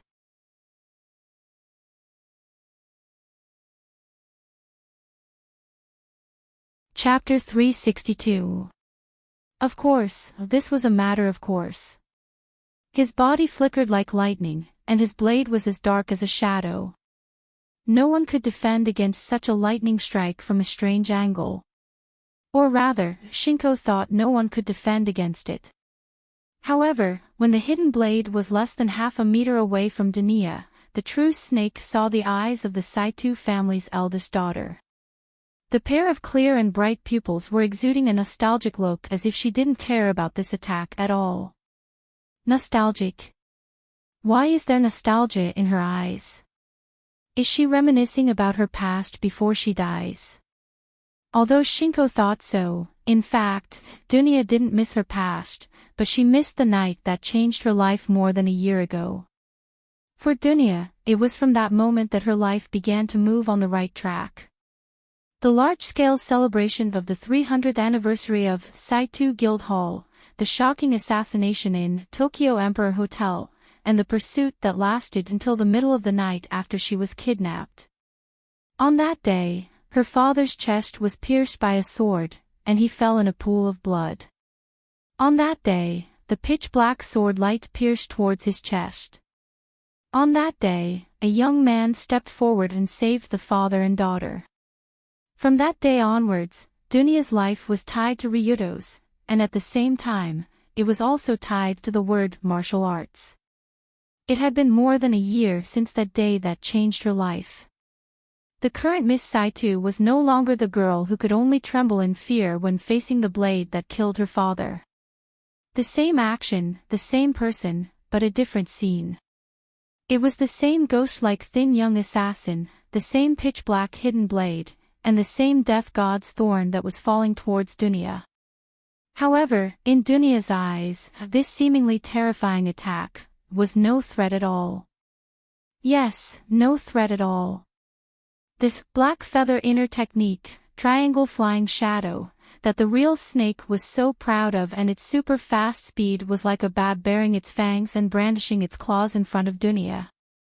No matter how fast the bat was, no matter how scary it looked, it would never be able to defeat the bear. Moreover, Dunya was not an ordinary bear. She was a bear that had undergone strict martial arts training, been strengthened by the hell butterfly medicine, and was equipped with a bunch of pay-to-win equipment. She was a bear that had been completely sublimated from the inside out. She could be said to be a tyrant among bears. Thus, just as the real snake's blade was about to pierce through Dunya's head, her figure disappeared from her original position. What? In the next moment, the corners of the true snake's mouth that had been curling up slightly turned into a surprised curve. Dunya clearly did not move. She was clearly in the same spot. However, just as the sword was about to hit her forehead, the girl suddenly disappeared. It didn't make sense. At least, from the perspective of a real snake, it didn't make sense at all. However, this strange movement method that did not make sense was one of the three great mysteries of the ancient style called Furamaki-style martial arts. It was also the last and strongest mystery. Furamaki-style martial arts, profound meaning of the heart, receiving. It was different from profound meaning of skill, tiger fall, which interrupted the opponent's unfinished attack and caused a counterattack, as well as profound meaning of body, hard hit, which directly contracted one's muscles to take the attack and cause a counterattack. Profound meaning of the heart, receiving, was to see through the enemy's attack flow, and when the enemy's attack was completed, dodge and counterattack. The terrifying part of receiving was that the user had to dodge at the last moment of the attack, which was also commonly known as extreme dodge. The last moment of the attack was also the moment when the enemy's attention was the most relaxed, because he was certain that his attack had hit. At that moment, using a planned movement path to dodge out of the attack range as quickly as possible, it would give the impression that the target had disappeared right under his nose. However, although this sounded simple, it was not easy to do. First, one had to have the eyesight to see through the enemy's attack flow, as well as the courage to dodge at the last moment. Of course, the current Dunya must have done it perfectly, which was why the real snake looked like he had seen a ghost. After dodging the attack, Dunya had already arrived at the side of the real snake that had yet to land on the ground. With a seemingly simple movement, she pushed her palm upwards, hitting the hitman in the abdomen. PFFF. At the same time that it was pushed by the palm, the real snake felt as if all of its internal organs were rising up at that moment, all of them lining up to rush out of its mouth. His thin and weak body crashed into the 4 to 5 meter high ceiling with a loud bang. Half of his body was embedded in the ceiling. A single palm strike could send a person from mid-air to the 4 to 5 meter ceiling, and embedded in it without falling back down. What kind of terrifying strength was this? What is this? Before the real snake could react to what had happened, his consciousness had already rapidly ascended to the clouds. At this moment, the assassin's body was embedded in the ceiling of the manor's corridor, and his eyes were wide open, his mouth was slightly open, and the back of his head had softened into the shape of a tofu pudding. Naturally, he couldn't be more dead. Farewell, go to the other world and regret your actions. After glancing at the bastard assassin who had already been turned into a world-famous painting, Dunya quickly continued to chase the real snake. Although the previous series of exchanges seemed to have lasted for a long time, but in fact, from the time the real snake left the Black Wings Ninja unit and was turned into a famous painting by Dunya, at most, only 2 to 3 seconds had passed. Such a top-level assassin, a top-level ninja, who made Dunya tremble more than a year ago. But now, in front of Miss Saitu, he could only block for 2 to 3 seconds, he was no different from trash. After quickly dealing with the real snake, Dunya continued to chase in the direction of the Mirage Temple. Don't even think about interfering with Ryudo, you bunch of trash. Watch me knock you into the wall one by one. As she chased after Yongkai, Dunya's body was filled with a surging murderous aura. Coupled with her rumbling steps, she looked extremely imposing. While Dunya and the ninjas continued the game of chase on the second floor, on the first floor, in the surrounding garden, and the pavilion, a bloody battle was still ongoing. He, ha ha ha ha ha. Again. Outside the mansion, accompanied by the roar of the Amon clan leader Amon Ichi, his figure was particularly eye-catching as he rushed towards the enemy with his 2 long-handled axes. Bang! Bang! Bang! Several mercenary guards of the security department also shot at Ichi from various angles, but some of the bullets were dodged by him, and the other part was blocked by the high-speed rotating axes. The battle axe blocked the bullets. After blocking dozens of bullets, the battle axe chopped down on the back of a statue, causing the statue and the guards behind it to fall to the ground. At the same time, a ninja rushed out from a dark corner, trying to directly pierce the back of Ichi's head with his kunai. Tut tut tut. Tut tut tut tut tut. But with the sound of submachine gun, the ninja didn't even touch Ichi, and he was shot into a sieve by Jiro, who came out from behind. With the continuous death of people, a thick smell of blood floated in the air in this area, the two forces fought more and more fiercely in this narrow space, and more corpses fell to the ground. Damn it! Are these guys the top powerhouses of the underground world, and what's the matter with those mercenaries? They are too elite. When the flames of war spread, as the head of the security department, Linhua was hiding behind a spring in the corner of the manor, tightly holding the pistol in his hand. The reason why the Heavenly Eye group was able to summon wind and rain everywhere was definitely one of the biggest reasons why the security department belonged to the group of elite mercenaries. The combat strength of this group was not something that ordinary mercenaries could contend with, but the group of Black Hand Alliance was able to fight on par with them. At this time, after the manor's defense facilities were paralyzed by Sensible's invasion, the two sides were fighting with real strength. It was a battle of life and death. Originally, Linhua thought that the elite troops under his command could quickly defeat the enemy, but he didn't expect the strength of the Dragon Fang squad to be quite good, and they also have the help of the 4 unreasonable big shots of the Amon clan. Damn it, I don't know how Sama is doing. Here it comes again. Just when Linhua was thinking whether was still alive in the big house not far away, a seemingly cute remote-controlled toy car had already circled around the spring. Boom! When Linhua hurriedly jumped to the side, the remote-controlled toy car also exploded, directly blowing the spring into pieces. Little girl, not bad, you didn't die from the explosion. In the smoke, Amon Zhang's figure slowly walked out, but he was immediately forced back into the corner by Linhua's gun. This Amon clan is basically a bunch of lunatics. Forget it, in any case, I still believe that Huanan can catch up and save Sama. Although Linhua was very concerned about the situation on the other side, she was currently facing the head of the Amon clan. She didn't have the chance to think about other things. From a certain point of view, the battle between Linhua and Amon Zhang could be considered a miniature version of the entire war. The battle between both sides was always in a stalemate. It was very difficult for one side to completely defeat the other. However, many of the main members of both sides were actually thinking about the two key figures who started this war, Ryuto Kiryu and Tenmo Im. What was the situation now?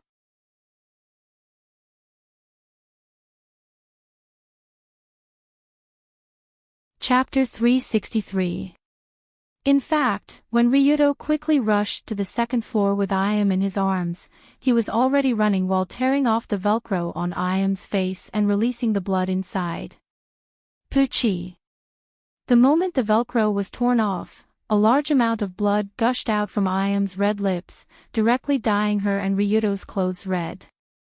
This guy is really ruthless. I'm convinced. After quickly leaving Huanan behind, Ryuto rushed toward the stairs on the third floor with Im in his arms. At the same time, he reached into the woman's mouth and pulled out her bitten tongue. His hand went in, and it felt sticky. Blood and saliva were mixed together, plus Im had been trying to close her teeth, making Ryuto's dragging action very difficult.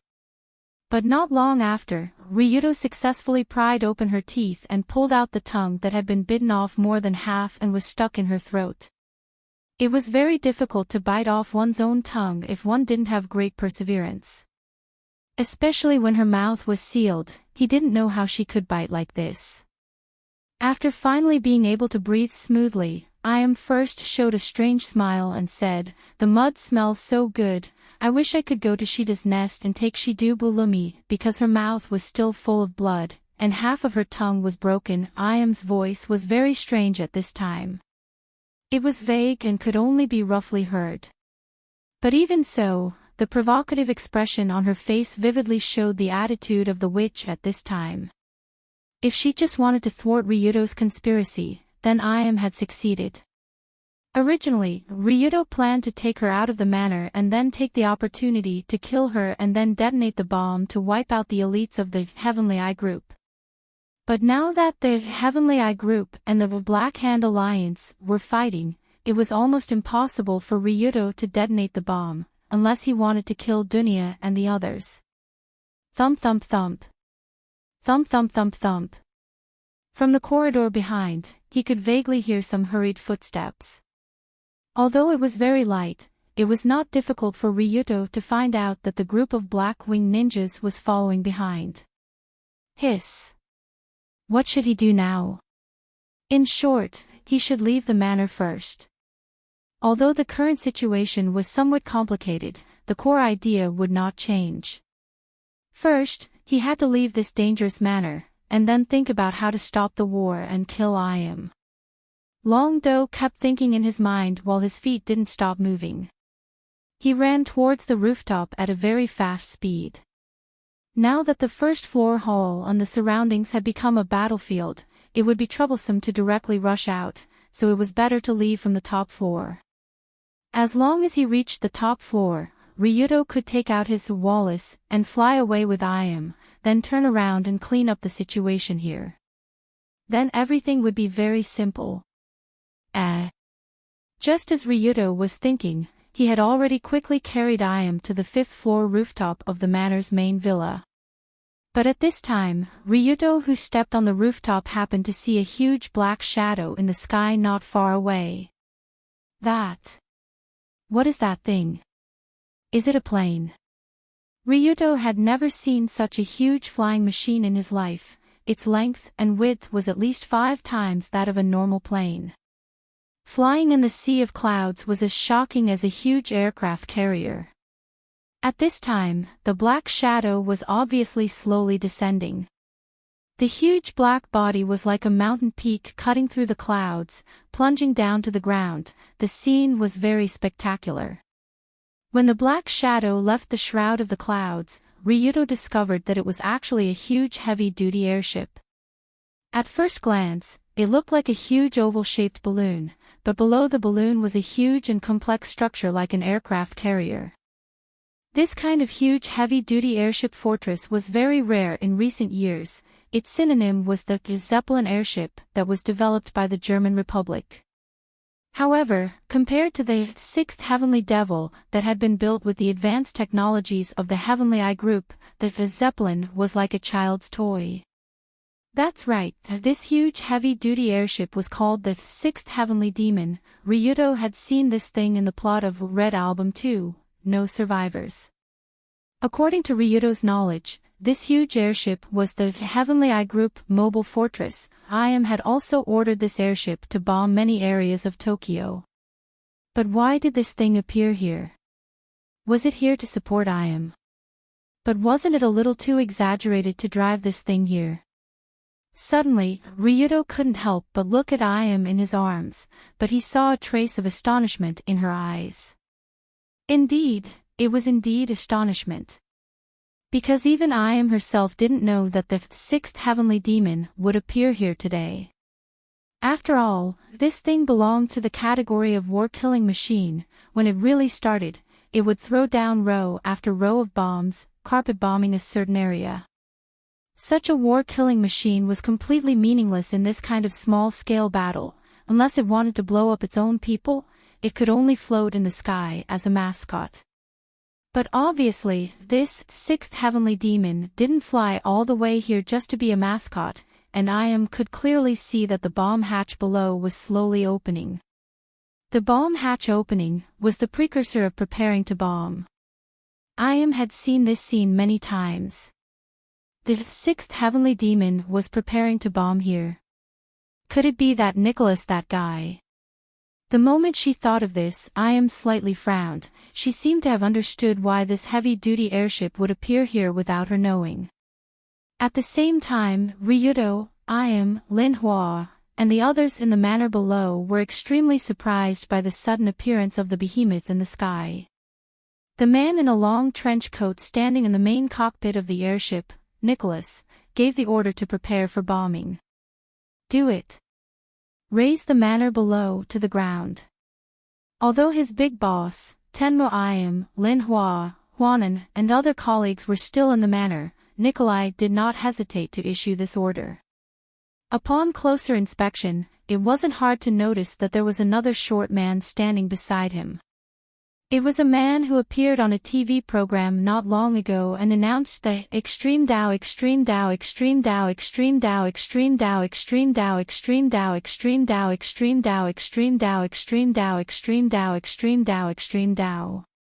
The current Golden Heron and Prime Minister of Japan, Tanigawa Jinzo, or rather, the substitute of the man named Tanigawa Jinzo, had long rotted away in some stinky ditch. At this time, the short old man, who was nominally the Prime Minister of Japan, smiled at Nikolai and said, "Nikolai-sama is really clever. You can actually think of taking advantage of this opportunity to wipe out those guys in one fell swoop. It's really wonderful." According to what Tanigawa Jinzo knew, most of the high-end forces of the Tenmu Group and the Black Hand Alliance and the leaders of both sides were basically gathered in the manor. As long as the bomb fell and razed the manor to the ground, Nikolai-sama could rightfully take over everything in the Tenmu Group. After that, they only needed to eradicate the Black Hand Alliance that lacked the main force. At that time, they would be the king of this country.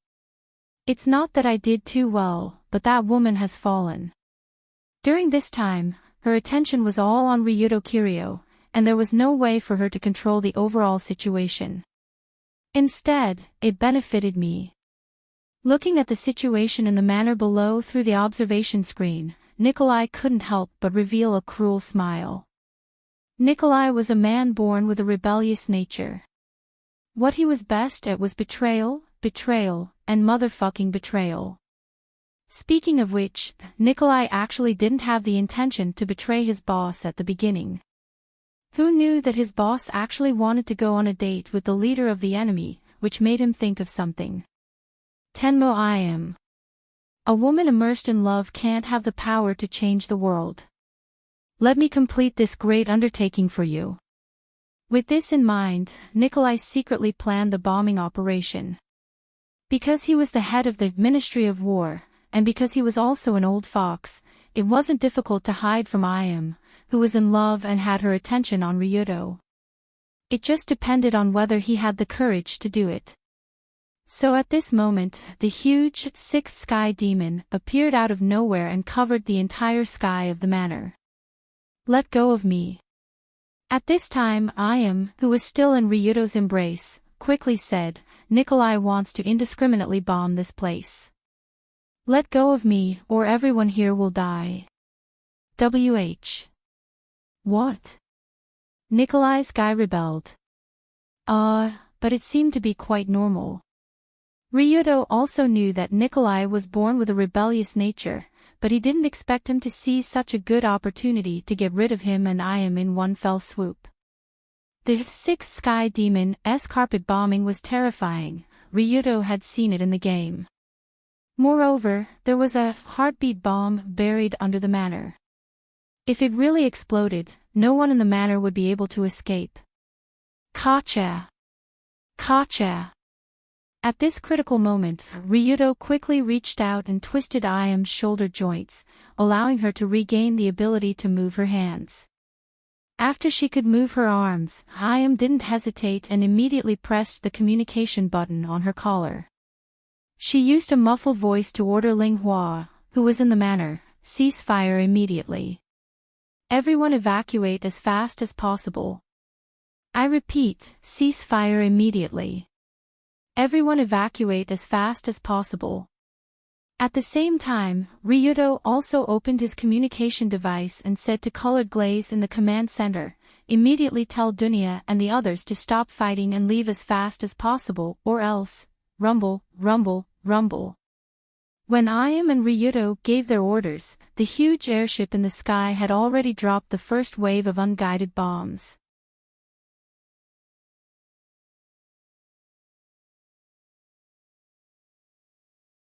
Chapter 364. Carpet bombing refers to the use of a large number of unguided bombs to bombard an area, killing and destroying the people and facilities in that area. At this time, a large number of unguided bombs fell from the sky, almost covering the entire area of the manor in the bombing zone. Retreat! Everyone retreat! Retreat immediately! Everyone retreat. Stop fighting. Evacuate as fast as possible. The bombs fell at almost the same time as Iam and Colored Glaze's orders to retreat. At first, the people on both sides didn't understand why they had to retreat, but when they saw the bombs fall, they understood. Run. Run. Run. If they don't run now, they'll be finished. For a moment, the entire manor was in chaos. Whether it was the mercenaries of the Heavenly Eye group, the Black Wing Ninjas, or the members of the Black Hand Alliance, Dunya, and the Amon clan, they all rushed out as fast as they could. Countless old enemies who were fighting each other just now also stopped fighting. They threw away their heavy firearms, ammunition, and other equipment, trying to get out of the bombing area as fast as possible. However, no matter how one looked at it, it was impossible to do so. The bombing area covered the entire manor, and even the surrounding area was at least a few hundred meters. Now that the bombs fell, it would hit the ground in less than 10 seconds. It was easier said than done to get out of the bombing area in a few seconds. Oh no! The manor's air defense system was hacked by your people, and now it can't fire automatically. Are we going to die here together? Looking at the rain of death falling from the sky, Iam couldn't help but sigh. Originally, there was a complete air defense system in the manor, but the air defense system needed electricity to operate, otherwise it would be useless. Earlier, when Ryudo and the others were fighting in the hall, Luli had already made a wise arrangement. She hacked into the room and physically cut off the electric current with the help of a few guardian ninjas. Now the manor's computers couldn't be turned on, and most of the wires were cut. No matter how strong the air defense system was, it was useless. Without any defense system, this carpet bombing would definitely trigger the heartbeat bomb under the manor. At that time, Iam and Ryudo wouldn't be able to escape from the explosion. But even at this time, Ryudo still shook his head and laughed. I don't want to die with you, that's too embarrassing. TCH, if you don't want to die, then think of a way, the bombs are about to fall. Oh! Before Iam finished speaking, her body that was in Ryudo's arms was thrown to the ground. Long Do had only just corrected Yongji's shoulder joint. Her knee was still in a twisted state, so she could only sit on the ground after being thrown down. Iam wanted to complain if he could be gentler, but when she looked up, she saw a magical scene. Because at this moment, in front of Iam, Ryudo actually took out a huge rocket launcher from his crotch. It was a huge rocket launcher. The cylindrical body was about 1.5 meters long, and the muzzle diameter was at least 10 centimeters. Carrying it on his shoulder was like carrying a small chimney. How did he hide such a large caliber rocket launcher on his body? Iam had been in close contact with Ryudo many times just now. She was sure that Ryudo couldn't hide such a big thing on his body. Wait. Could it be? It can't be. Suddenly, Iam couldn't help but look at Ryudo's steep buttocks, and then made a bold assumption. But at this time, Ryudo obviously didn't care what Iam thought. Compared to how he did the magic of hiding a rocket launcher in his crotch, it was more important to shoot down the bombs in the sky. Carpet bombing, is it? If even one of your bombs can land on the ground, then it's my loss. Carrying his beloved Rogue Advanced Rocket Launcher and aiming the muzzle in the direction of the sea of bombs, Ryudo didn't hesitate to pull the trigger. Whoosh! Accompanied by a burst of explosive sounds, the huge 120mm rocket flew into the air with a trail of black flame and sparks and lightning.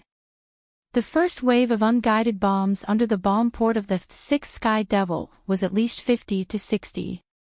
If it landed on the ground, it would be enough to turn half of the manor into a sea of fire. But at this time, the huge rocket soared into the sky and directly hit the center of the unguided bomb formation from above. Whoosh! Boom boom! A loud noise came from the clear sky, causing panic among the fleeing crowd below. Did the bombs fall? Strictly speaking, they didn't, because they were detonated by Ryudo's rocket when they were at least 200 meters away from the ground. However, when these bombs exploded in midair, the sound they caused was extremely shocking. Continuous loud noises came one after another, and a blazing wave erupted in the air above the manor. The billowing smoke was like a sandstorm that covered the sky, and together with the strong wind pressure, it rolled down on the people below. In an instant, most of the people inside the manor who didn't have time to run out were instantly thrown to the ground by the blazing wave. Not only that, the green lawns, plants, and gardens of the manor quickly began to burn. Visible cracks appeared on the buildings, and the ground was filled with dust and rocks. The bomb fragments that weren't completely destroyed fell to the ground like raindrops. Flames, heat waves, strong winds, and debris mercilessly smashed into the fleeing crowd. Dark red blood splattered everywhere. Every second, there were people dying for various reasons. Ugh! This is... Damn it!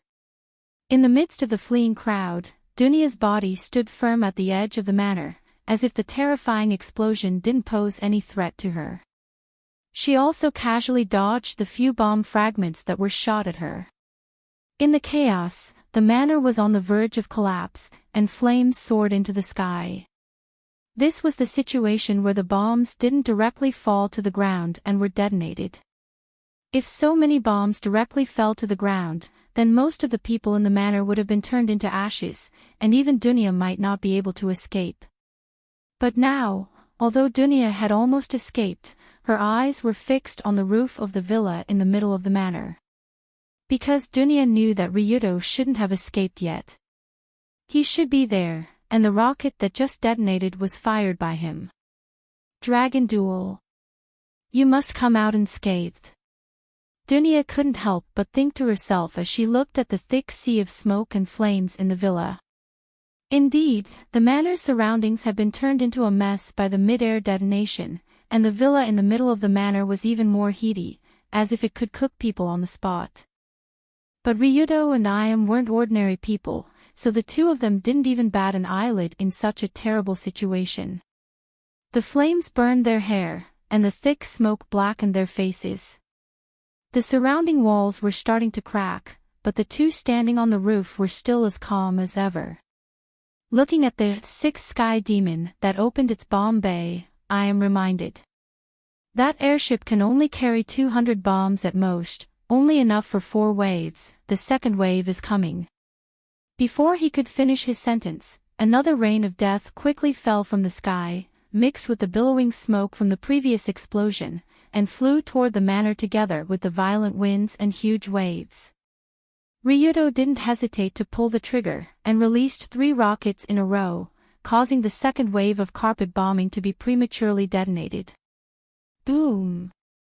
There was another wave of violent explosions, and the second wave of strong winds swept over, almost washing the entire manor once again. Almost all the trees were set ablaze, and the manor was ablaze. It was the color of hell. But fortunately, there weren't too many casualties this time. After all, most of the Heavenly Eye Group and Black Hand Alliance members had run to the periphery of the manor, to a safer distance. Seeing that the second wave of bombing didn't succeed in razing the manor to the ground, Nicholas in the sixth sky demon frowned and shouted. "Throw all the remaining bombs down at once. We must blow them up."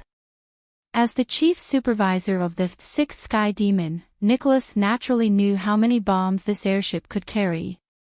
And when the first 2 waves of bombing didn't have any substantial effect, this traitor couldn't bear it anymore, and decided to go all out. He had to blow up Ayam and Ryudo. If he couldn't blow them up here, Nicholas knew what would happen to him.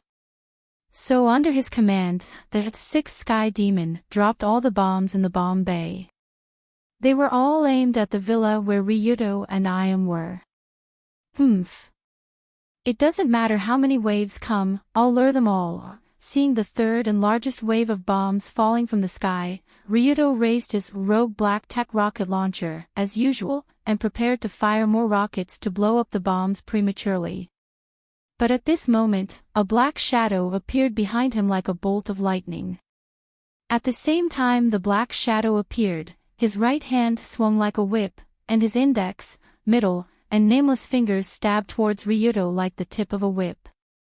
His fingertips sliced through the air, and the air along the way seemed to be neatly cut in half. This was the Ninja Protector Side's secret technique, Sacrificial Blade. Go to hell, Ryudo Kiryu. When he stabbed his killer move towards the back of Ryudo's neck, the so-called strongest ninja couldn't help but reveal a delighted smile.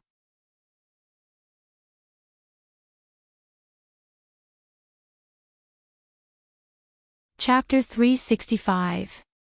For the little bastard Juan and to jump out at this time, not only Ryudo, but even I didn't expect it. How should one describe Juan An's current actions? There is a phrase that the ancestor used very well, it is called shitstirrer. The current situation is already deadly enough, there is a rain of bombs above their heads, the whole villa is shaking, and there is a sea of smoke and fire everywhere, maybe in the next moment, everyone will line up to die together.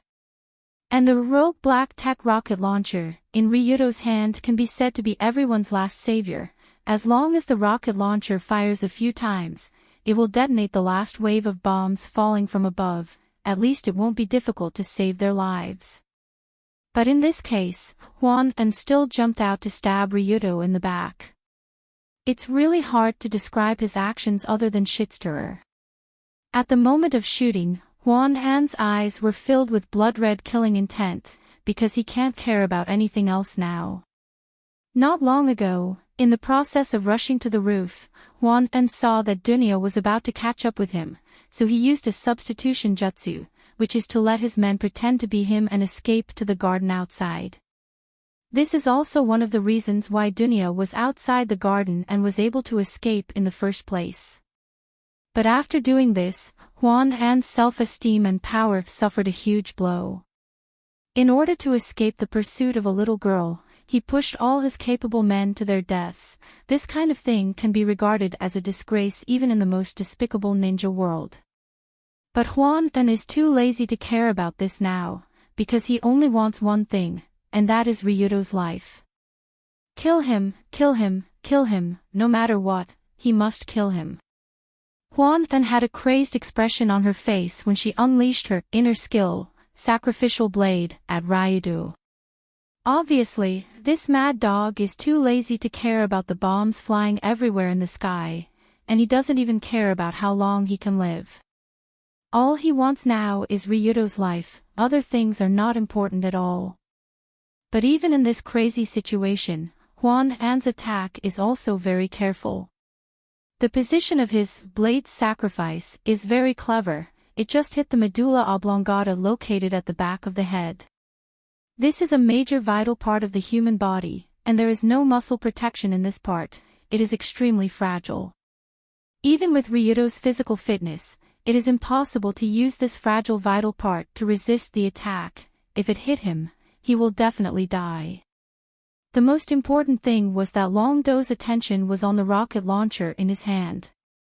He was watching the bombs falling from the sky and had no time or energy to deal with the illusion temple. It's over. Do I have to start over again? After perceiving Juan's attack, Ryudo can't help but shake his head. He can't avoid this attack now. If he dodges, the rocket launcher in his hand will definitely not hit the target, and the bombs falling from the sky will still blow the ground to ashes. But if he doesn't dodge, the medulla oblongata alone can't resist this attack, and he will still die. Thinking of this, Ryudo gave up futile resistance, stood in place, and pulled the trigger in his hand. Even if he dies, he must finish this shot. Anyway, for him, the worst case is to start over again. If he dies, then he dies, it's not like he hasn't died before. Zap! Thus, just as the rocket launcher fired an ear-piercing explosion and the rocket flew up into the sky with black flames, the sound of a sharp weapon cutting came from behind Long Do. But strangely, Ryudo didn't feel anything at all. There is no pain of being stabbed in the medulla oblongata. Ha! What's going on? In the next moment, Long Do turned around and saw a scene that he couldn't believe. It's I, the woman who was sitting next to Ryudo, the woman who can't move her legs freely. When Huan An's blade was about to pierce the back of Ryudo's head, I didn't hesitate to jump forward with her hands on the ground. She took out a small blade from her sleeve and slashed at Huan An's leg. This slash didn't seem to be very powerful, but that unremarkable blade was incomparably sharp. It actually directly cut off Huan An's left leg at the knee. The cut is as smooth as a mirror. Plop. Then Huan An lost his balance and fell to the ground, and the blade in his hand was missing. The moment he fell to the ground, the huge wound on Huan An's leg spurted out a lot of blood like a fountain, and he looked at his boss in disbelief, as if he didn't understand why his boss suddenly changed sides. So, this Tianmu Group Intelligence Department had asked with fear, Yong. I am Sama, you, Huan, and didn't expect that he would be stabbed in the back by I am Sama one day. Of course, I am also didn't expect that she would have such a stupid subordinate. At this time, he was still thinking about killing, as if he didn't care about the bomb rain in the sky. It doesn't matter if you want to die, but don't drag me to die with you, okay? If it wasn't for the unprecedented explosion in the sky, and the strongest wave of heat coming down together with the strong wind, Yongji really wanted to rain curses on the fantasy nunnery. But it was useless, or rather, there was no point in doing so. Under the last wave of Nicholas's desperate all-out bombardment, although the bombs were detonated in mid-air, due to the sheer number of bombs, it still looked like a rain of fire was raining down from the sky. The heat wave rushed over, and large pieces of bomb fragments fell like meteorites, and the strong impact could almost blow an adult more than 10 meters away. Under such a terrifying explosion, the already ravaged villa finally couldn't hold on any longer. Instead, it began to collapse after a few seconds. Rumble. Suddenly, the top floor where Ryudo was standing shattered, and the balance under his feet was suddenly broken, making him somewhat unable to stabilize his body. If he stayed here any longer, he would only be crushed into minced meat by the collapsing villa and the shrapnel that filled the sky in a few seconds. Therefore, Long Do instinctively wanted to jump outside. It was said that this was the top floor of the 5th floor of the villa, but this height couldn't do anything to Ryudo now.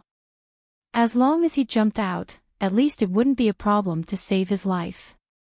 However, just as Long Do was about to leave, he caught sight of the woman who was slumped on the ground not far away from him.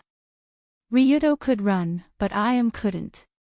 In this chaotic situation, if she was left alone, the result would be that she would be buried like Huan and who had fallen into the crack, crushed into a pile of unrecognizable minced meat by hundreds of tons of building debris. Logically speaking, this situation should be what Ryudo wanted to see. After all, the purpose of his trip was to kill I. But at the moment when he saw that she was about to fall into the abyss, Ryudo couldn't help but run over there and reach out to the woman. Why did he do this? Ryudo actually didn't know.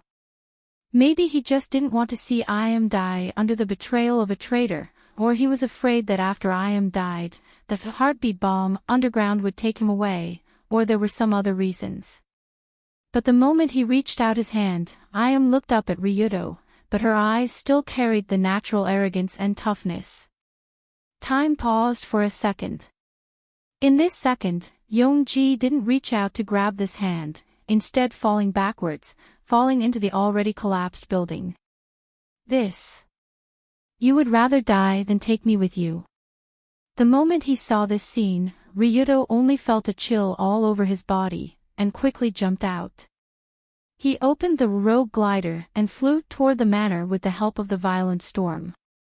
As long as Iam died, the heartbeat bomb would detonate, and at that time, Ryuto wouldn't be able to survive. Therefore, he could only pray that Yongji was not crushed to death by some random thing after falling down. Otherwise, all his previous efforts would have been in vain. In the violent storm, Ryuto and his glider were like a big bird flying in the sky, but until he flew out of the manor and met with Dunya and the others, the explosion still didn't happen. Ryuto. Great, you're still alive. When Longdo landed on the ground, Dunya, who had been waiting outside the manor, hurriedly ran over and clung to him like a big tree bear. Except for Dunya, most of the members of the Dragon Fang squad, including the Amon clan, and most of the Dragon Fang squad members escaped. Although some of them died in the previous battle, the casualties were not too heavy. As for the other group of mercenaries led by Lin Hua, they had not fled in this direction from the beginning. Now, no one knew where they had run off to. At least, Longdo did not see them. But when he turned his head and looked at the manor that was already covered in raging flames, and the main building in the middle of the manor was slowly collapsing, he couldn't help but think of a puzzling question. The question was: is Iam really dead? From the situation at that time, Iam should have died without a doubt. After all, her whole body fell into the collapsed building, and the sky was filled with flames and bomb fragments. Let alone burning her, she should have been crushed into meat paste. But if Iam was dead, why didn't the heartbeat bomb detonate? Logically speaking, the big bomb that killed Ryuto several times should have detonated when Iam's heart stopped beating, and directly destroyed everything around her. That was the normal situation. Was there a problem with the bomb? Why didn't it detonate? Or the woman who rejected Ryuto's help at the last moment wasn't dead?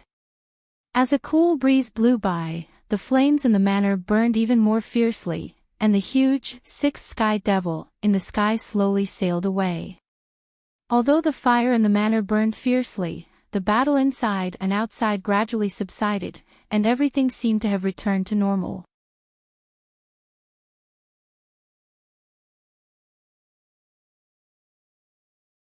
Chapter 366. After that day, a lot of things had changed. After losing Iam, the Tenmu group became Nicholas. He and the fake golden heron Shinzo Tanigawa occupied the unfettered Sky Tower in an attempt to rebuild their own hegemony. However, Ryuto, who was tricked by the bastard Nicola, naturally wouldn't let them go. On the third night, the Japanese Prime Minister Shinzo Tanigawa died of a heart attack in his own residence. The fake Prime Minister thus came to an end. The ones in charge of taking over his job were two other Golden Herons, who had been arranged by Rui Kaneshiro and Kyoji Tsukimi. They were also loyal to the Yatsuki and the Black Hand Alliance. After the new Prime Minister came to power, he immediately overturned the previous Extreme Drive Out Act and slowly calmed down the storm involving extreme power.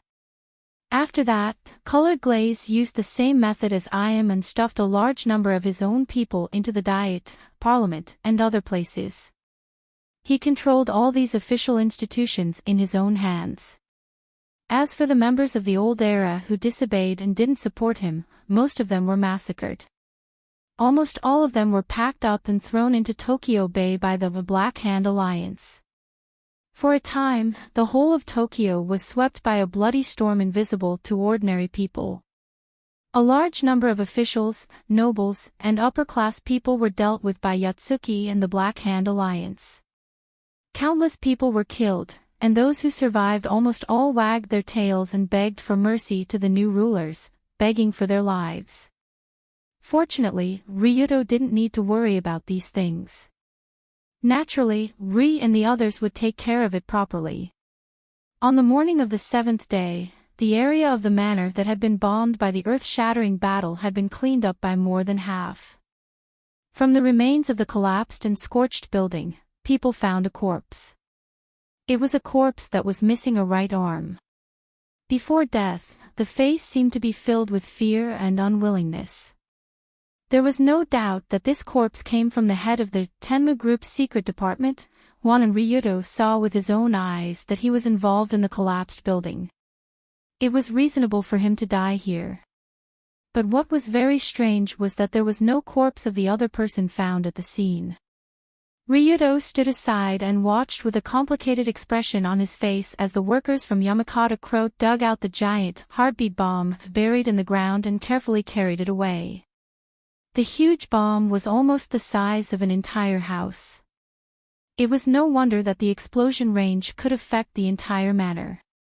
After the professional bomb disposal personnel removed the detonation system, the big guy that was deliberately shaped like a heart was slowly carried away amidst the exclamations of the group of people.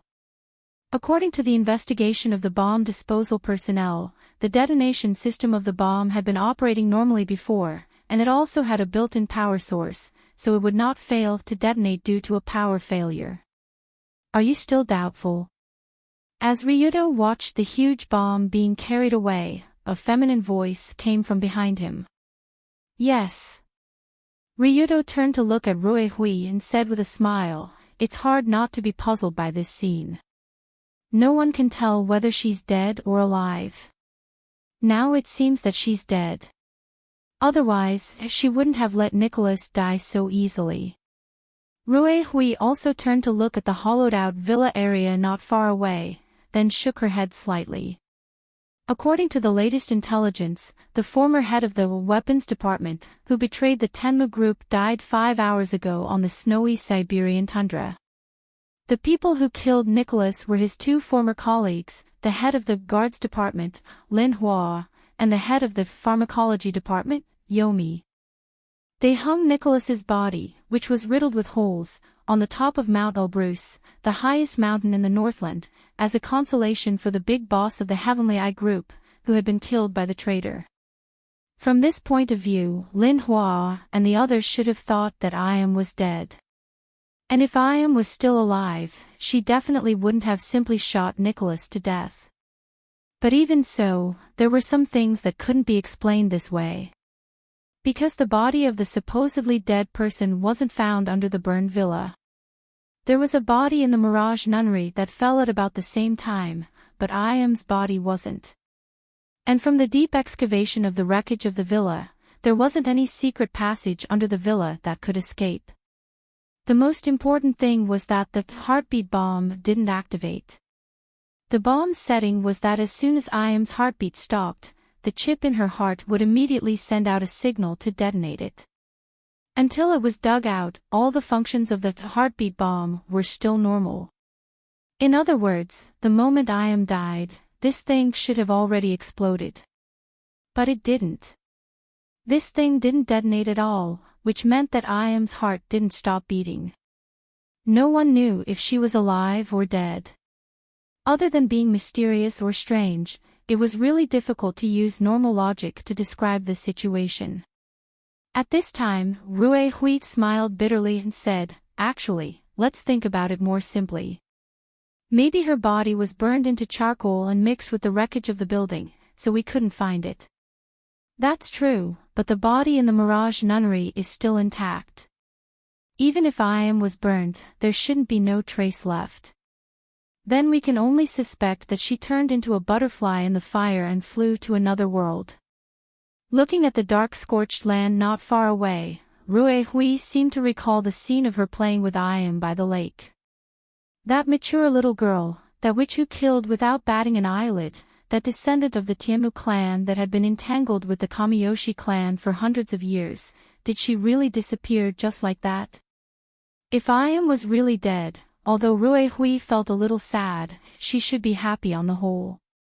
After all, this was a huge problem. But the current situation made her feel the same as Ryuto.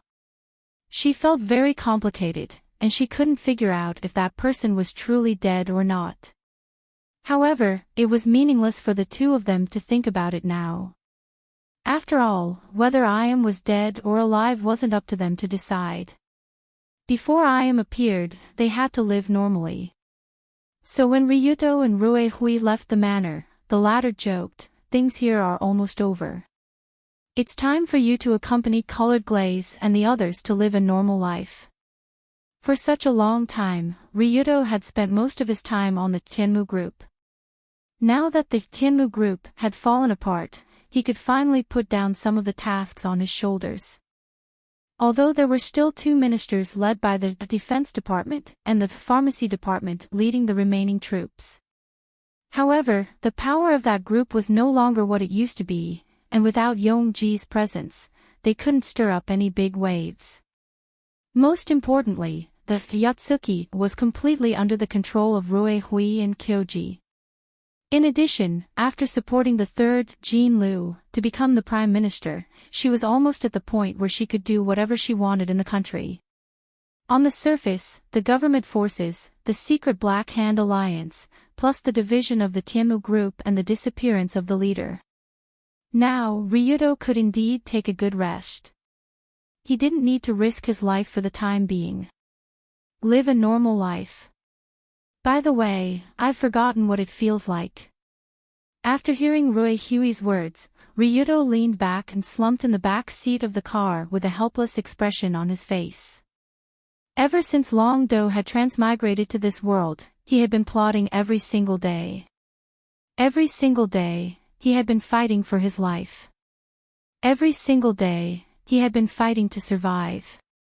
This suddenly told him that the danger had basically been eliminated, and he could live a good life. He really wasn't used to it. Immediately, Rue Hui covered her mouth and laughed. I see. Why don't you marry Colored Glaze first, and then quickly give birth to a big fat boy for me to take care of? Marry. Marry. Although Rue Hui said it in a joking tone, Ryudo could hear that she was serious. After all, Yunyan was pregnant, and soon her stomach would swell.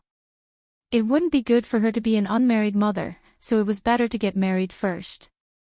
And the most important thing was that since Yunyan was pregnant, Rue Hui naturally didn't want her daughter, Colored Glaze, to fall behind. She definitely hoped that Colored Glaze could also have a happy ending with her son-in-law as soon as possible. So the first thing to do was to get married. As long as they got married, they could live together legitimately.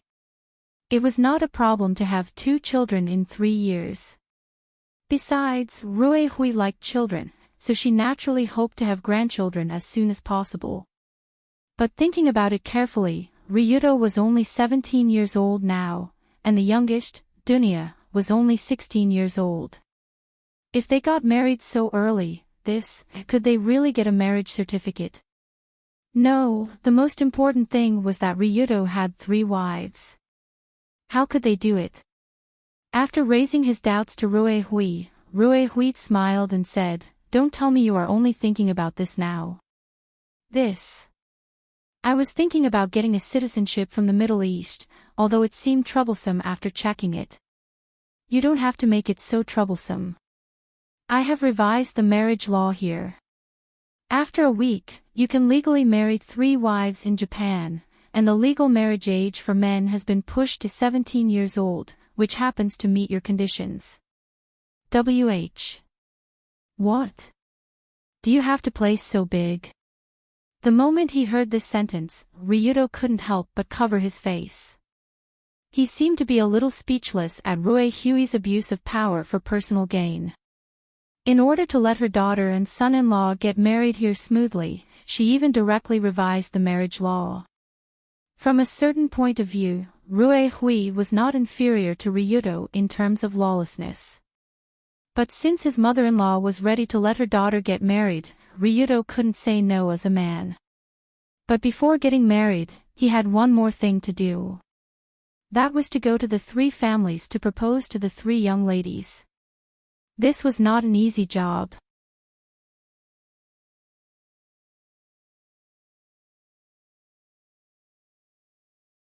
Chapter 367.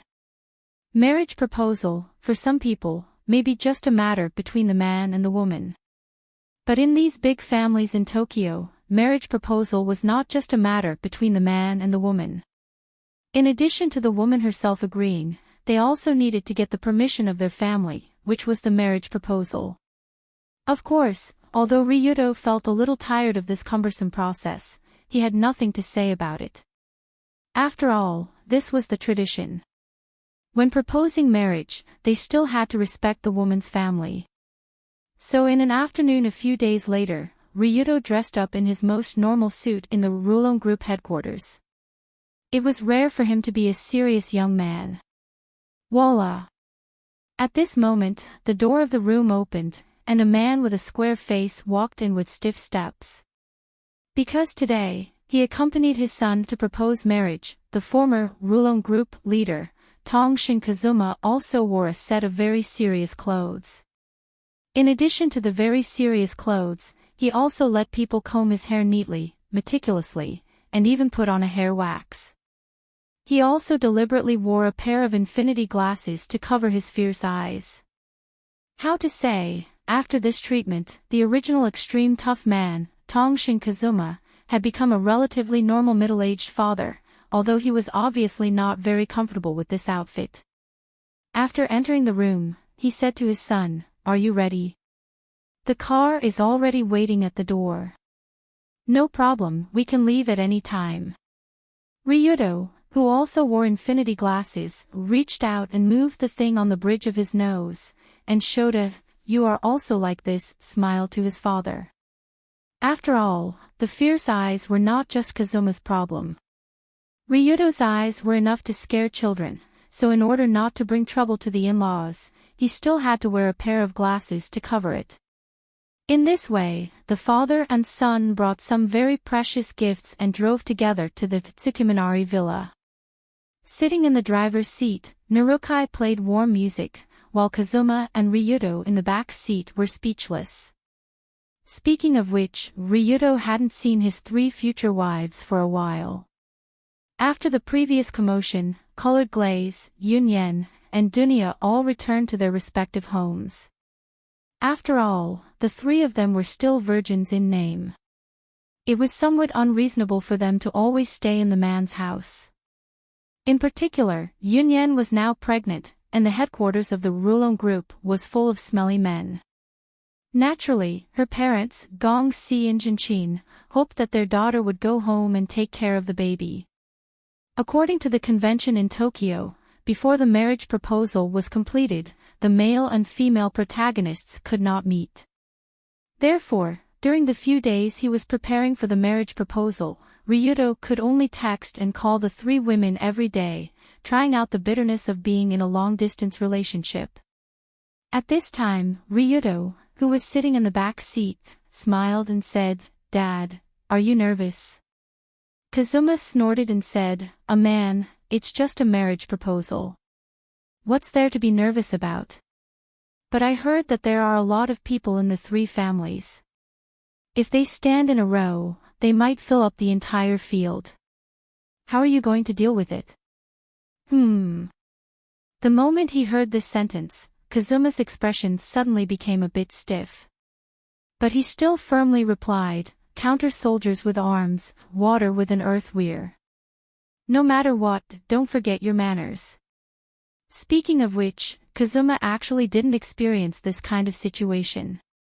After all, when he married Ryudo's mother, Yumi, he didn't go through the normal process. And Kazuma didn't have a father, and Yumi didn't have a good relationship with her family, which saved a lot of trouble. And just as the father and son were sitting in the car and imagining the scene, in the master room of the Tsukujiri villa, Tsukujiri Kyoji was bent over the desk as if he was writing something. Unlike usual, the male master of the Tsukujiri family now had an excited and sinister expression on his face. This was completely different from the usual gentle and elegant Tsukujiri Group CEO. He, ha ha ha ha. After writing something unknown, Kyoji couldn't help but pick up the paper and laugh. "It's over. Done. Let's see what that brat is going to do next." Just as Gong Si was laughing like a maniac, Jinchin frowned and said, "Dear, isn't it inappropriate for us to do this?" "Not good." "What's not good about it?" "That Ryudo-kun definitely can't answer the questions on this paper, right? Isn't this difficult?" At this moment, Shinkoto looked at the paper in Kyoji's hand. There were 10 questions written on it, and they covered philosophy, cognitive science, mathematics, neurophysiology, psychology, computer science, information theory, cybernetics, indeterminacy, and so on. According to Kyoji, during the marriage proposal process, he would use the questions on this paper as a test for Ryudo. Ryudo had to answer all the questions to be able to see Yunyen and propose marriage. What if he can't answer them? Then I'm sorry, you should go back and study, read a few more books, and wait until you have the talent to match the daughter of the Tsukujiri Corporation CEO before proposing marriage. Logically speaking, it was normal for the father-in-law to test the son-in-law during the marriage proposal process. But the problem was that Kyoji's test was the kind that he didn't want anyone to pass. Everyone knew that Longdo was just a high school student. Moreover, he was a second-year high school student who dropped out of school halfway. Moreover, he didn't study much and couldn't even recognize all 29 English letters. How could such a young man answer so many profound questions that involved so many subjects? Wasn't this purposely making things difficult? I'm purposely making things difficult for him. After hearing his wife say this, Kyoji couldn't help but snort and curse, who told that brat to get Yunyen pregnant. Yunyen is only 18 years old. She's already a mother, this is ridiculous. When he said this, Kyoji's face became worse and worse. He even felt like he was about to explode in anger. But this was to be expected. After all, any father who knew that his daughter had a child before marriage wouldn't be happy, not to mention that the one who did it was an extremely stinky hoodlum. It was like his own vegetables being eaten by a pig. So when Gong Si heard that Ryudo was coming to propose, he was definitely unhappy.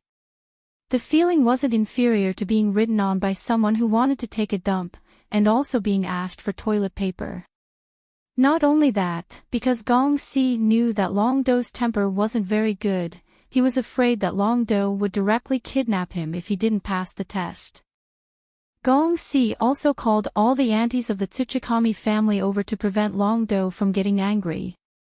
In a while, in the spacious main hall, there would be hundreds of people watching his father-in-law test the woman. He didn't believe that Ryudo would have the nerve to get angry in front of everyone. Ryudo Kiryu, I don't believe that you won't fall this time. I must let you know that it's not so easy to be the son-in-law of the Tsukujiri Corporation. Standing on the roof and looking at the car that belonged to the Rulon group slowly approaching, Kyoji raised the corner of his mouth and revealed a very confident smile. However, just as the second father-in-law was about to give his son-in-law a huge surprise, Kazuma and Ryudo finally arrived at the Tsukujiri villa. After arranging for Narukai to carry the bags, the father and son walked side by side to the main hall under the guidance of the housekeeper. Ryudo was very familiar with this Tsukujiri villa. After all, he didn't know how many times he had been here. But even so, it was the first time he saw so many people sitting in the main hall. Oh, is this our family's new son-in-law? He's so handsome. Isn't that so? That's the famous Tongxing dragon fighting monarch. That's amazing.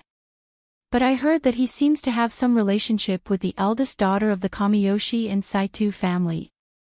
Is that okay? It doesn't matter, it's normal to have 3 wives and 4 concubines in our circle, as long as Yunyen doesn't become a concubine. Jabber, jabber, jabber, jabber. When Ryudo and Kazuma arrived at the main hall, what greeted them was a huge storm of public opinion and hundreds of gazes. Well, how should I put it? Strictly speaking, the members of the Tsukujiri family who were gathered here didn't have any ill intentions towards Ryudo. After all, he was their son-in-law. However, the way they were judging him was quite annoying. This feeling was like going back to your hometown for Chinese New Year, and the uncles and aunties at home surrounded you at the dinner table. Those who understood this feeling would naturally understand. Damn, there really was a scene of uncles and aunties all over the playground. Suddenly, Ryudo couldn't help but look at his old man, and a trace of helplessness flashed in his eyes. But after all, this was the Tsukujiri family, and the two of them were here to propose marriage, so they could only walk forward with a stiff smile on their faces. From time to time, they had to deal with the distant relatives who came up to greet them enthusiastically. Ryudo walked along the short path of tens of meters with great difficulty. He felt like a monkey in a zoo, being warmly looked at by tourists from all directions. But fortunately, the two masters of the Tsukujiri family, Tsukujiri Kyoji and Tsukujiri Jinchin, were waiting in the middle of the main hall. When Jinchin saw her son-in-law coming, she immediately went over and warmly invited the father and son to sit in the middle. Her young face had an expression that said, the more a mother-in-law looks at her son-in-law, the more she likes him. As for Kyoji, on the surface, he had a smiling face, but Ryudo felt that his smile contained 3 parts sarcasm, 3 parts excitement, 3 parts sinister, and 91 parts malicious intent. What kind of trick was this guy planning to play today?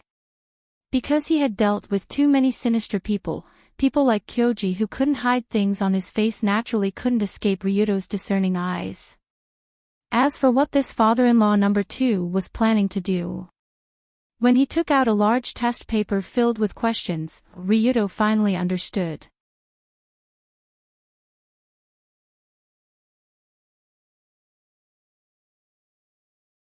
Chapter 368. Ahem, everyone, friends and family, I'm very happy to be able to gather with you today and participate in the Tsukimi family's traditional marriage proposal test. After Ryudo and his son were seated, Kyoji slowly stood up from the host's seat and spoke to the large group of gossiping women in the hall. Marriage proposal, test. The moment Ryudo and Kazuma heard this special term, they couldn't help but look at each other. They both saw the surprise in each other's eyes. After that, Kyoji arranged for the servants to distribute the test paper full of questions to friends and family, as well as to Ryudo and his son. Kazuma looked at the test paper full of strange questions in his hand and paused for a second. Then, he had an expression of disbelief. Obviously, the former team leader of the Rulon group couldn't imagine that his son was here to propose a marriage. Why did it suddenly become a scientific research test?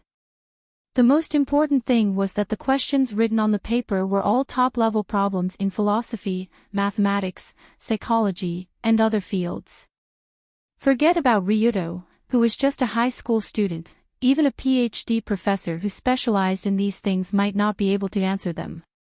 Wasn't this deliberately making things difficult for people?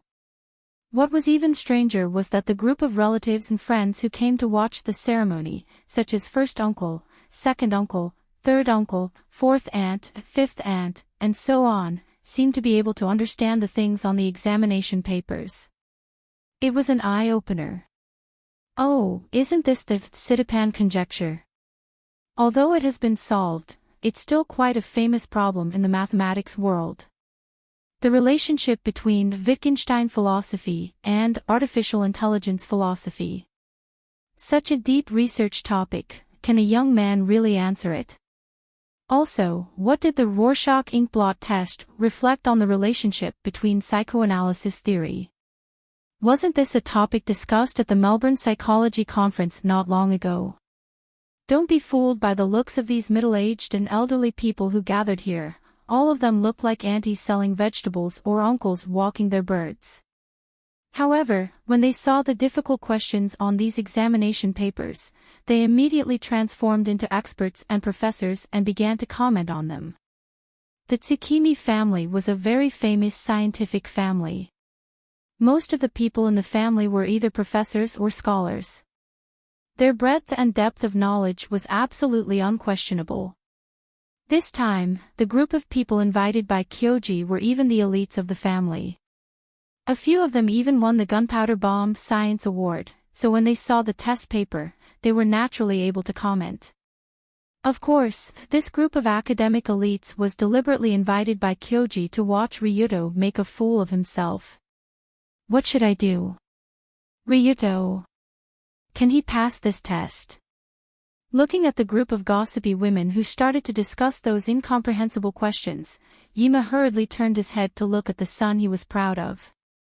Then, the old man saw a confident smile appear on Long Do's face. Yes, a confident smile. Even in the face of such a complicated test paper, the leader of the Black Hand Alliance was still brimming with confidence as if he had already seen through everything. I didn't expect this. I didn't expect my son to be a great scientist. Facing such a complicated question, he could still calmly give an answer. Then, Kazuma whispered to Ryuto, I didn't expect you to have such high academic attainments. I underestimated you. Kazuma himself wasn't educated, so he especially admired those who were educated. If that educated person happened to be his son, then it would be even better. He felt like he had taken advantage of the situation. Academic attainments? What do you mean? However, when Long Do heard his father's words that were filled with admiration, he looked at him in confusion. The reason why you're so confident, isn't it because you think you can answer these questions? How is that possible? I can't even understand the things on this paper, it's like a book from heaven. When he heard his son's words, Kazuma's slightly admiring expression was instantly shattered. Good heavens, Ma thought that Long Do was showing this expression because he was confident, but he didn't expect that he couldn't understand it at all. If you don't understand it all, then why are you so happy? If there weren't so many gossipy women staring at the father and son, Yima really wanted to say this to his son. Just when the former leader of the Rulon group couldn't hold it in anymore, Kyoji, who was sitting in the main seat, looked at the man who might become his future son-in-law with a happy expression. Does Kyoji like Ryuto? Of course he doesn't. That's why he deliberately prepared these questions that a high school student couldn't answer. It was to embarrass this kid in front of everyone. Does Ryuto know Kyoji's intention? Of course he knows, it's clear with a glance. Good heavens, are you trying to show me who's boss? Okay, as you wish. Looking at Tsukujiri Kyoji's joyful expression as if he couldn't answer Long Do's question, as well as the expectant expressions of the surrounding aunties, the left corner of Long Do's mouth slightly raised, revealing a special smile. People who were familiar with him knew that when Ryuto showed this smile, it meant his time to show off had begun. Move, I'm going to show off. Ahem. Just when Gong Si was about to enjoy Ryudo's embarrassed expression, Ryudo cleared his throat slightly, smiled, and said to everyone present, since father-in-law thinks so highly of me, then I will make a fool of myself. What? Is this guy? After feeling Ryu's confidence, the smile on Gong Si's face froze. He originally wanted to watch Ryu make a fool of himself. No way. I gave him a profound question that involved so many subjects, he couldn't possibly think that he could answer it, right? Impossible, absolutely impossible. Thinking of this, Kyoji couldn't help but remind himself. What kind of person is Ryuto Kiryu? You probably don't know what an illiterate person is. I, Kyoji, would only use this word to describe this kind of person, Ryuto Kiryu. I always say that Ryuto Kiryu isn't stupid, he's actually quite smart, but he just doesn't want to study hard.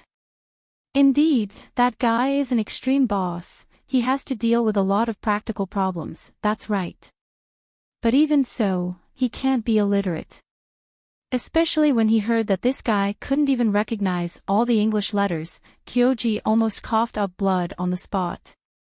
High school student, this is the second year of the first high school, can't recognize all the English letters.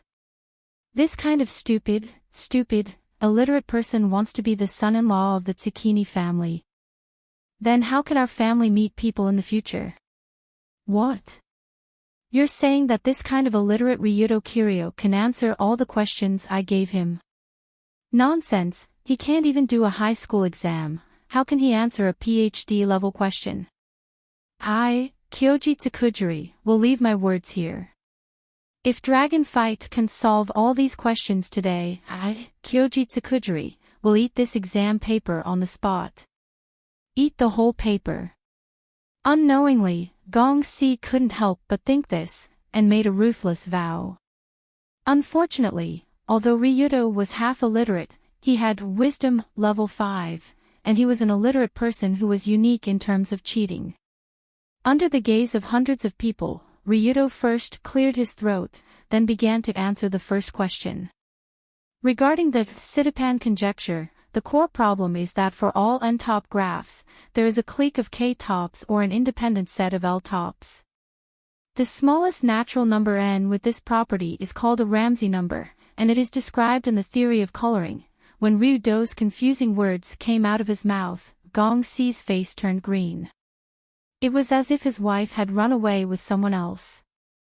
Kyoji was originally a top talent in mathematics, philosophy, psychology, mechanical science, and many other fields.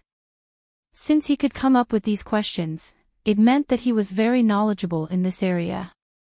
In this situation, Gong-si only needed to listen for a bit to know that Long-do's answer was on point. When he said, to solve this conjecture, you only need to use the Ramsey two-coloring theorem in reverse inference mathematics to prove it. The process is as follows. The CEO of Tsukujiri Group almost fell off his chair. Hey, be careful, you can't sit still. Jinchin quickly supported her husband, who almost fell to the ground. She looked at his pale face and couldn't help but ask, what?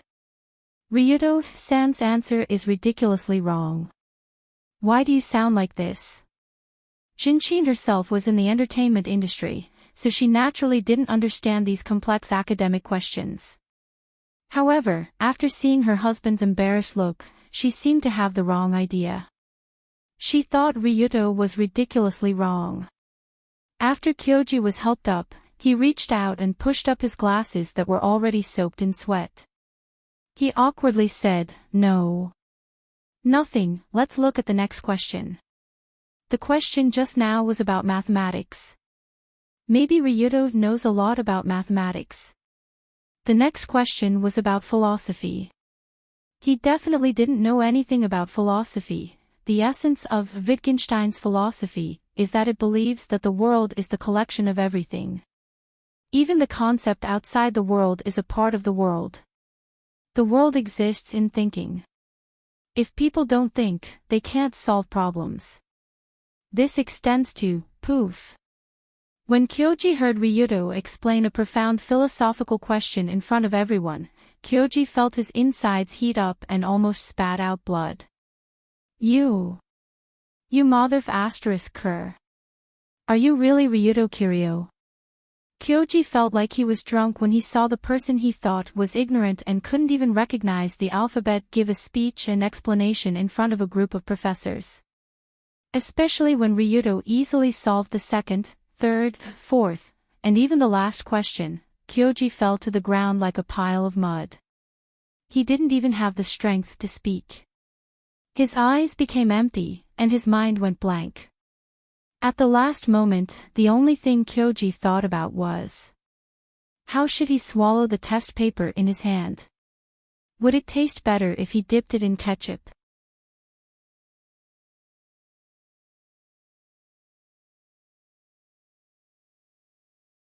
Chapter 369. Impossible. Impossible. How is this possible? Kyoji would rather believe that he was dreaming than believe that Ryudo could answer all these complex questions. From a scholar's point of view, Ryudo's answers were logical and impeccable. Even if Kyoji answered it himself, he would have the same feeling. But the person who answered it was Ryudo. It was the leader of the Rulon group, the incompetent hoodlum leader, Ryudo Kiryu. It was like you took a banana and hung it on the roof to entice a monkey. You wanted to see the monkey jump up and down. In the end, the monkey turned his head and revealed a mocking expression. With a leap, he soared into the sky and plucked the banana on the spot. He even wanted to eat it all in front of you before throwing the banana skin at your face. In short, when Ryudo passed all of his father-in-law's tests in such a dignified manner, a thunderous applause came from the main hall. Beautiful. To have such talent at such a young age, no wonder he's the son-in-law of the Tsukiji family. Who was the one who said that the dragon fighter lord was ignorant and incompetent? Wasn't it Kyoji? Ha ha ha, it means that guy also has times when he makes a mistake. Maybe he didn't make a mistake. Maybe he was jealous because his daughter was snatched away, which led him to spout nonsense. For a moment, the Tsukiji family's intellectuals in the main hall applauded in admiration. They laughed and talked about the enemies between Ryudo and Kyoji. It had to be said that after learning that his daughter was pregnant, Kyoji did complain a lot about Ryudo to his relatives after he was drunk. Among them was that the guy was incompetent and was almost illiterate, which left a deep impression on many people. After all, the Tsukiji family was a family with a strong academic atmosphere. How could they allow an illiterate person in the family? That would be too shameful.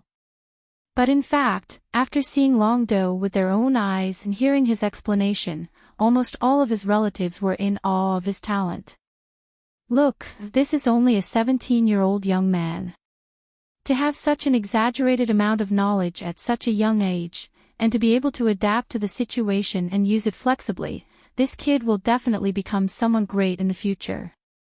However, just as the group of relatives surrounded the father and son duo and warmly congratulated them, the initiator of this farce, Tsukujiri Kyoji, gasped for breath while clutching his heart. Infuriating. Infuriating. Infuriating. If it wasn't for the fact that Gong Si was still young and his heart wasn't damaged, he might have been angered to death on the spot. That kid must have cheated.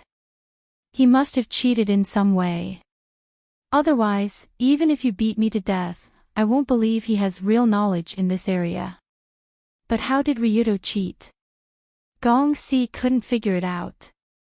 After all, those questions were prepared on the spur of the moment, and there was no draft in advance. Naturally, there was no risk of the questions being leaked. Then how did Longdo memorize all the answers to the questions in just a few minutes after receiving the test paper?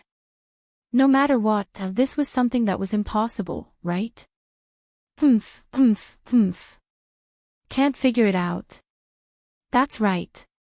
Sensing the incredulous gaze of his second father-in-law, Longdo, who was surrounded by enthusiastic aunts and aunts asking him when he would have his second child, third child, and fourth child, revealed a strange smile to Gong Si.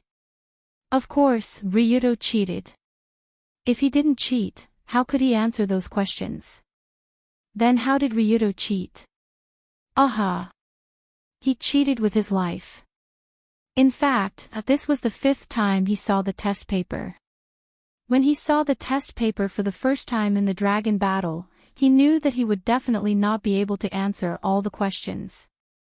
Therefore, he immediately used the excuse of going to the bathroom to contact Sensible.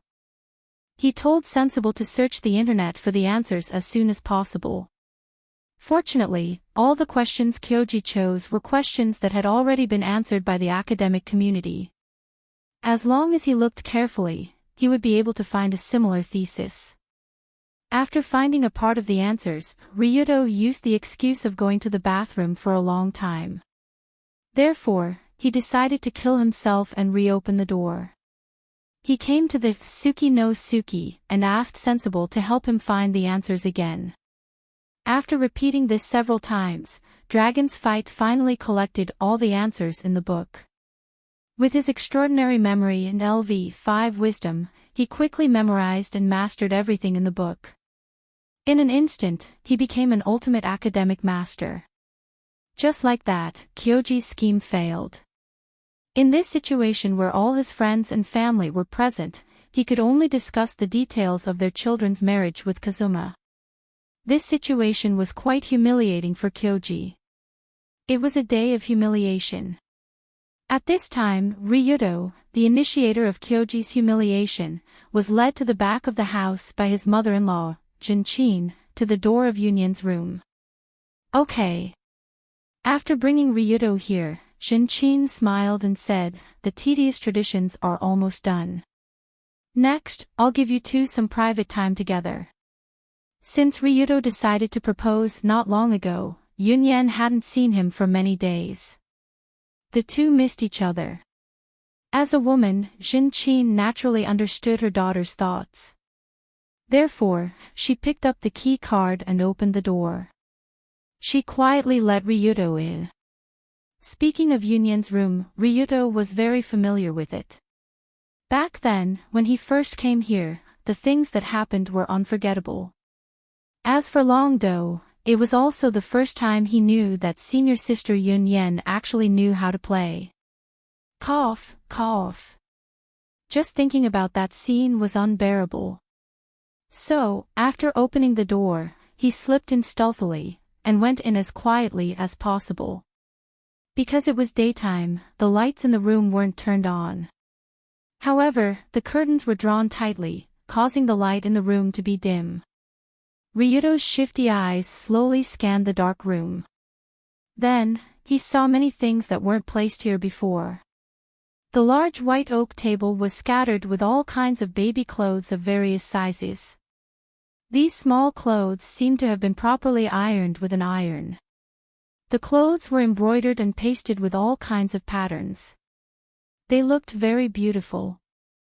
The originally ordinary windows had been replaced with large pieces of colored glass, and the walls were also redecorated with pink wallpaper. It looked colorful and rather cute. A large crib was next to Yunyan's bed. If Ryuto wasn't mistaken, there seemed to be an automatic rocking music and an electric drive system under the crib. It was like a small car. No way, right? It's only been 2 months. You've prepared everything so quickly. When he saw the exaggerated furnishings and objects in Yunyan's room, Ryuto really didn't know whether to laugh or cry. Indeed, since Yunyan was confirmed to be pregnant, the Tsuchikami family had been very nervous about her. That feeling was really like being afraid of falling when walking, being afraid of being pressed when sleeping, and even not letting Yunyan take a bath by herself. They had to arrange for several maids to serve her. Yunyan felt like she had become a useless person. She also complained, "It's only been 2 months and they don't let me do this and that. If it's 5 or 6 months, won't I be unable to walk?" However, no matter how much Yunyan complained, the family's supervision of her didn't stop. In fact, it was getting more and more intense. But even so, Ryuto didn't expect that the family would prepare a full set of childcare products when the child was only 2 months old. Wasn't this a bit too exaggerated? Perhaps it wasn't exaggerated because just beside the desk near the windowsill in the room, Ryuto saw an even more exaggerated scene. He la la la, in the dim room, a somewhat strange song reached Ryuto's ears. The woman sitting at the desk holding something and humming was wearing a loose milky white dress. Her fluffy brown hair fell on her shoulders, and her eyes were slightly narrowed. Her expression seemed to be very focused. Even if someone sneaked into the room, she didn't have the slightest reaction. Instead, her attention was focused on the baby in her arms.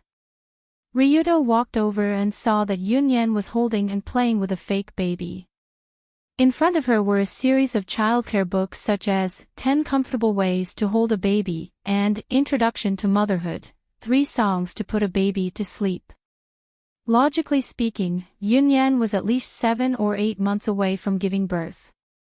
She didn't have the right to say that her parents were too nervous when she started reading such books so early. She didn't seem to be any better. Good heavens. So she was learning how to take care of a child.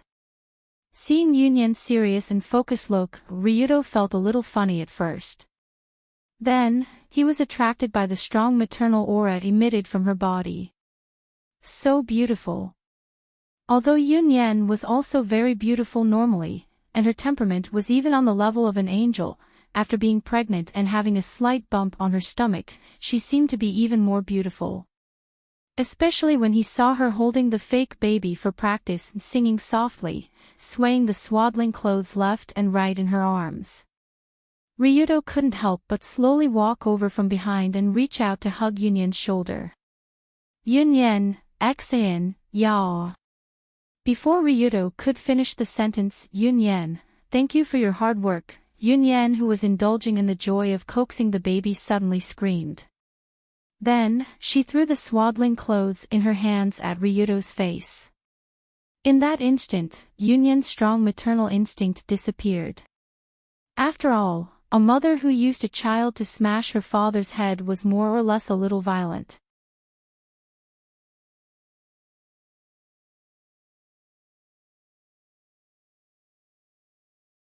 Chapter 370. What? It turns out to be Ryuto, I'm very sorry. When Yunyen finally came to her senses and realized that she had hit the child's father with her child, she hurriedly apologized and reached out to rub Long Do's forehead. Ryuto held her soft palm and smiled. What's wrong? Have you been practicing how to take care of the child at home recently? Isn't this a little too early? It's not early. Recently, my stomach seems to have bulged a little, and I always feel that he is moving around in my stomach. At this time, Yunyen reached out and touched her belly that was still flat, in fact, there was no bulge at all, and said in a gentle tone. Of course, the belly of a 2-month pregnant woman generally didn't change much, and the thing in the belly wouldn't move around. It was all just Yunyen's psychological effect. But Ryuto naturally wouldn't say such boring words. Instead, he hugged Yunyen in his arms and also reached out to touch the belly that was pregnant with his first child. And Yunyen also leaned her head on her lover's shoulder, enjoying the peace of the two of them at this moment. In a dim room with various childcare products, the two men and women who were about to get married snuggled together, and the air was full of romance. However, because Yunyen was now in a pregnant state, the intimacy between the two was only superficial. They separated after a little tenderness, so as not to affect the baby. By the way, my dad is outside discussing the details of the marriage with your parents. Do you have any suggestions in this regard? Watching Yunyen put the fake baby used for practice back into the stroller, Ryuto sat on her bed and asked with a smile. Generally speaking, marriage was a matter of two people, but it was not entirely a matter of two people. It was a matter of two families. Especially for Ryuto, it was even more complicated. He was going to marry 3 women at the same time, which involved a strong combination of 4 families. Therefore, there were many things that could be argued about the venue and the form of the wedding. It was simply endless. Hearing this, Yunyen nodded and said, "We have more foreign relatives in our family, and the education we received is more Western. My parents mentioned before that if possible, it is more appropriate to hold a Western-style wedding." A Western-style wedding was not unreasonable. Speaking of which, although there were many types of weddings, Western-style weddings were still the most accepted type. Almost every place could accept it.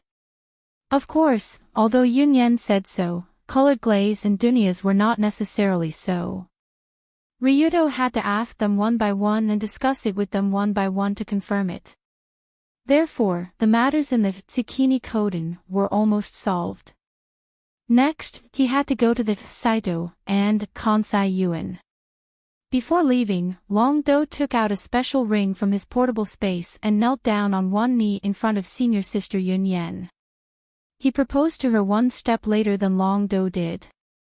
"Miss Yuejianli Yunyen, although it's a bit late to say this, are you willing to marry me?" This time, Ryuto took out a double-layer bead chain diamond ring inlaid with a 1-carat pink diamond.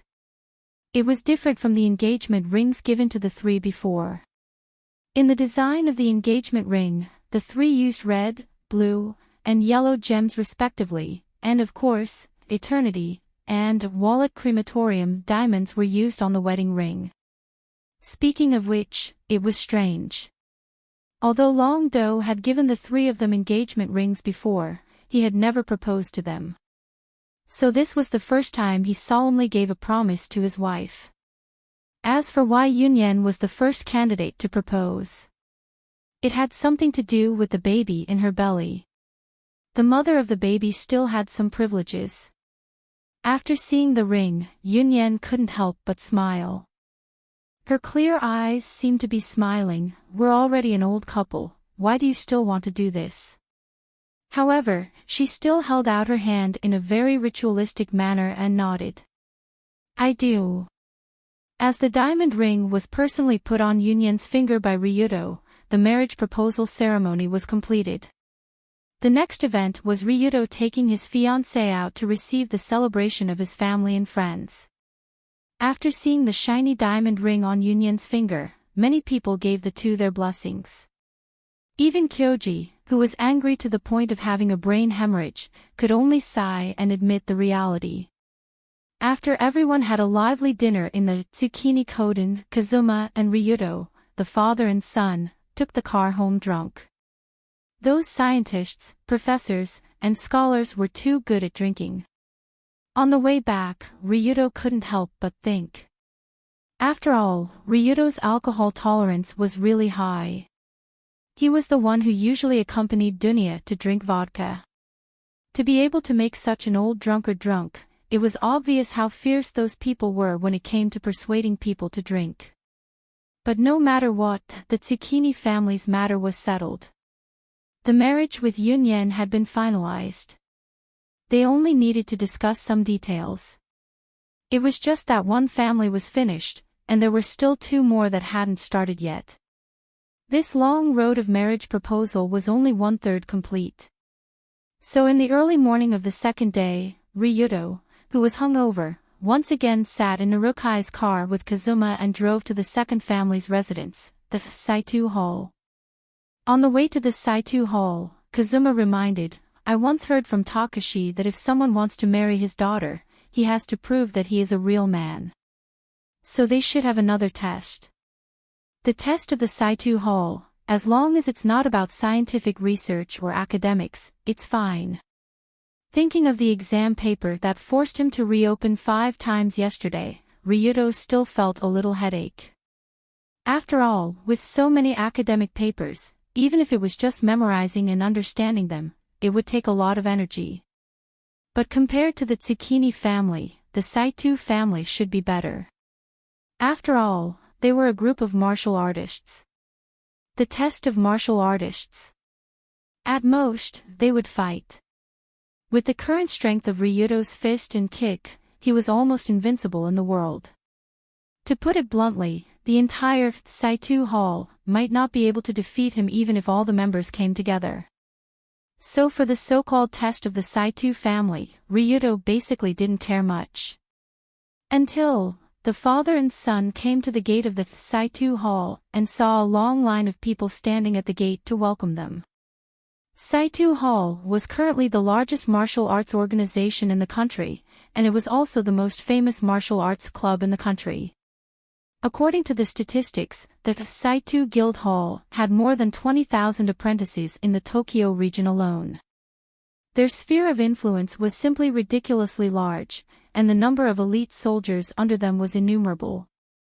However, even so, Ryudo didn't expect that when their exclusive car of the Rulon group drove to the street, both sides of the street were already filled with rows of strong men in training clothes.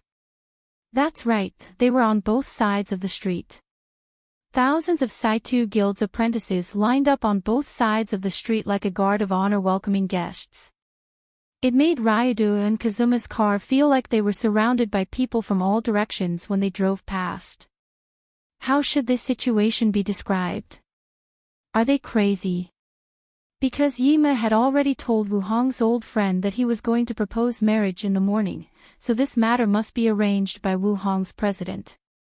But who would find thousands of apprentices to line up on both sides of the street just to welcome their son-in-law to propose marriage? Isn't there something wrong with their brain, or they have nothing to do? Especially when they arrived at the entrance of the huge building of the Saitu Guild Hall, the scene that appeared made the father and son even more dumbfounded. As the largest dojo in Tokyo, the main building of the Saitu Guild Hall was naturally quite magnificent. It was a 9-story building with a wide area. Although the decoration was not luxurious, it was very rigid. There was even a tiger skin placed at the door, which looked very dignified. At this time, the current president Saitu Takahiro was standing in front of the tiger skin, standing on the stairs, looking down at Ryuto and Yima who got out of the car. Around Saitu Takahiro, there were also members wearing Saitu Hall's training clothes. But these members were basically wearing a black belt, and it seemed that their status was much higher than the group of people outside. Seeing the stunned father and son finally came to the door, Takahiro laughed and said, "Ha ha ha ha. Tongshing Yima, Ryuto Kiryu, long time no see." No, I just looked for you to drink the night before yesterday. How is it long time no see?" Hearing this sentence, Yima couldn't help but rub the back of his head and ridicule. But Takahiro obviously didn't intend to answer him, and said, "However, if you want to be the son-in-law of my Saitu family, it's not that simple.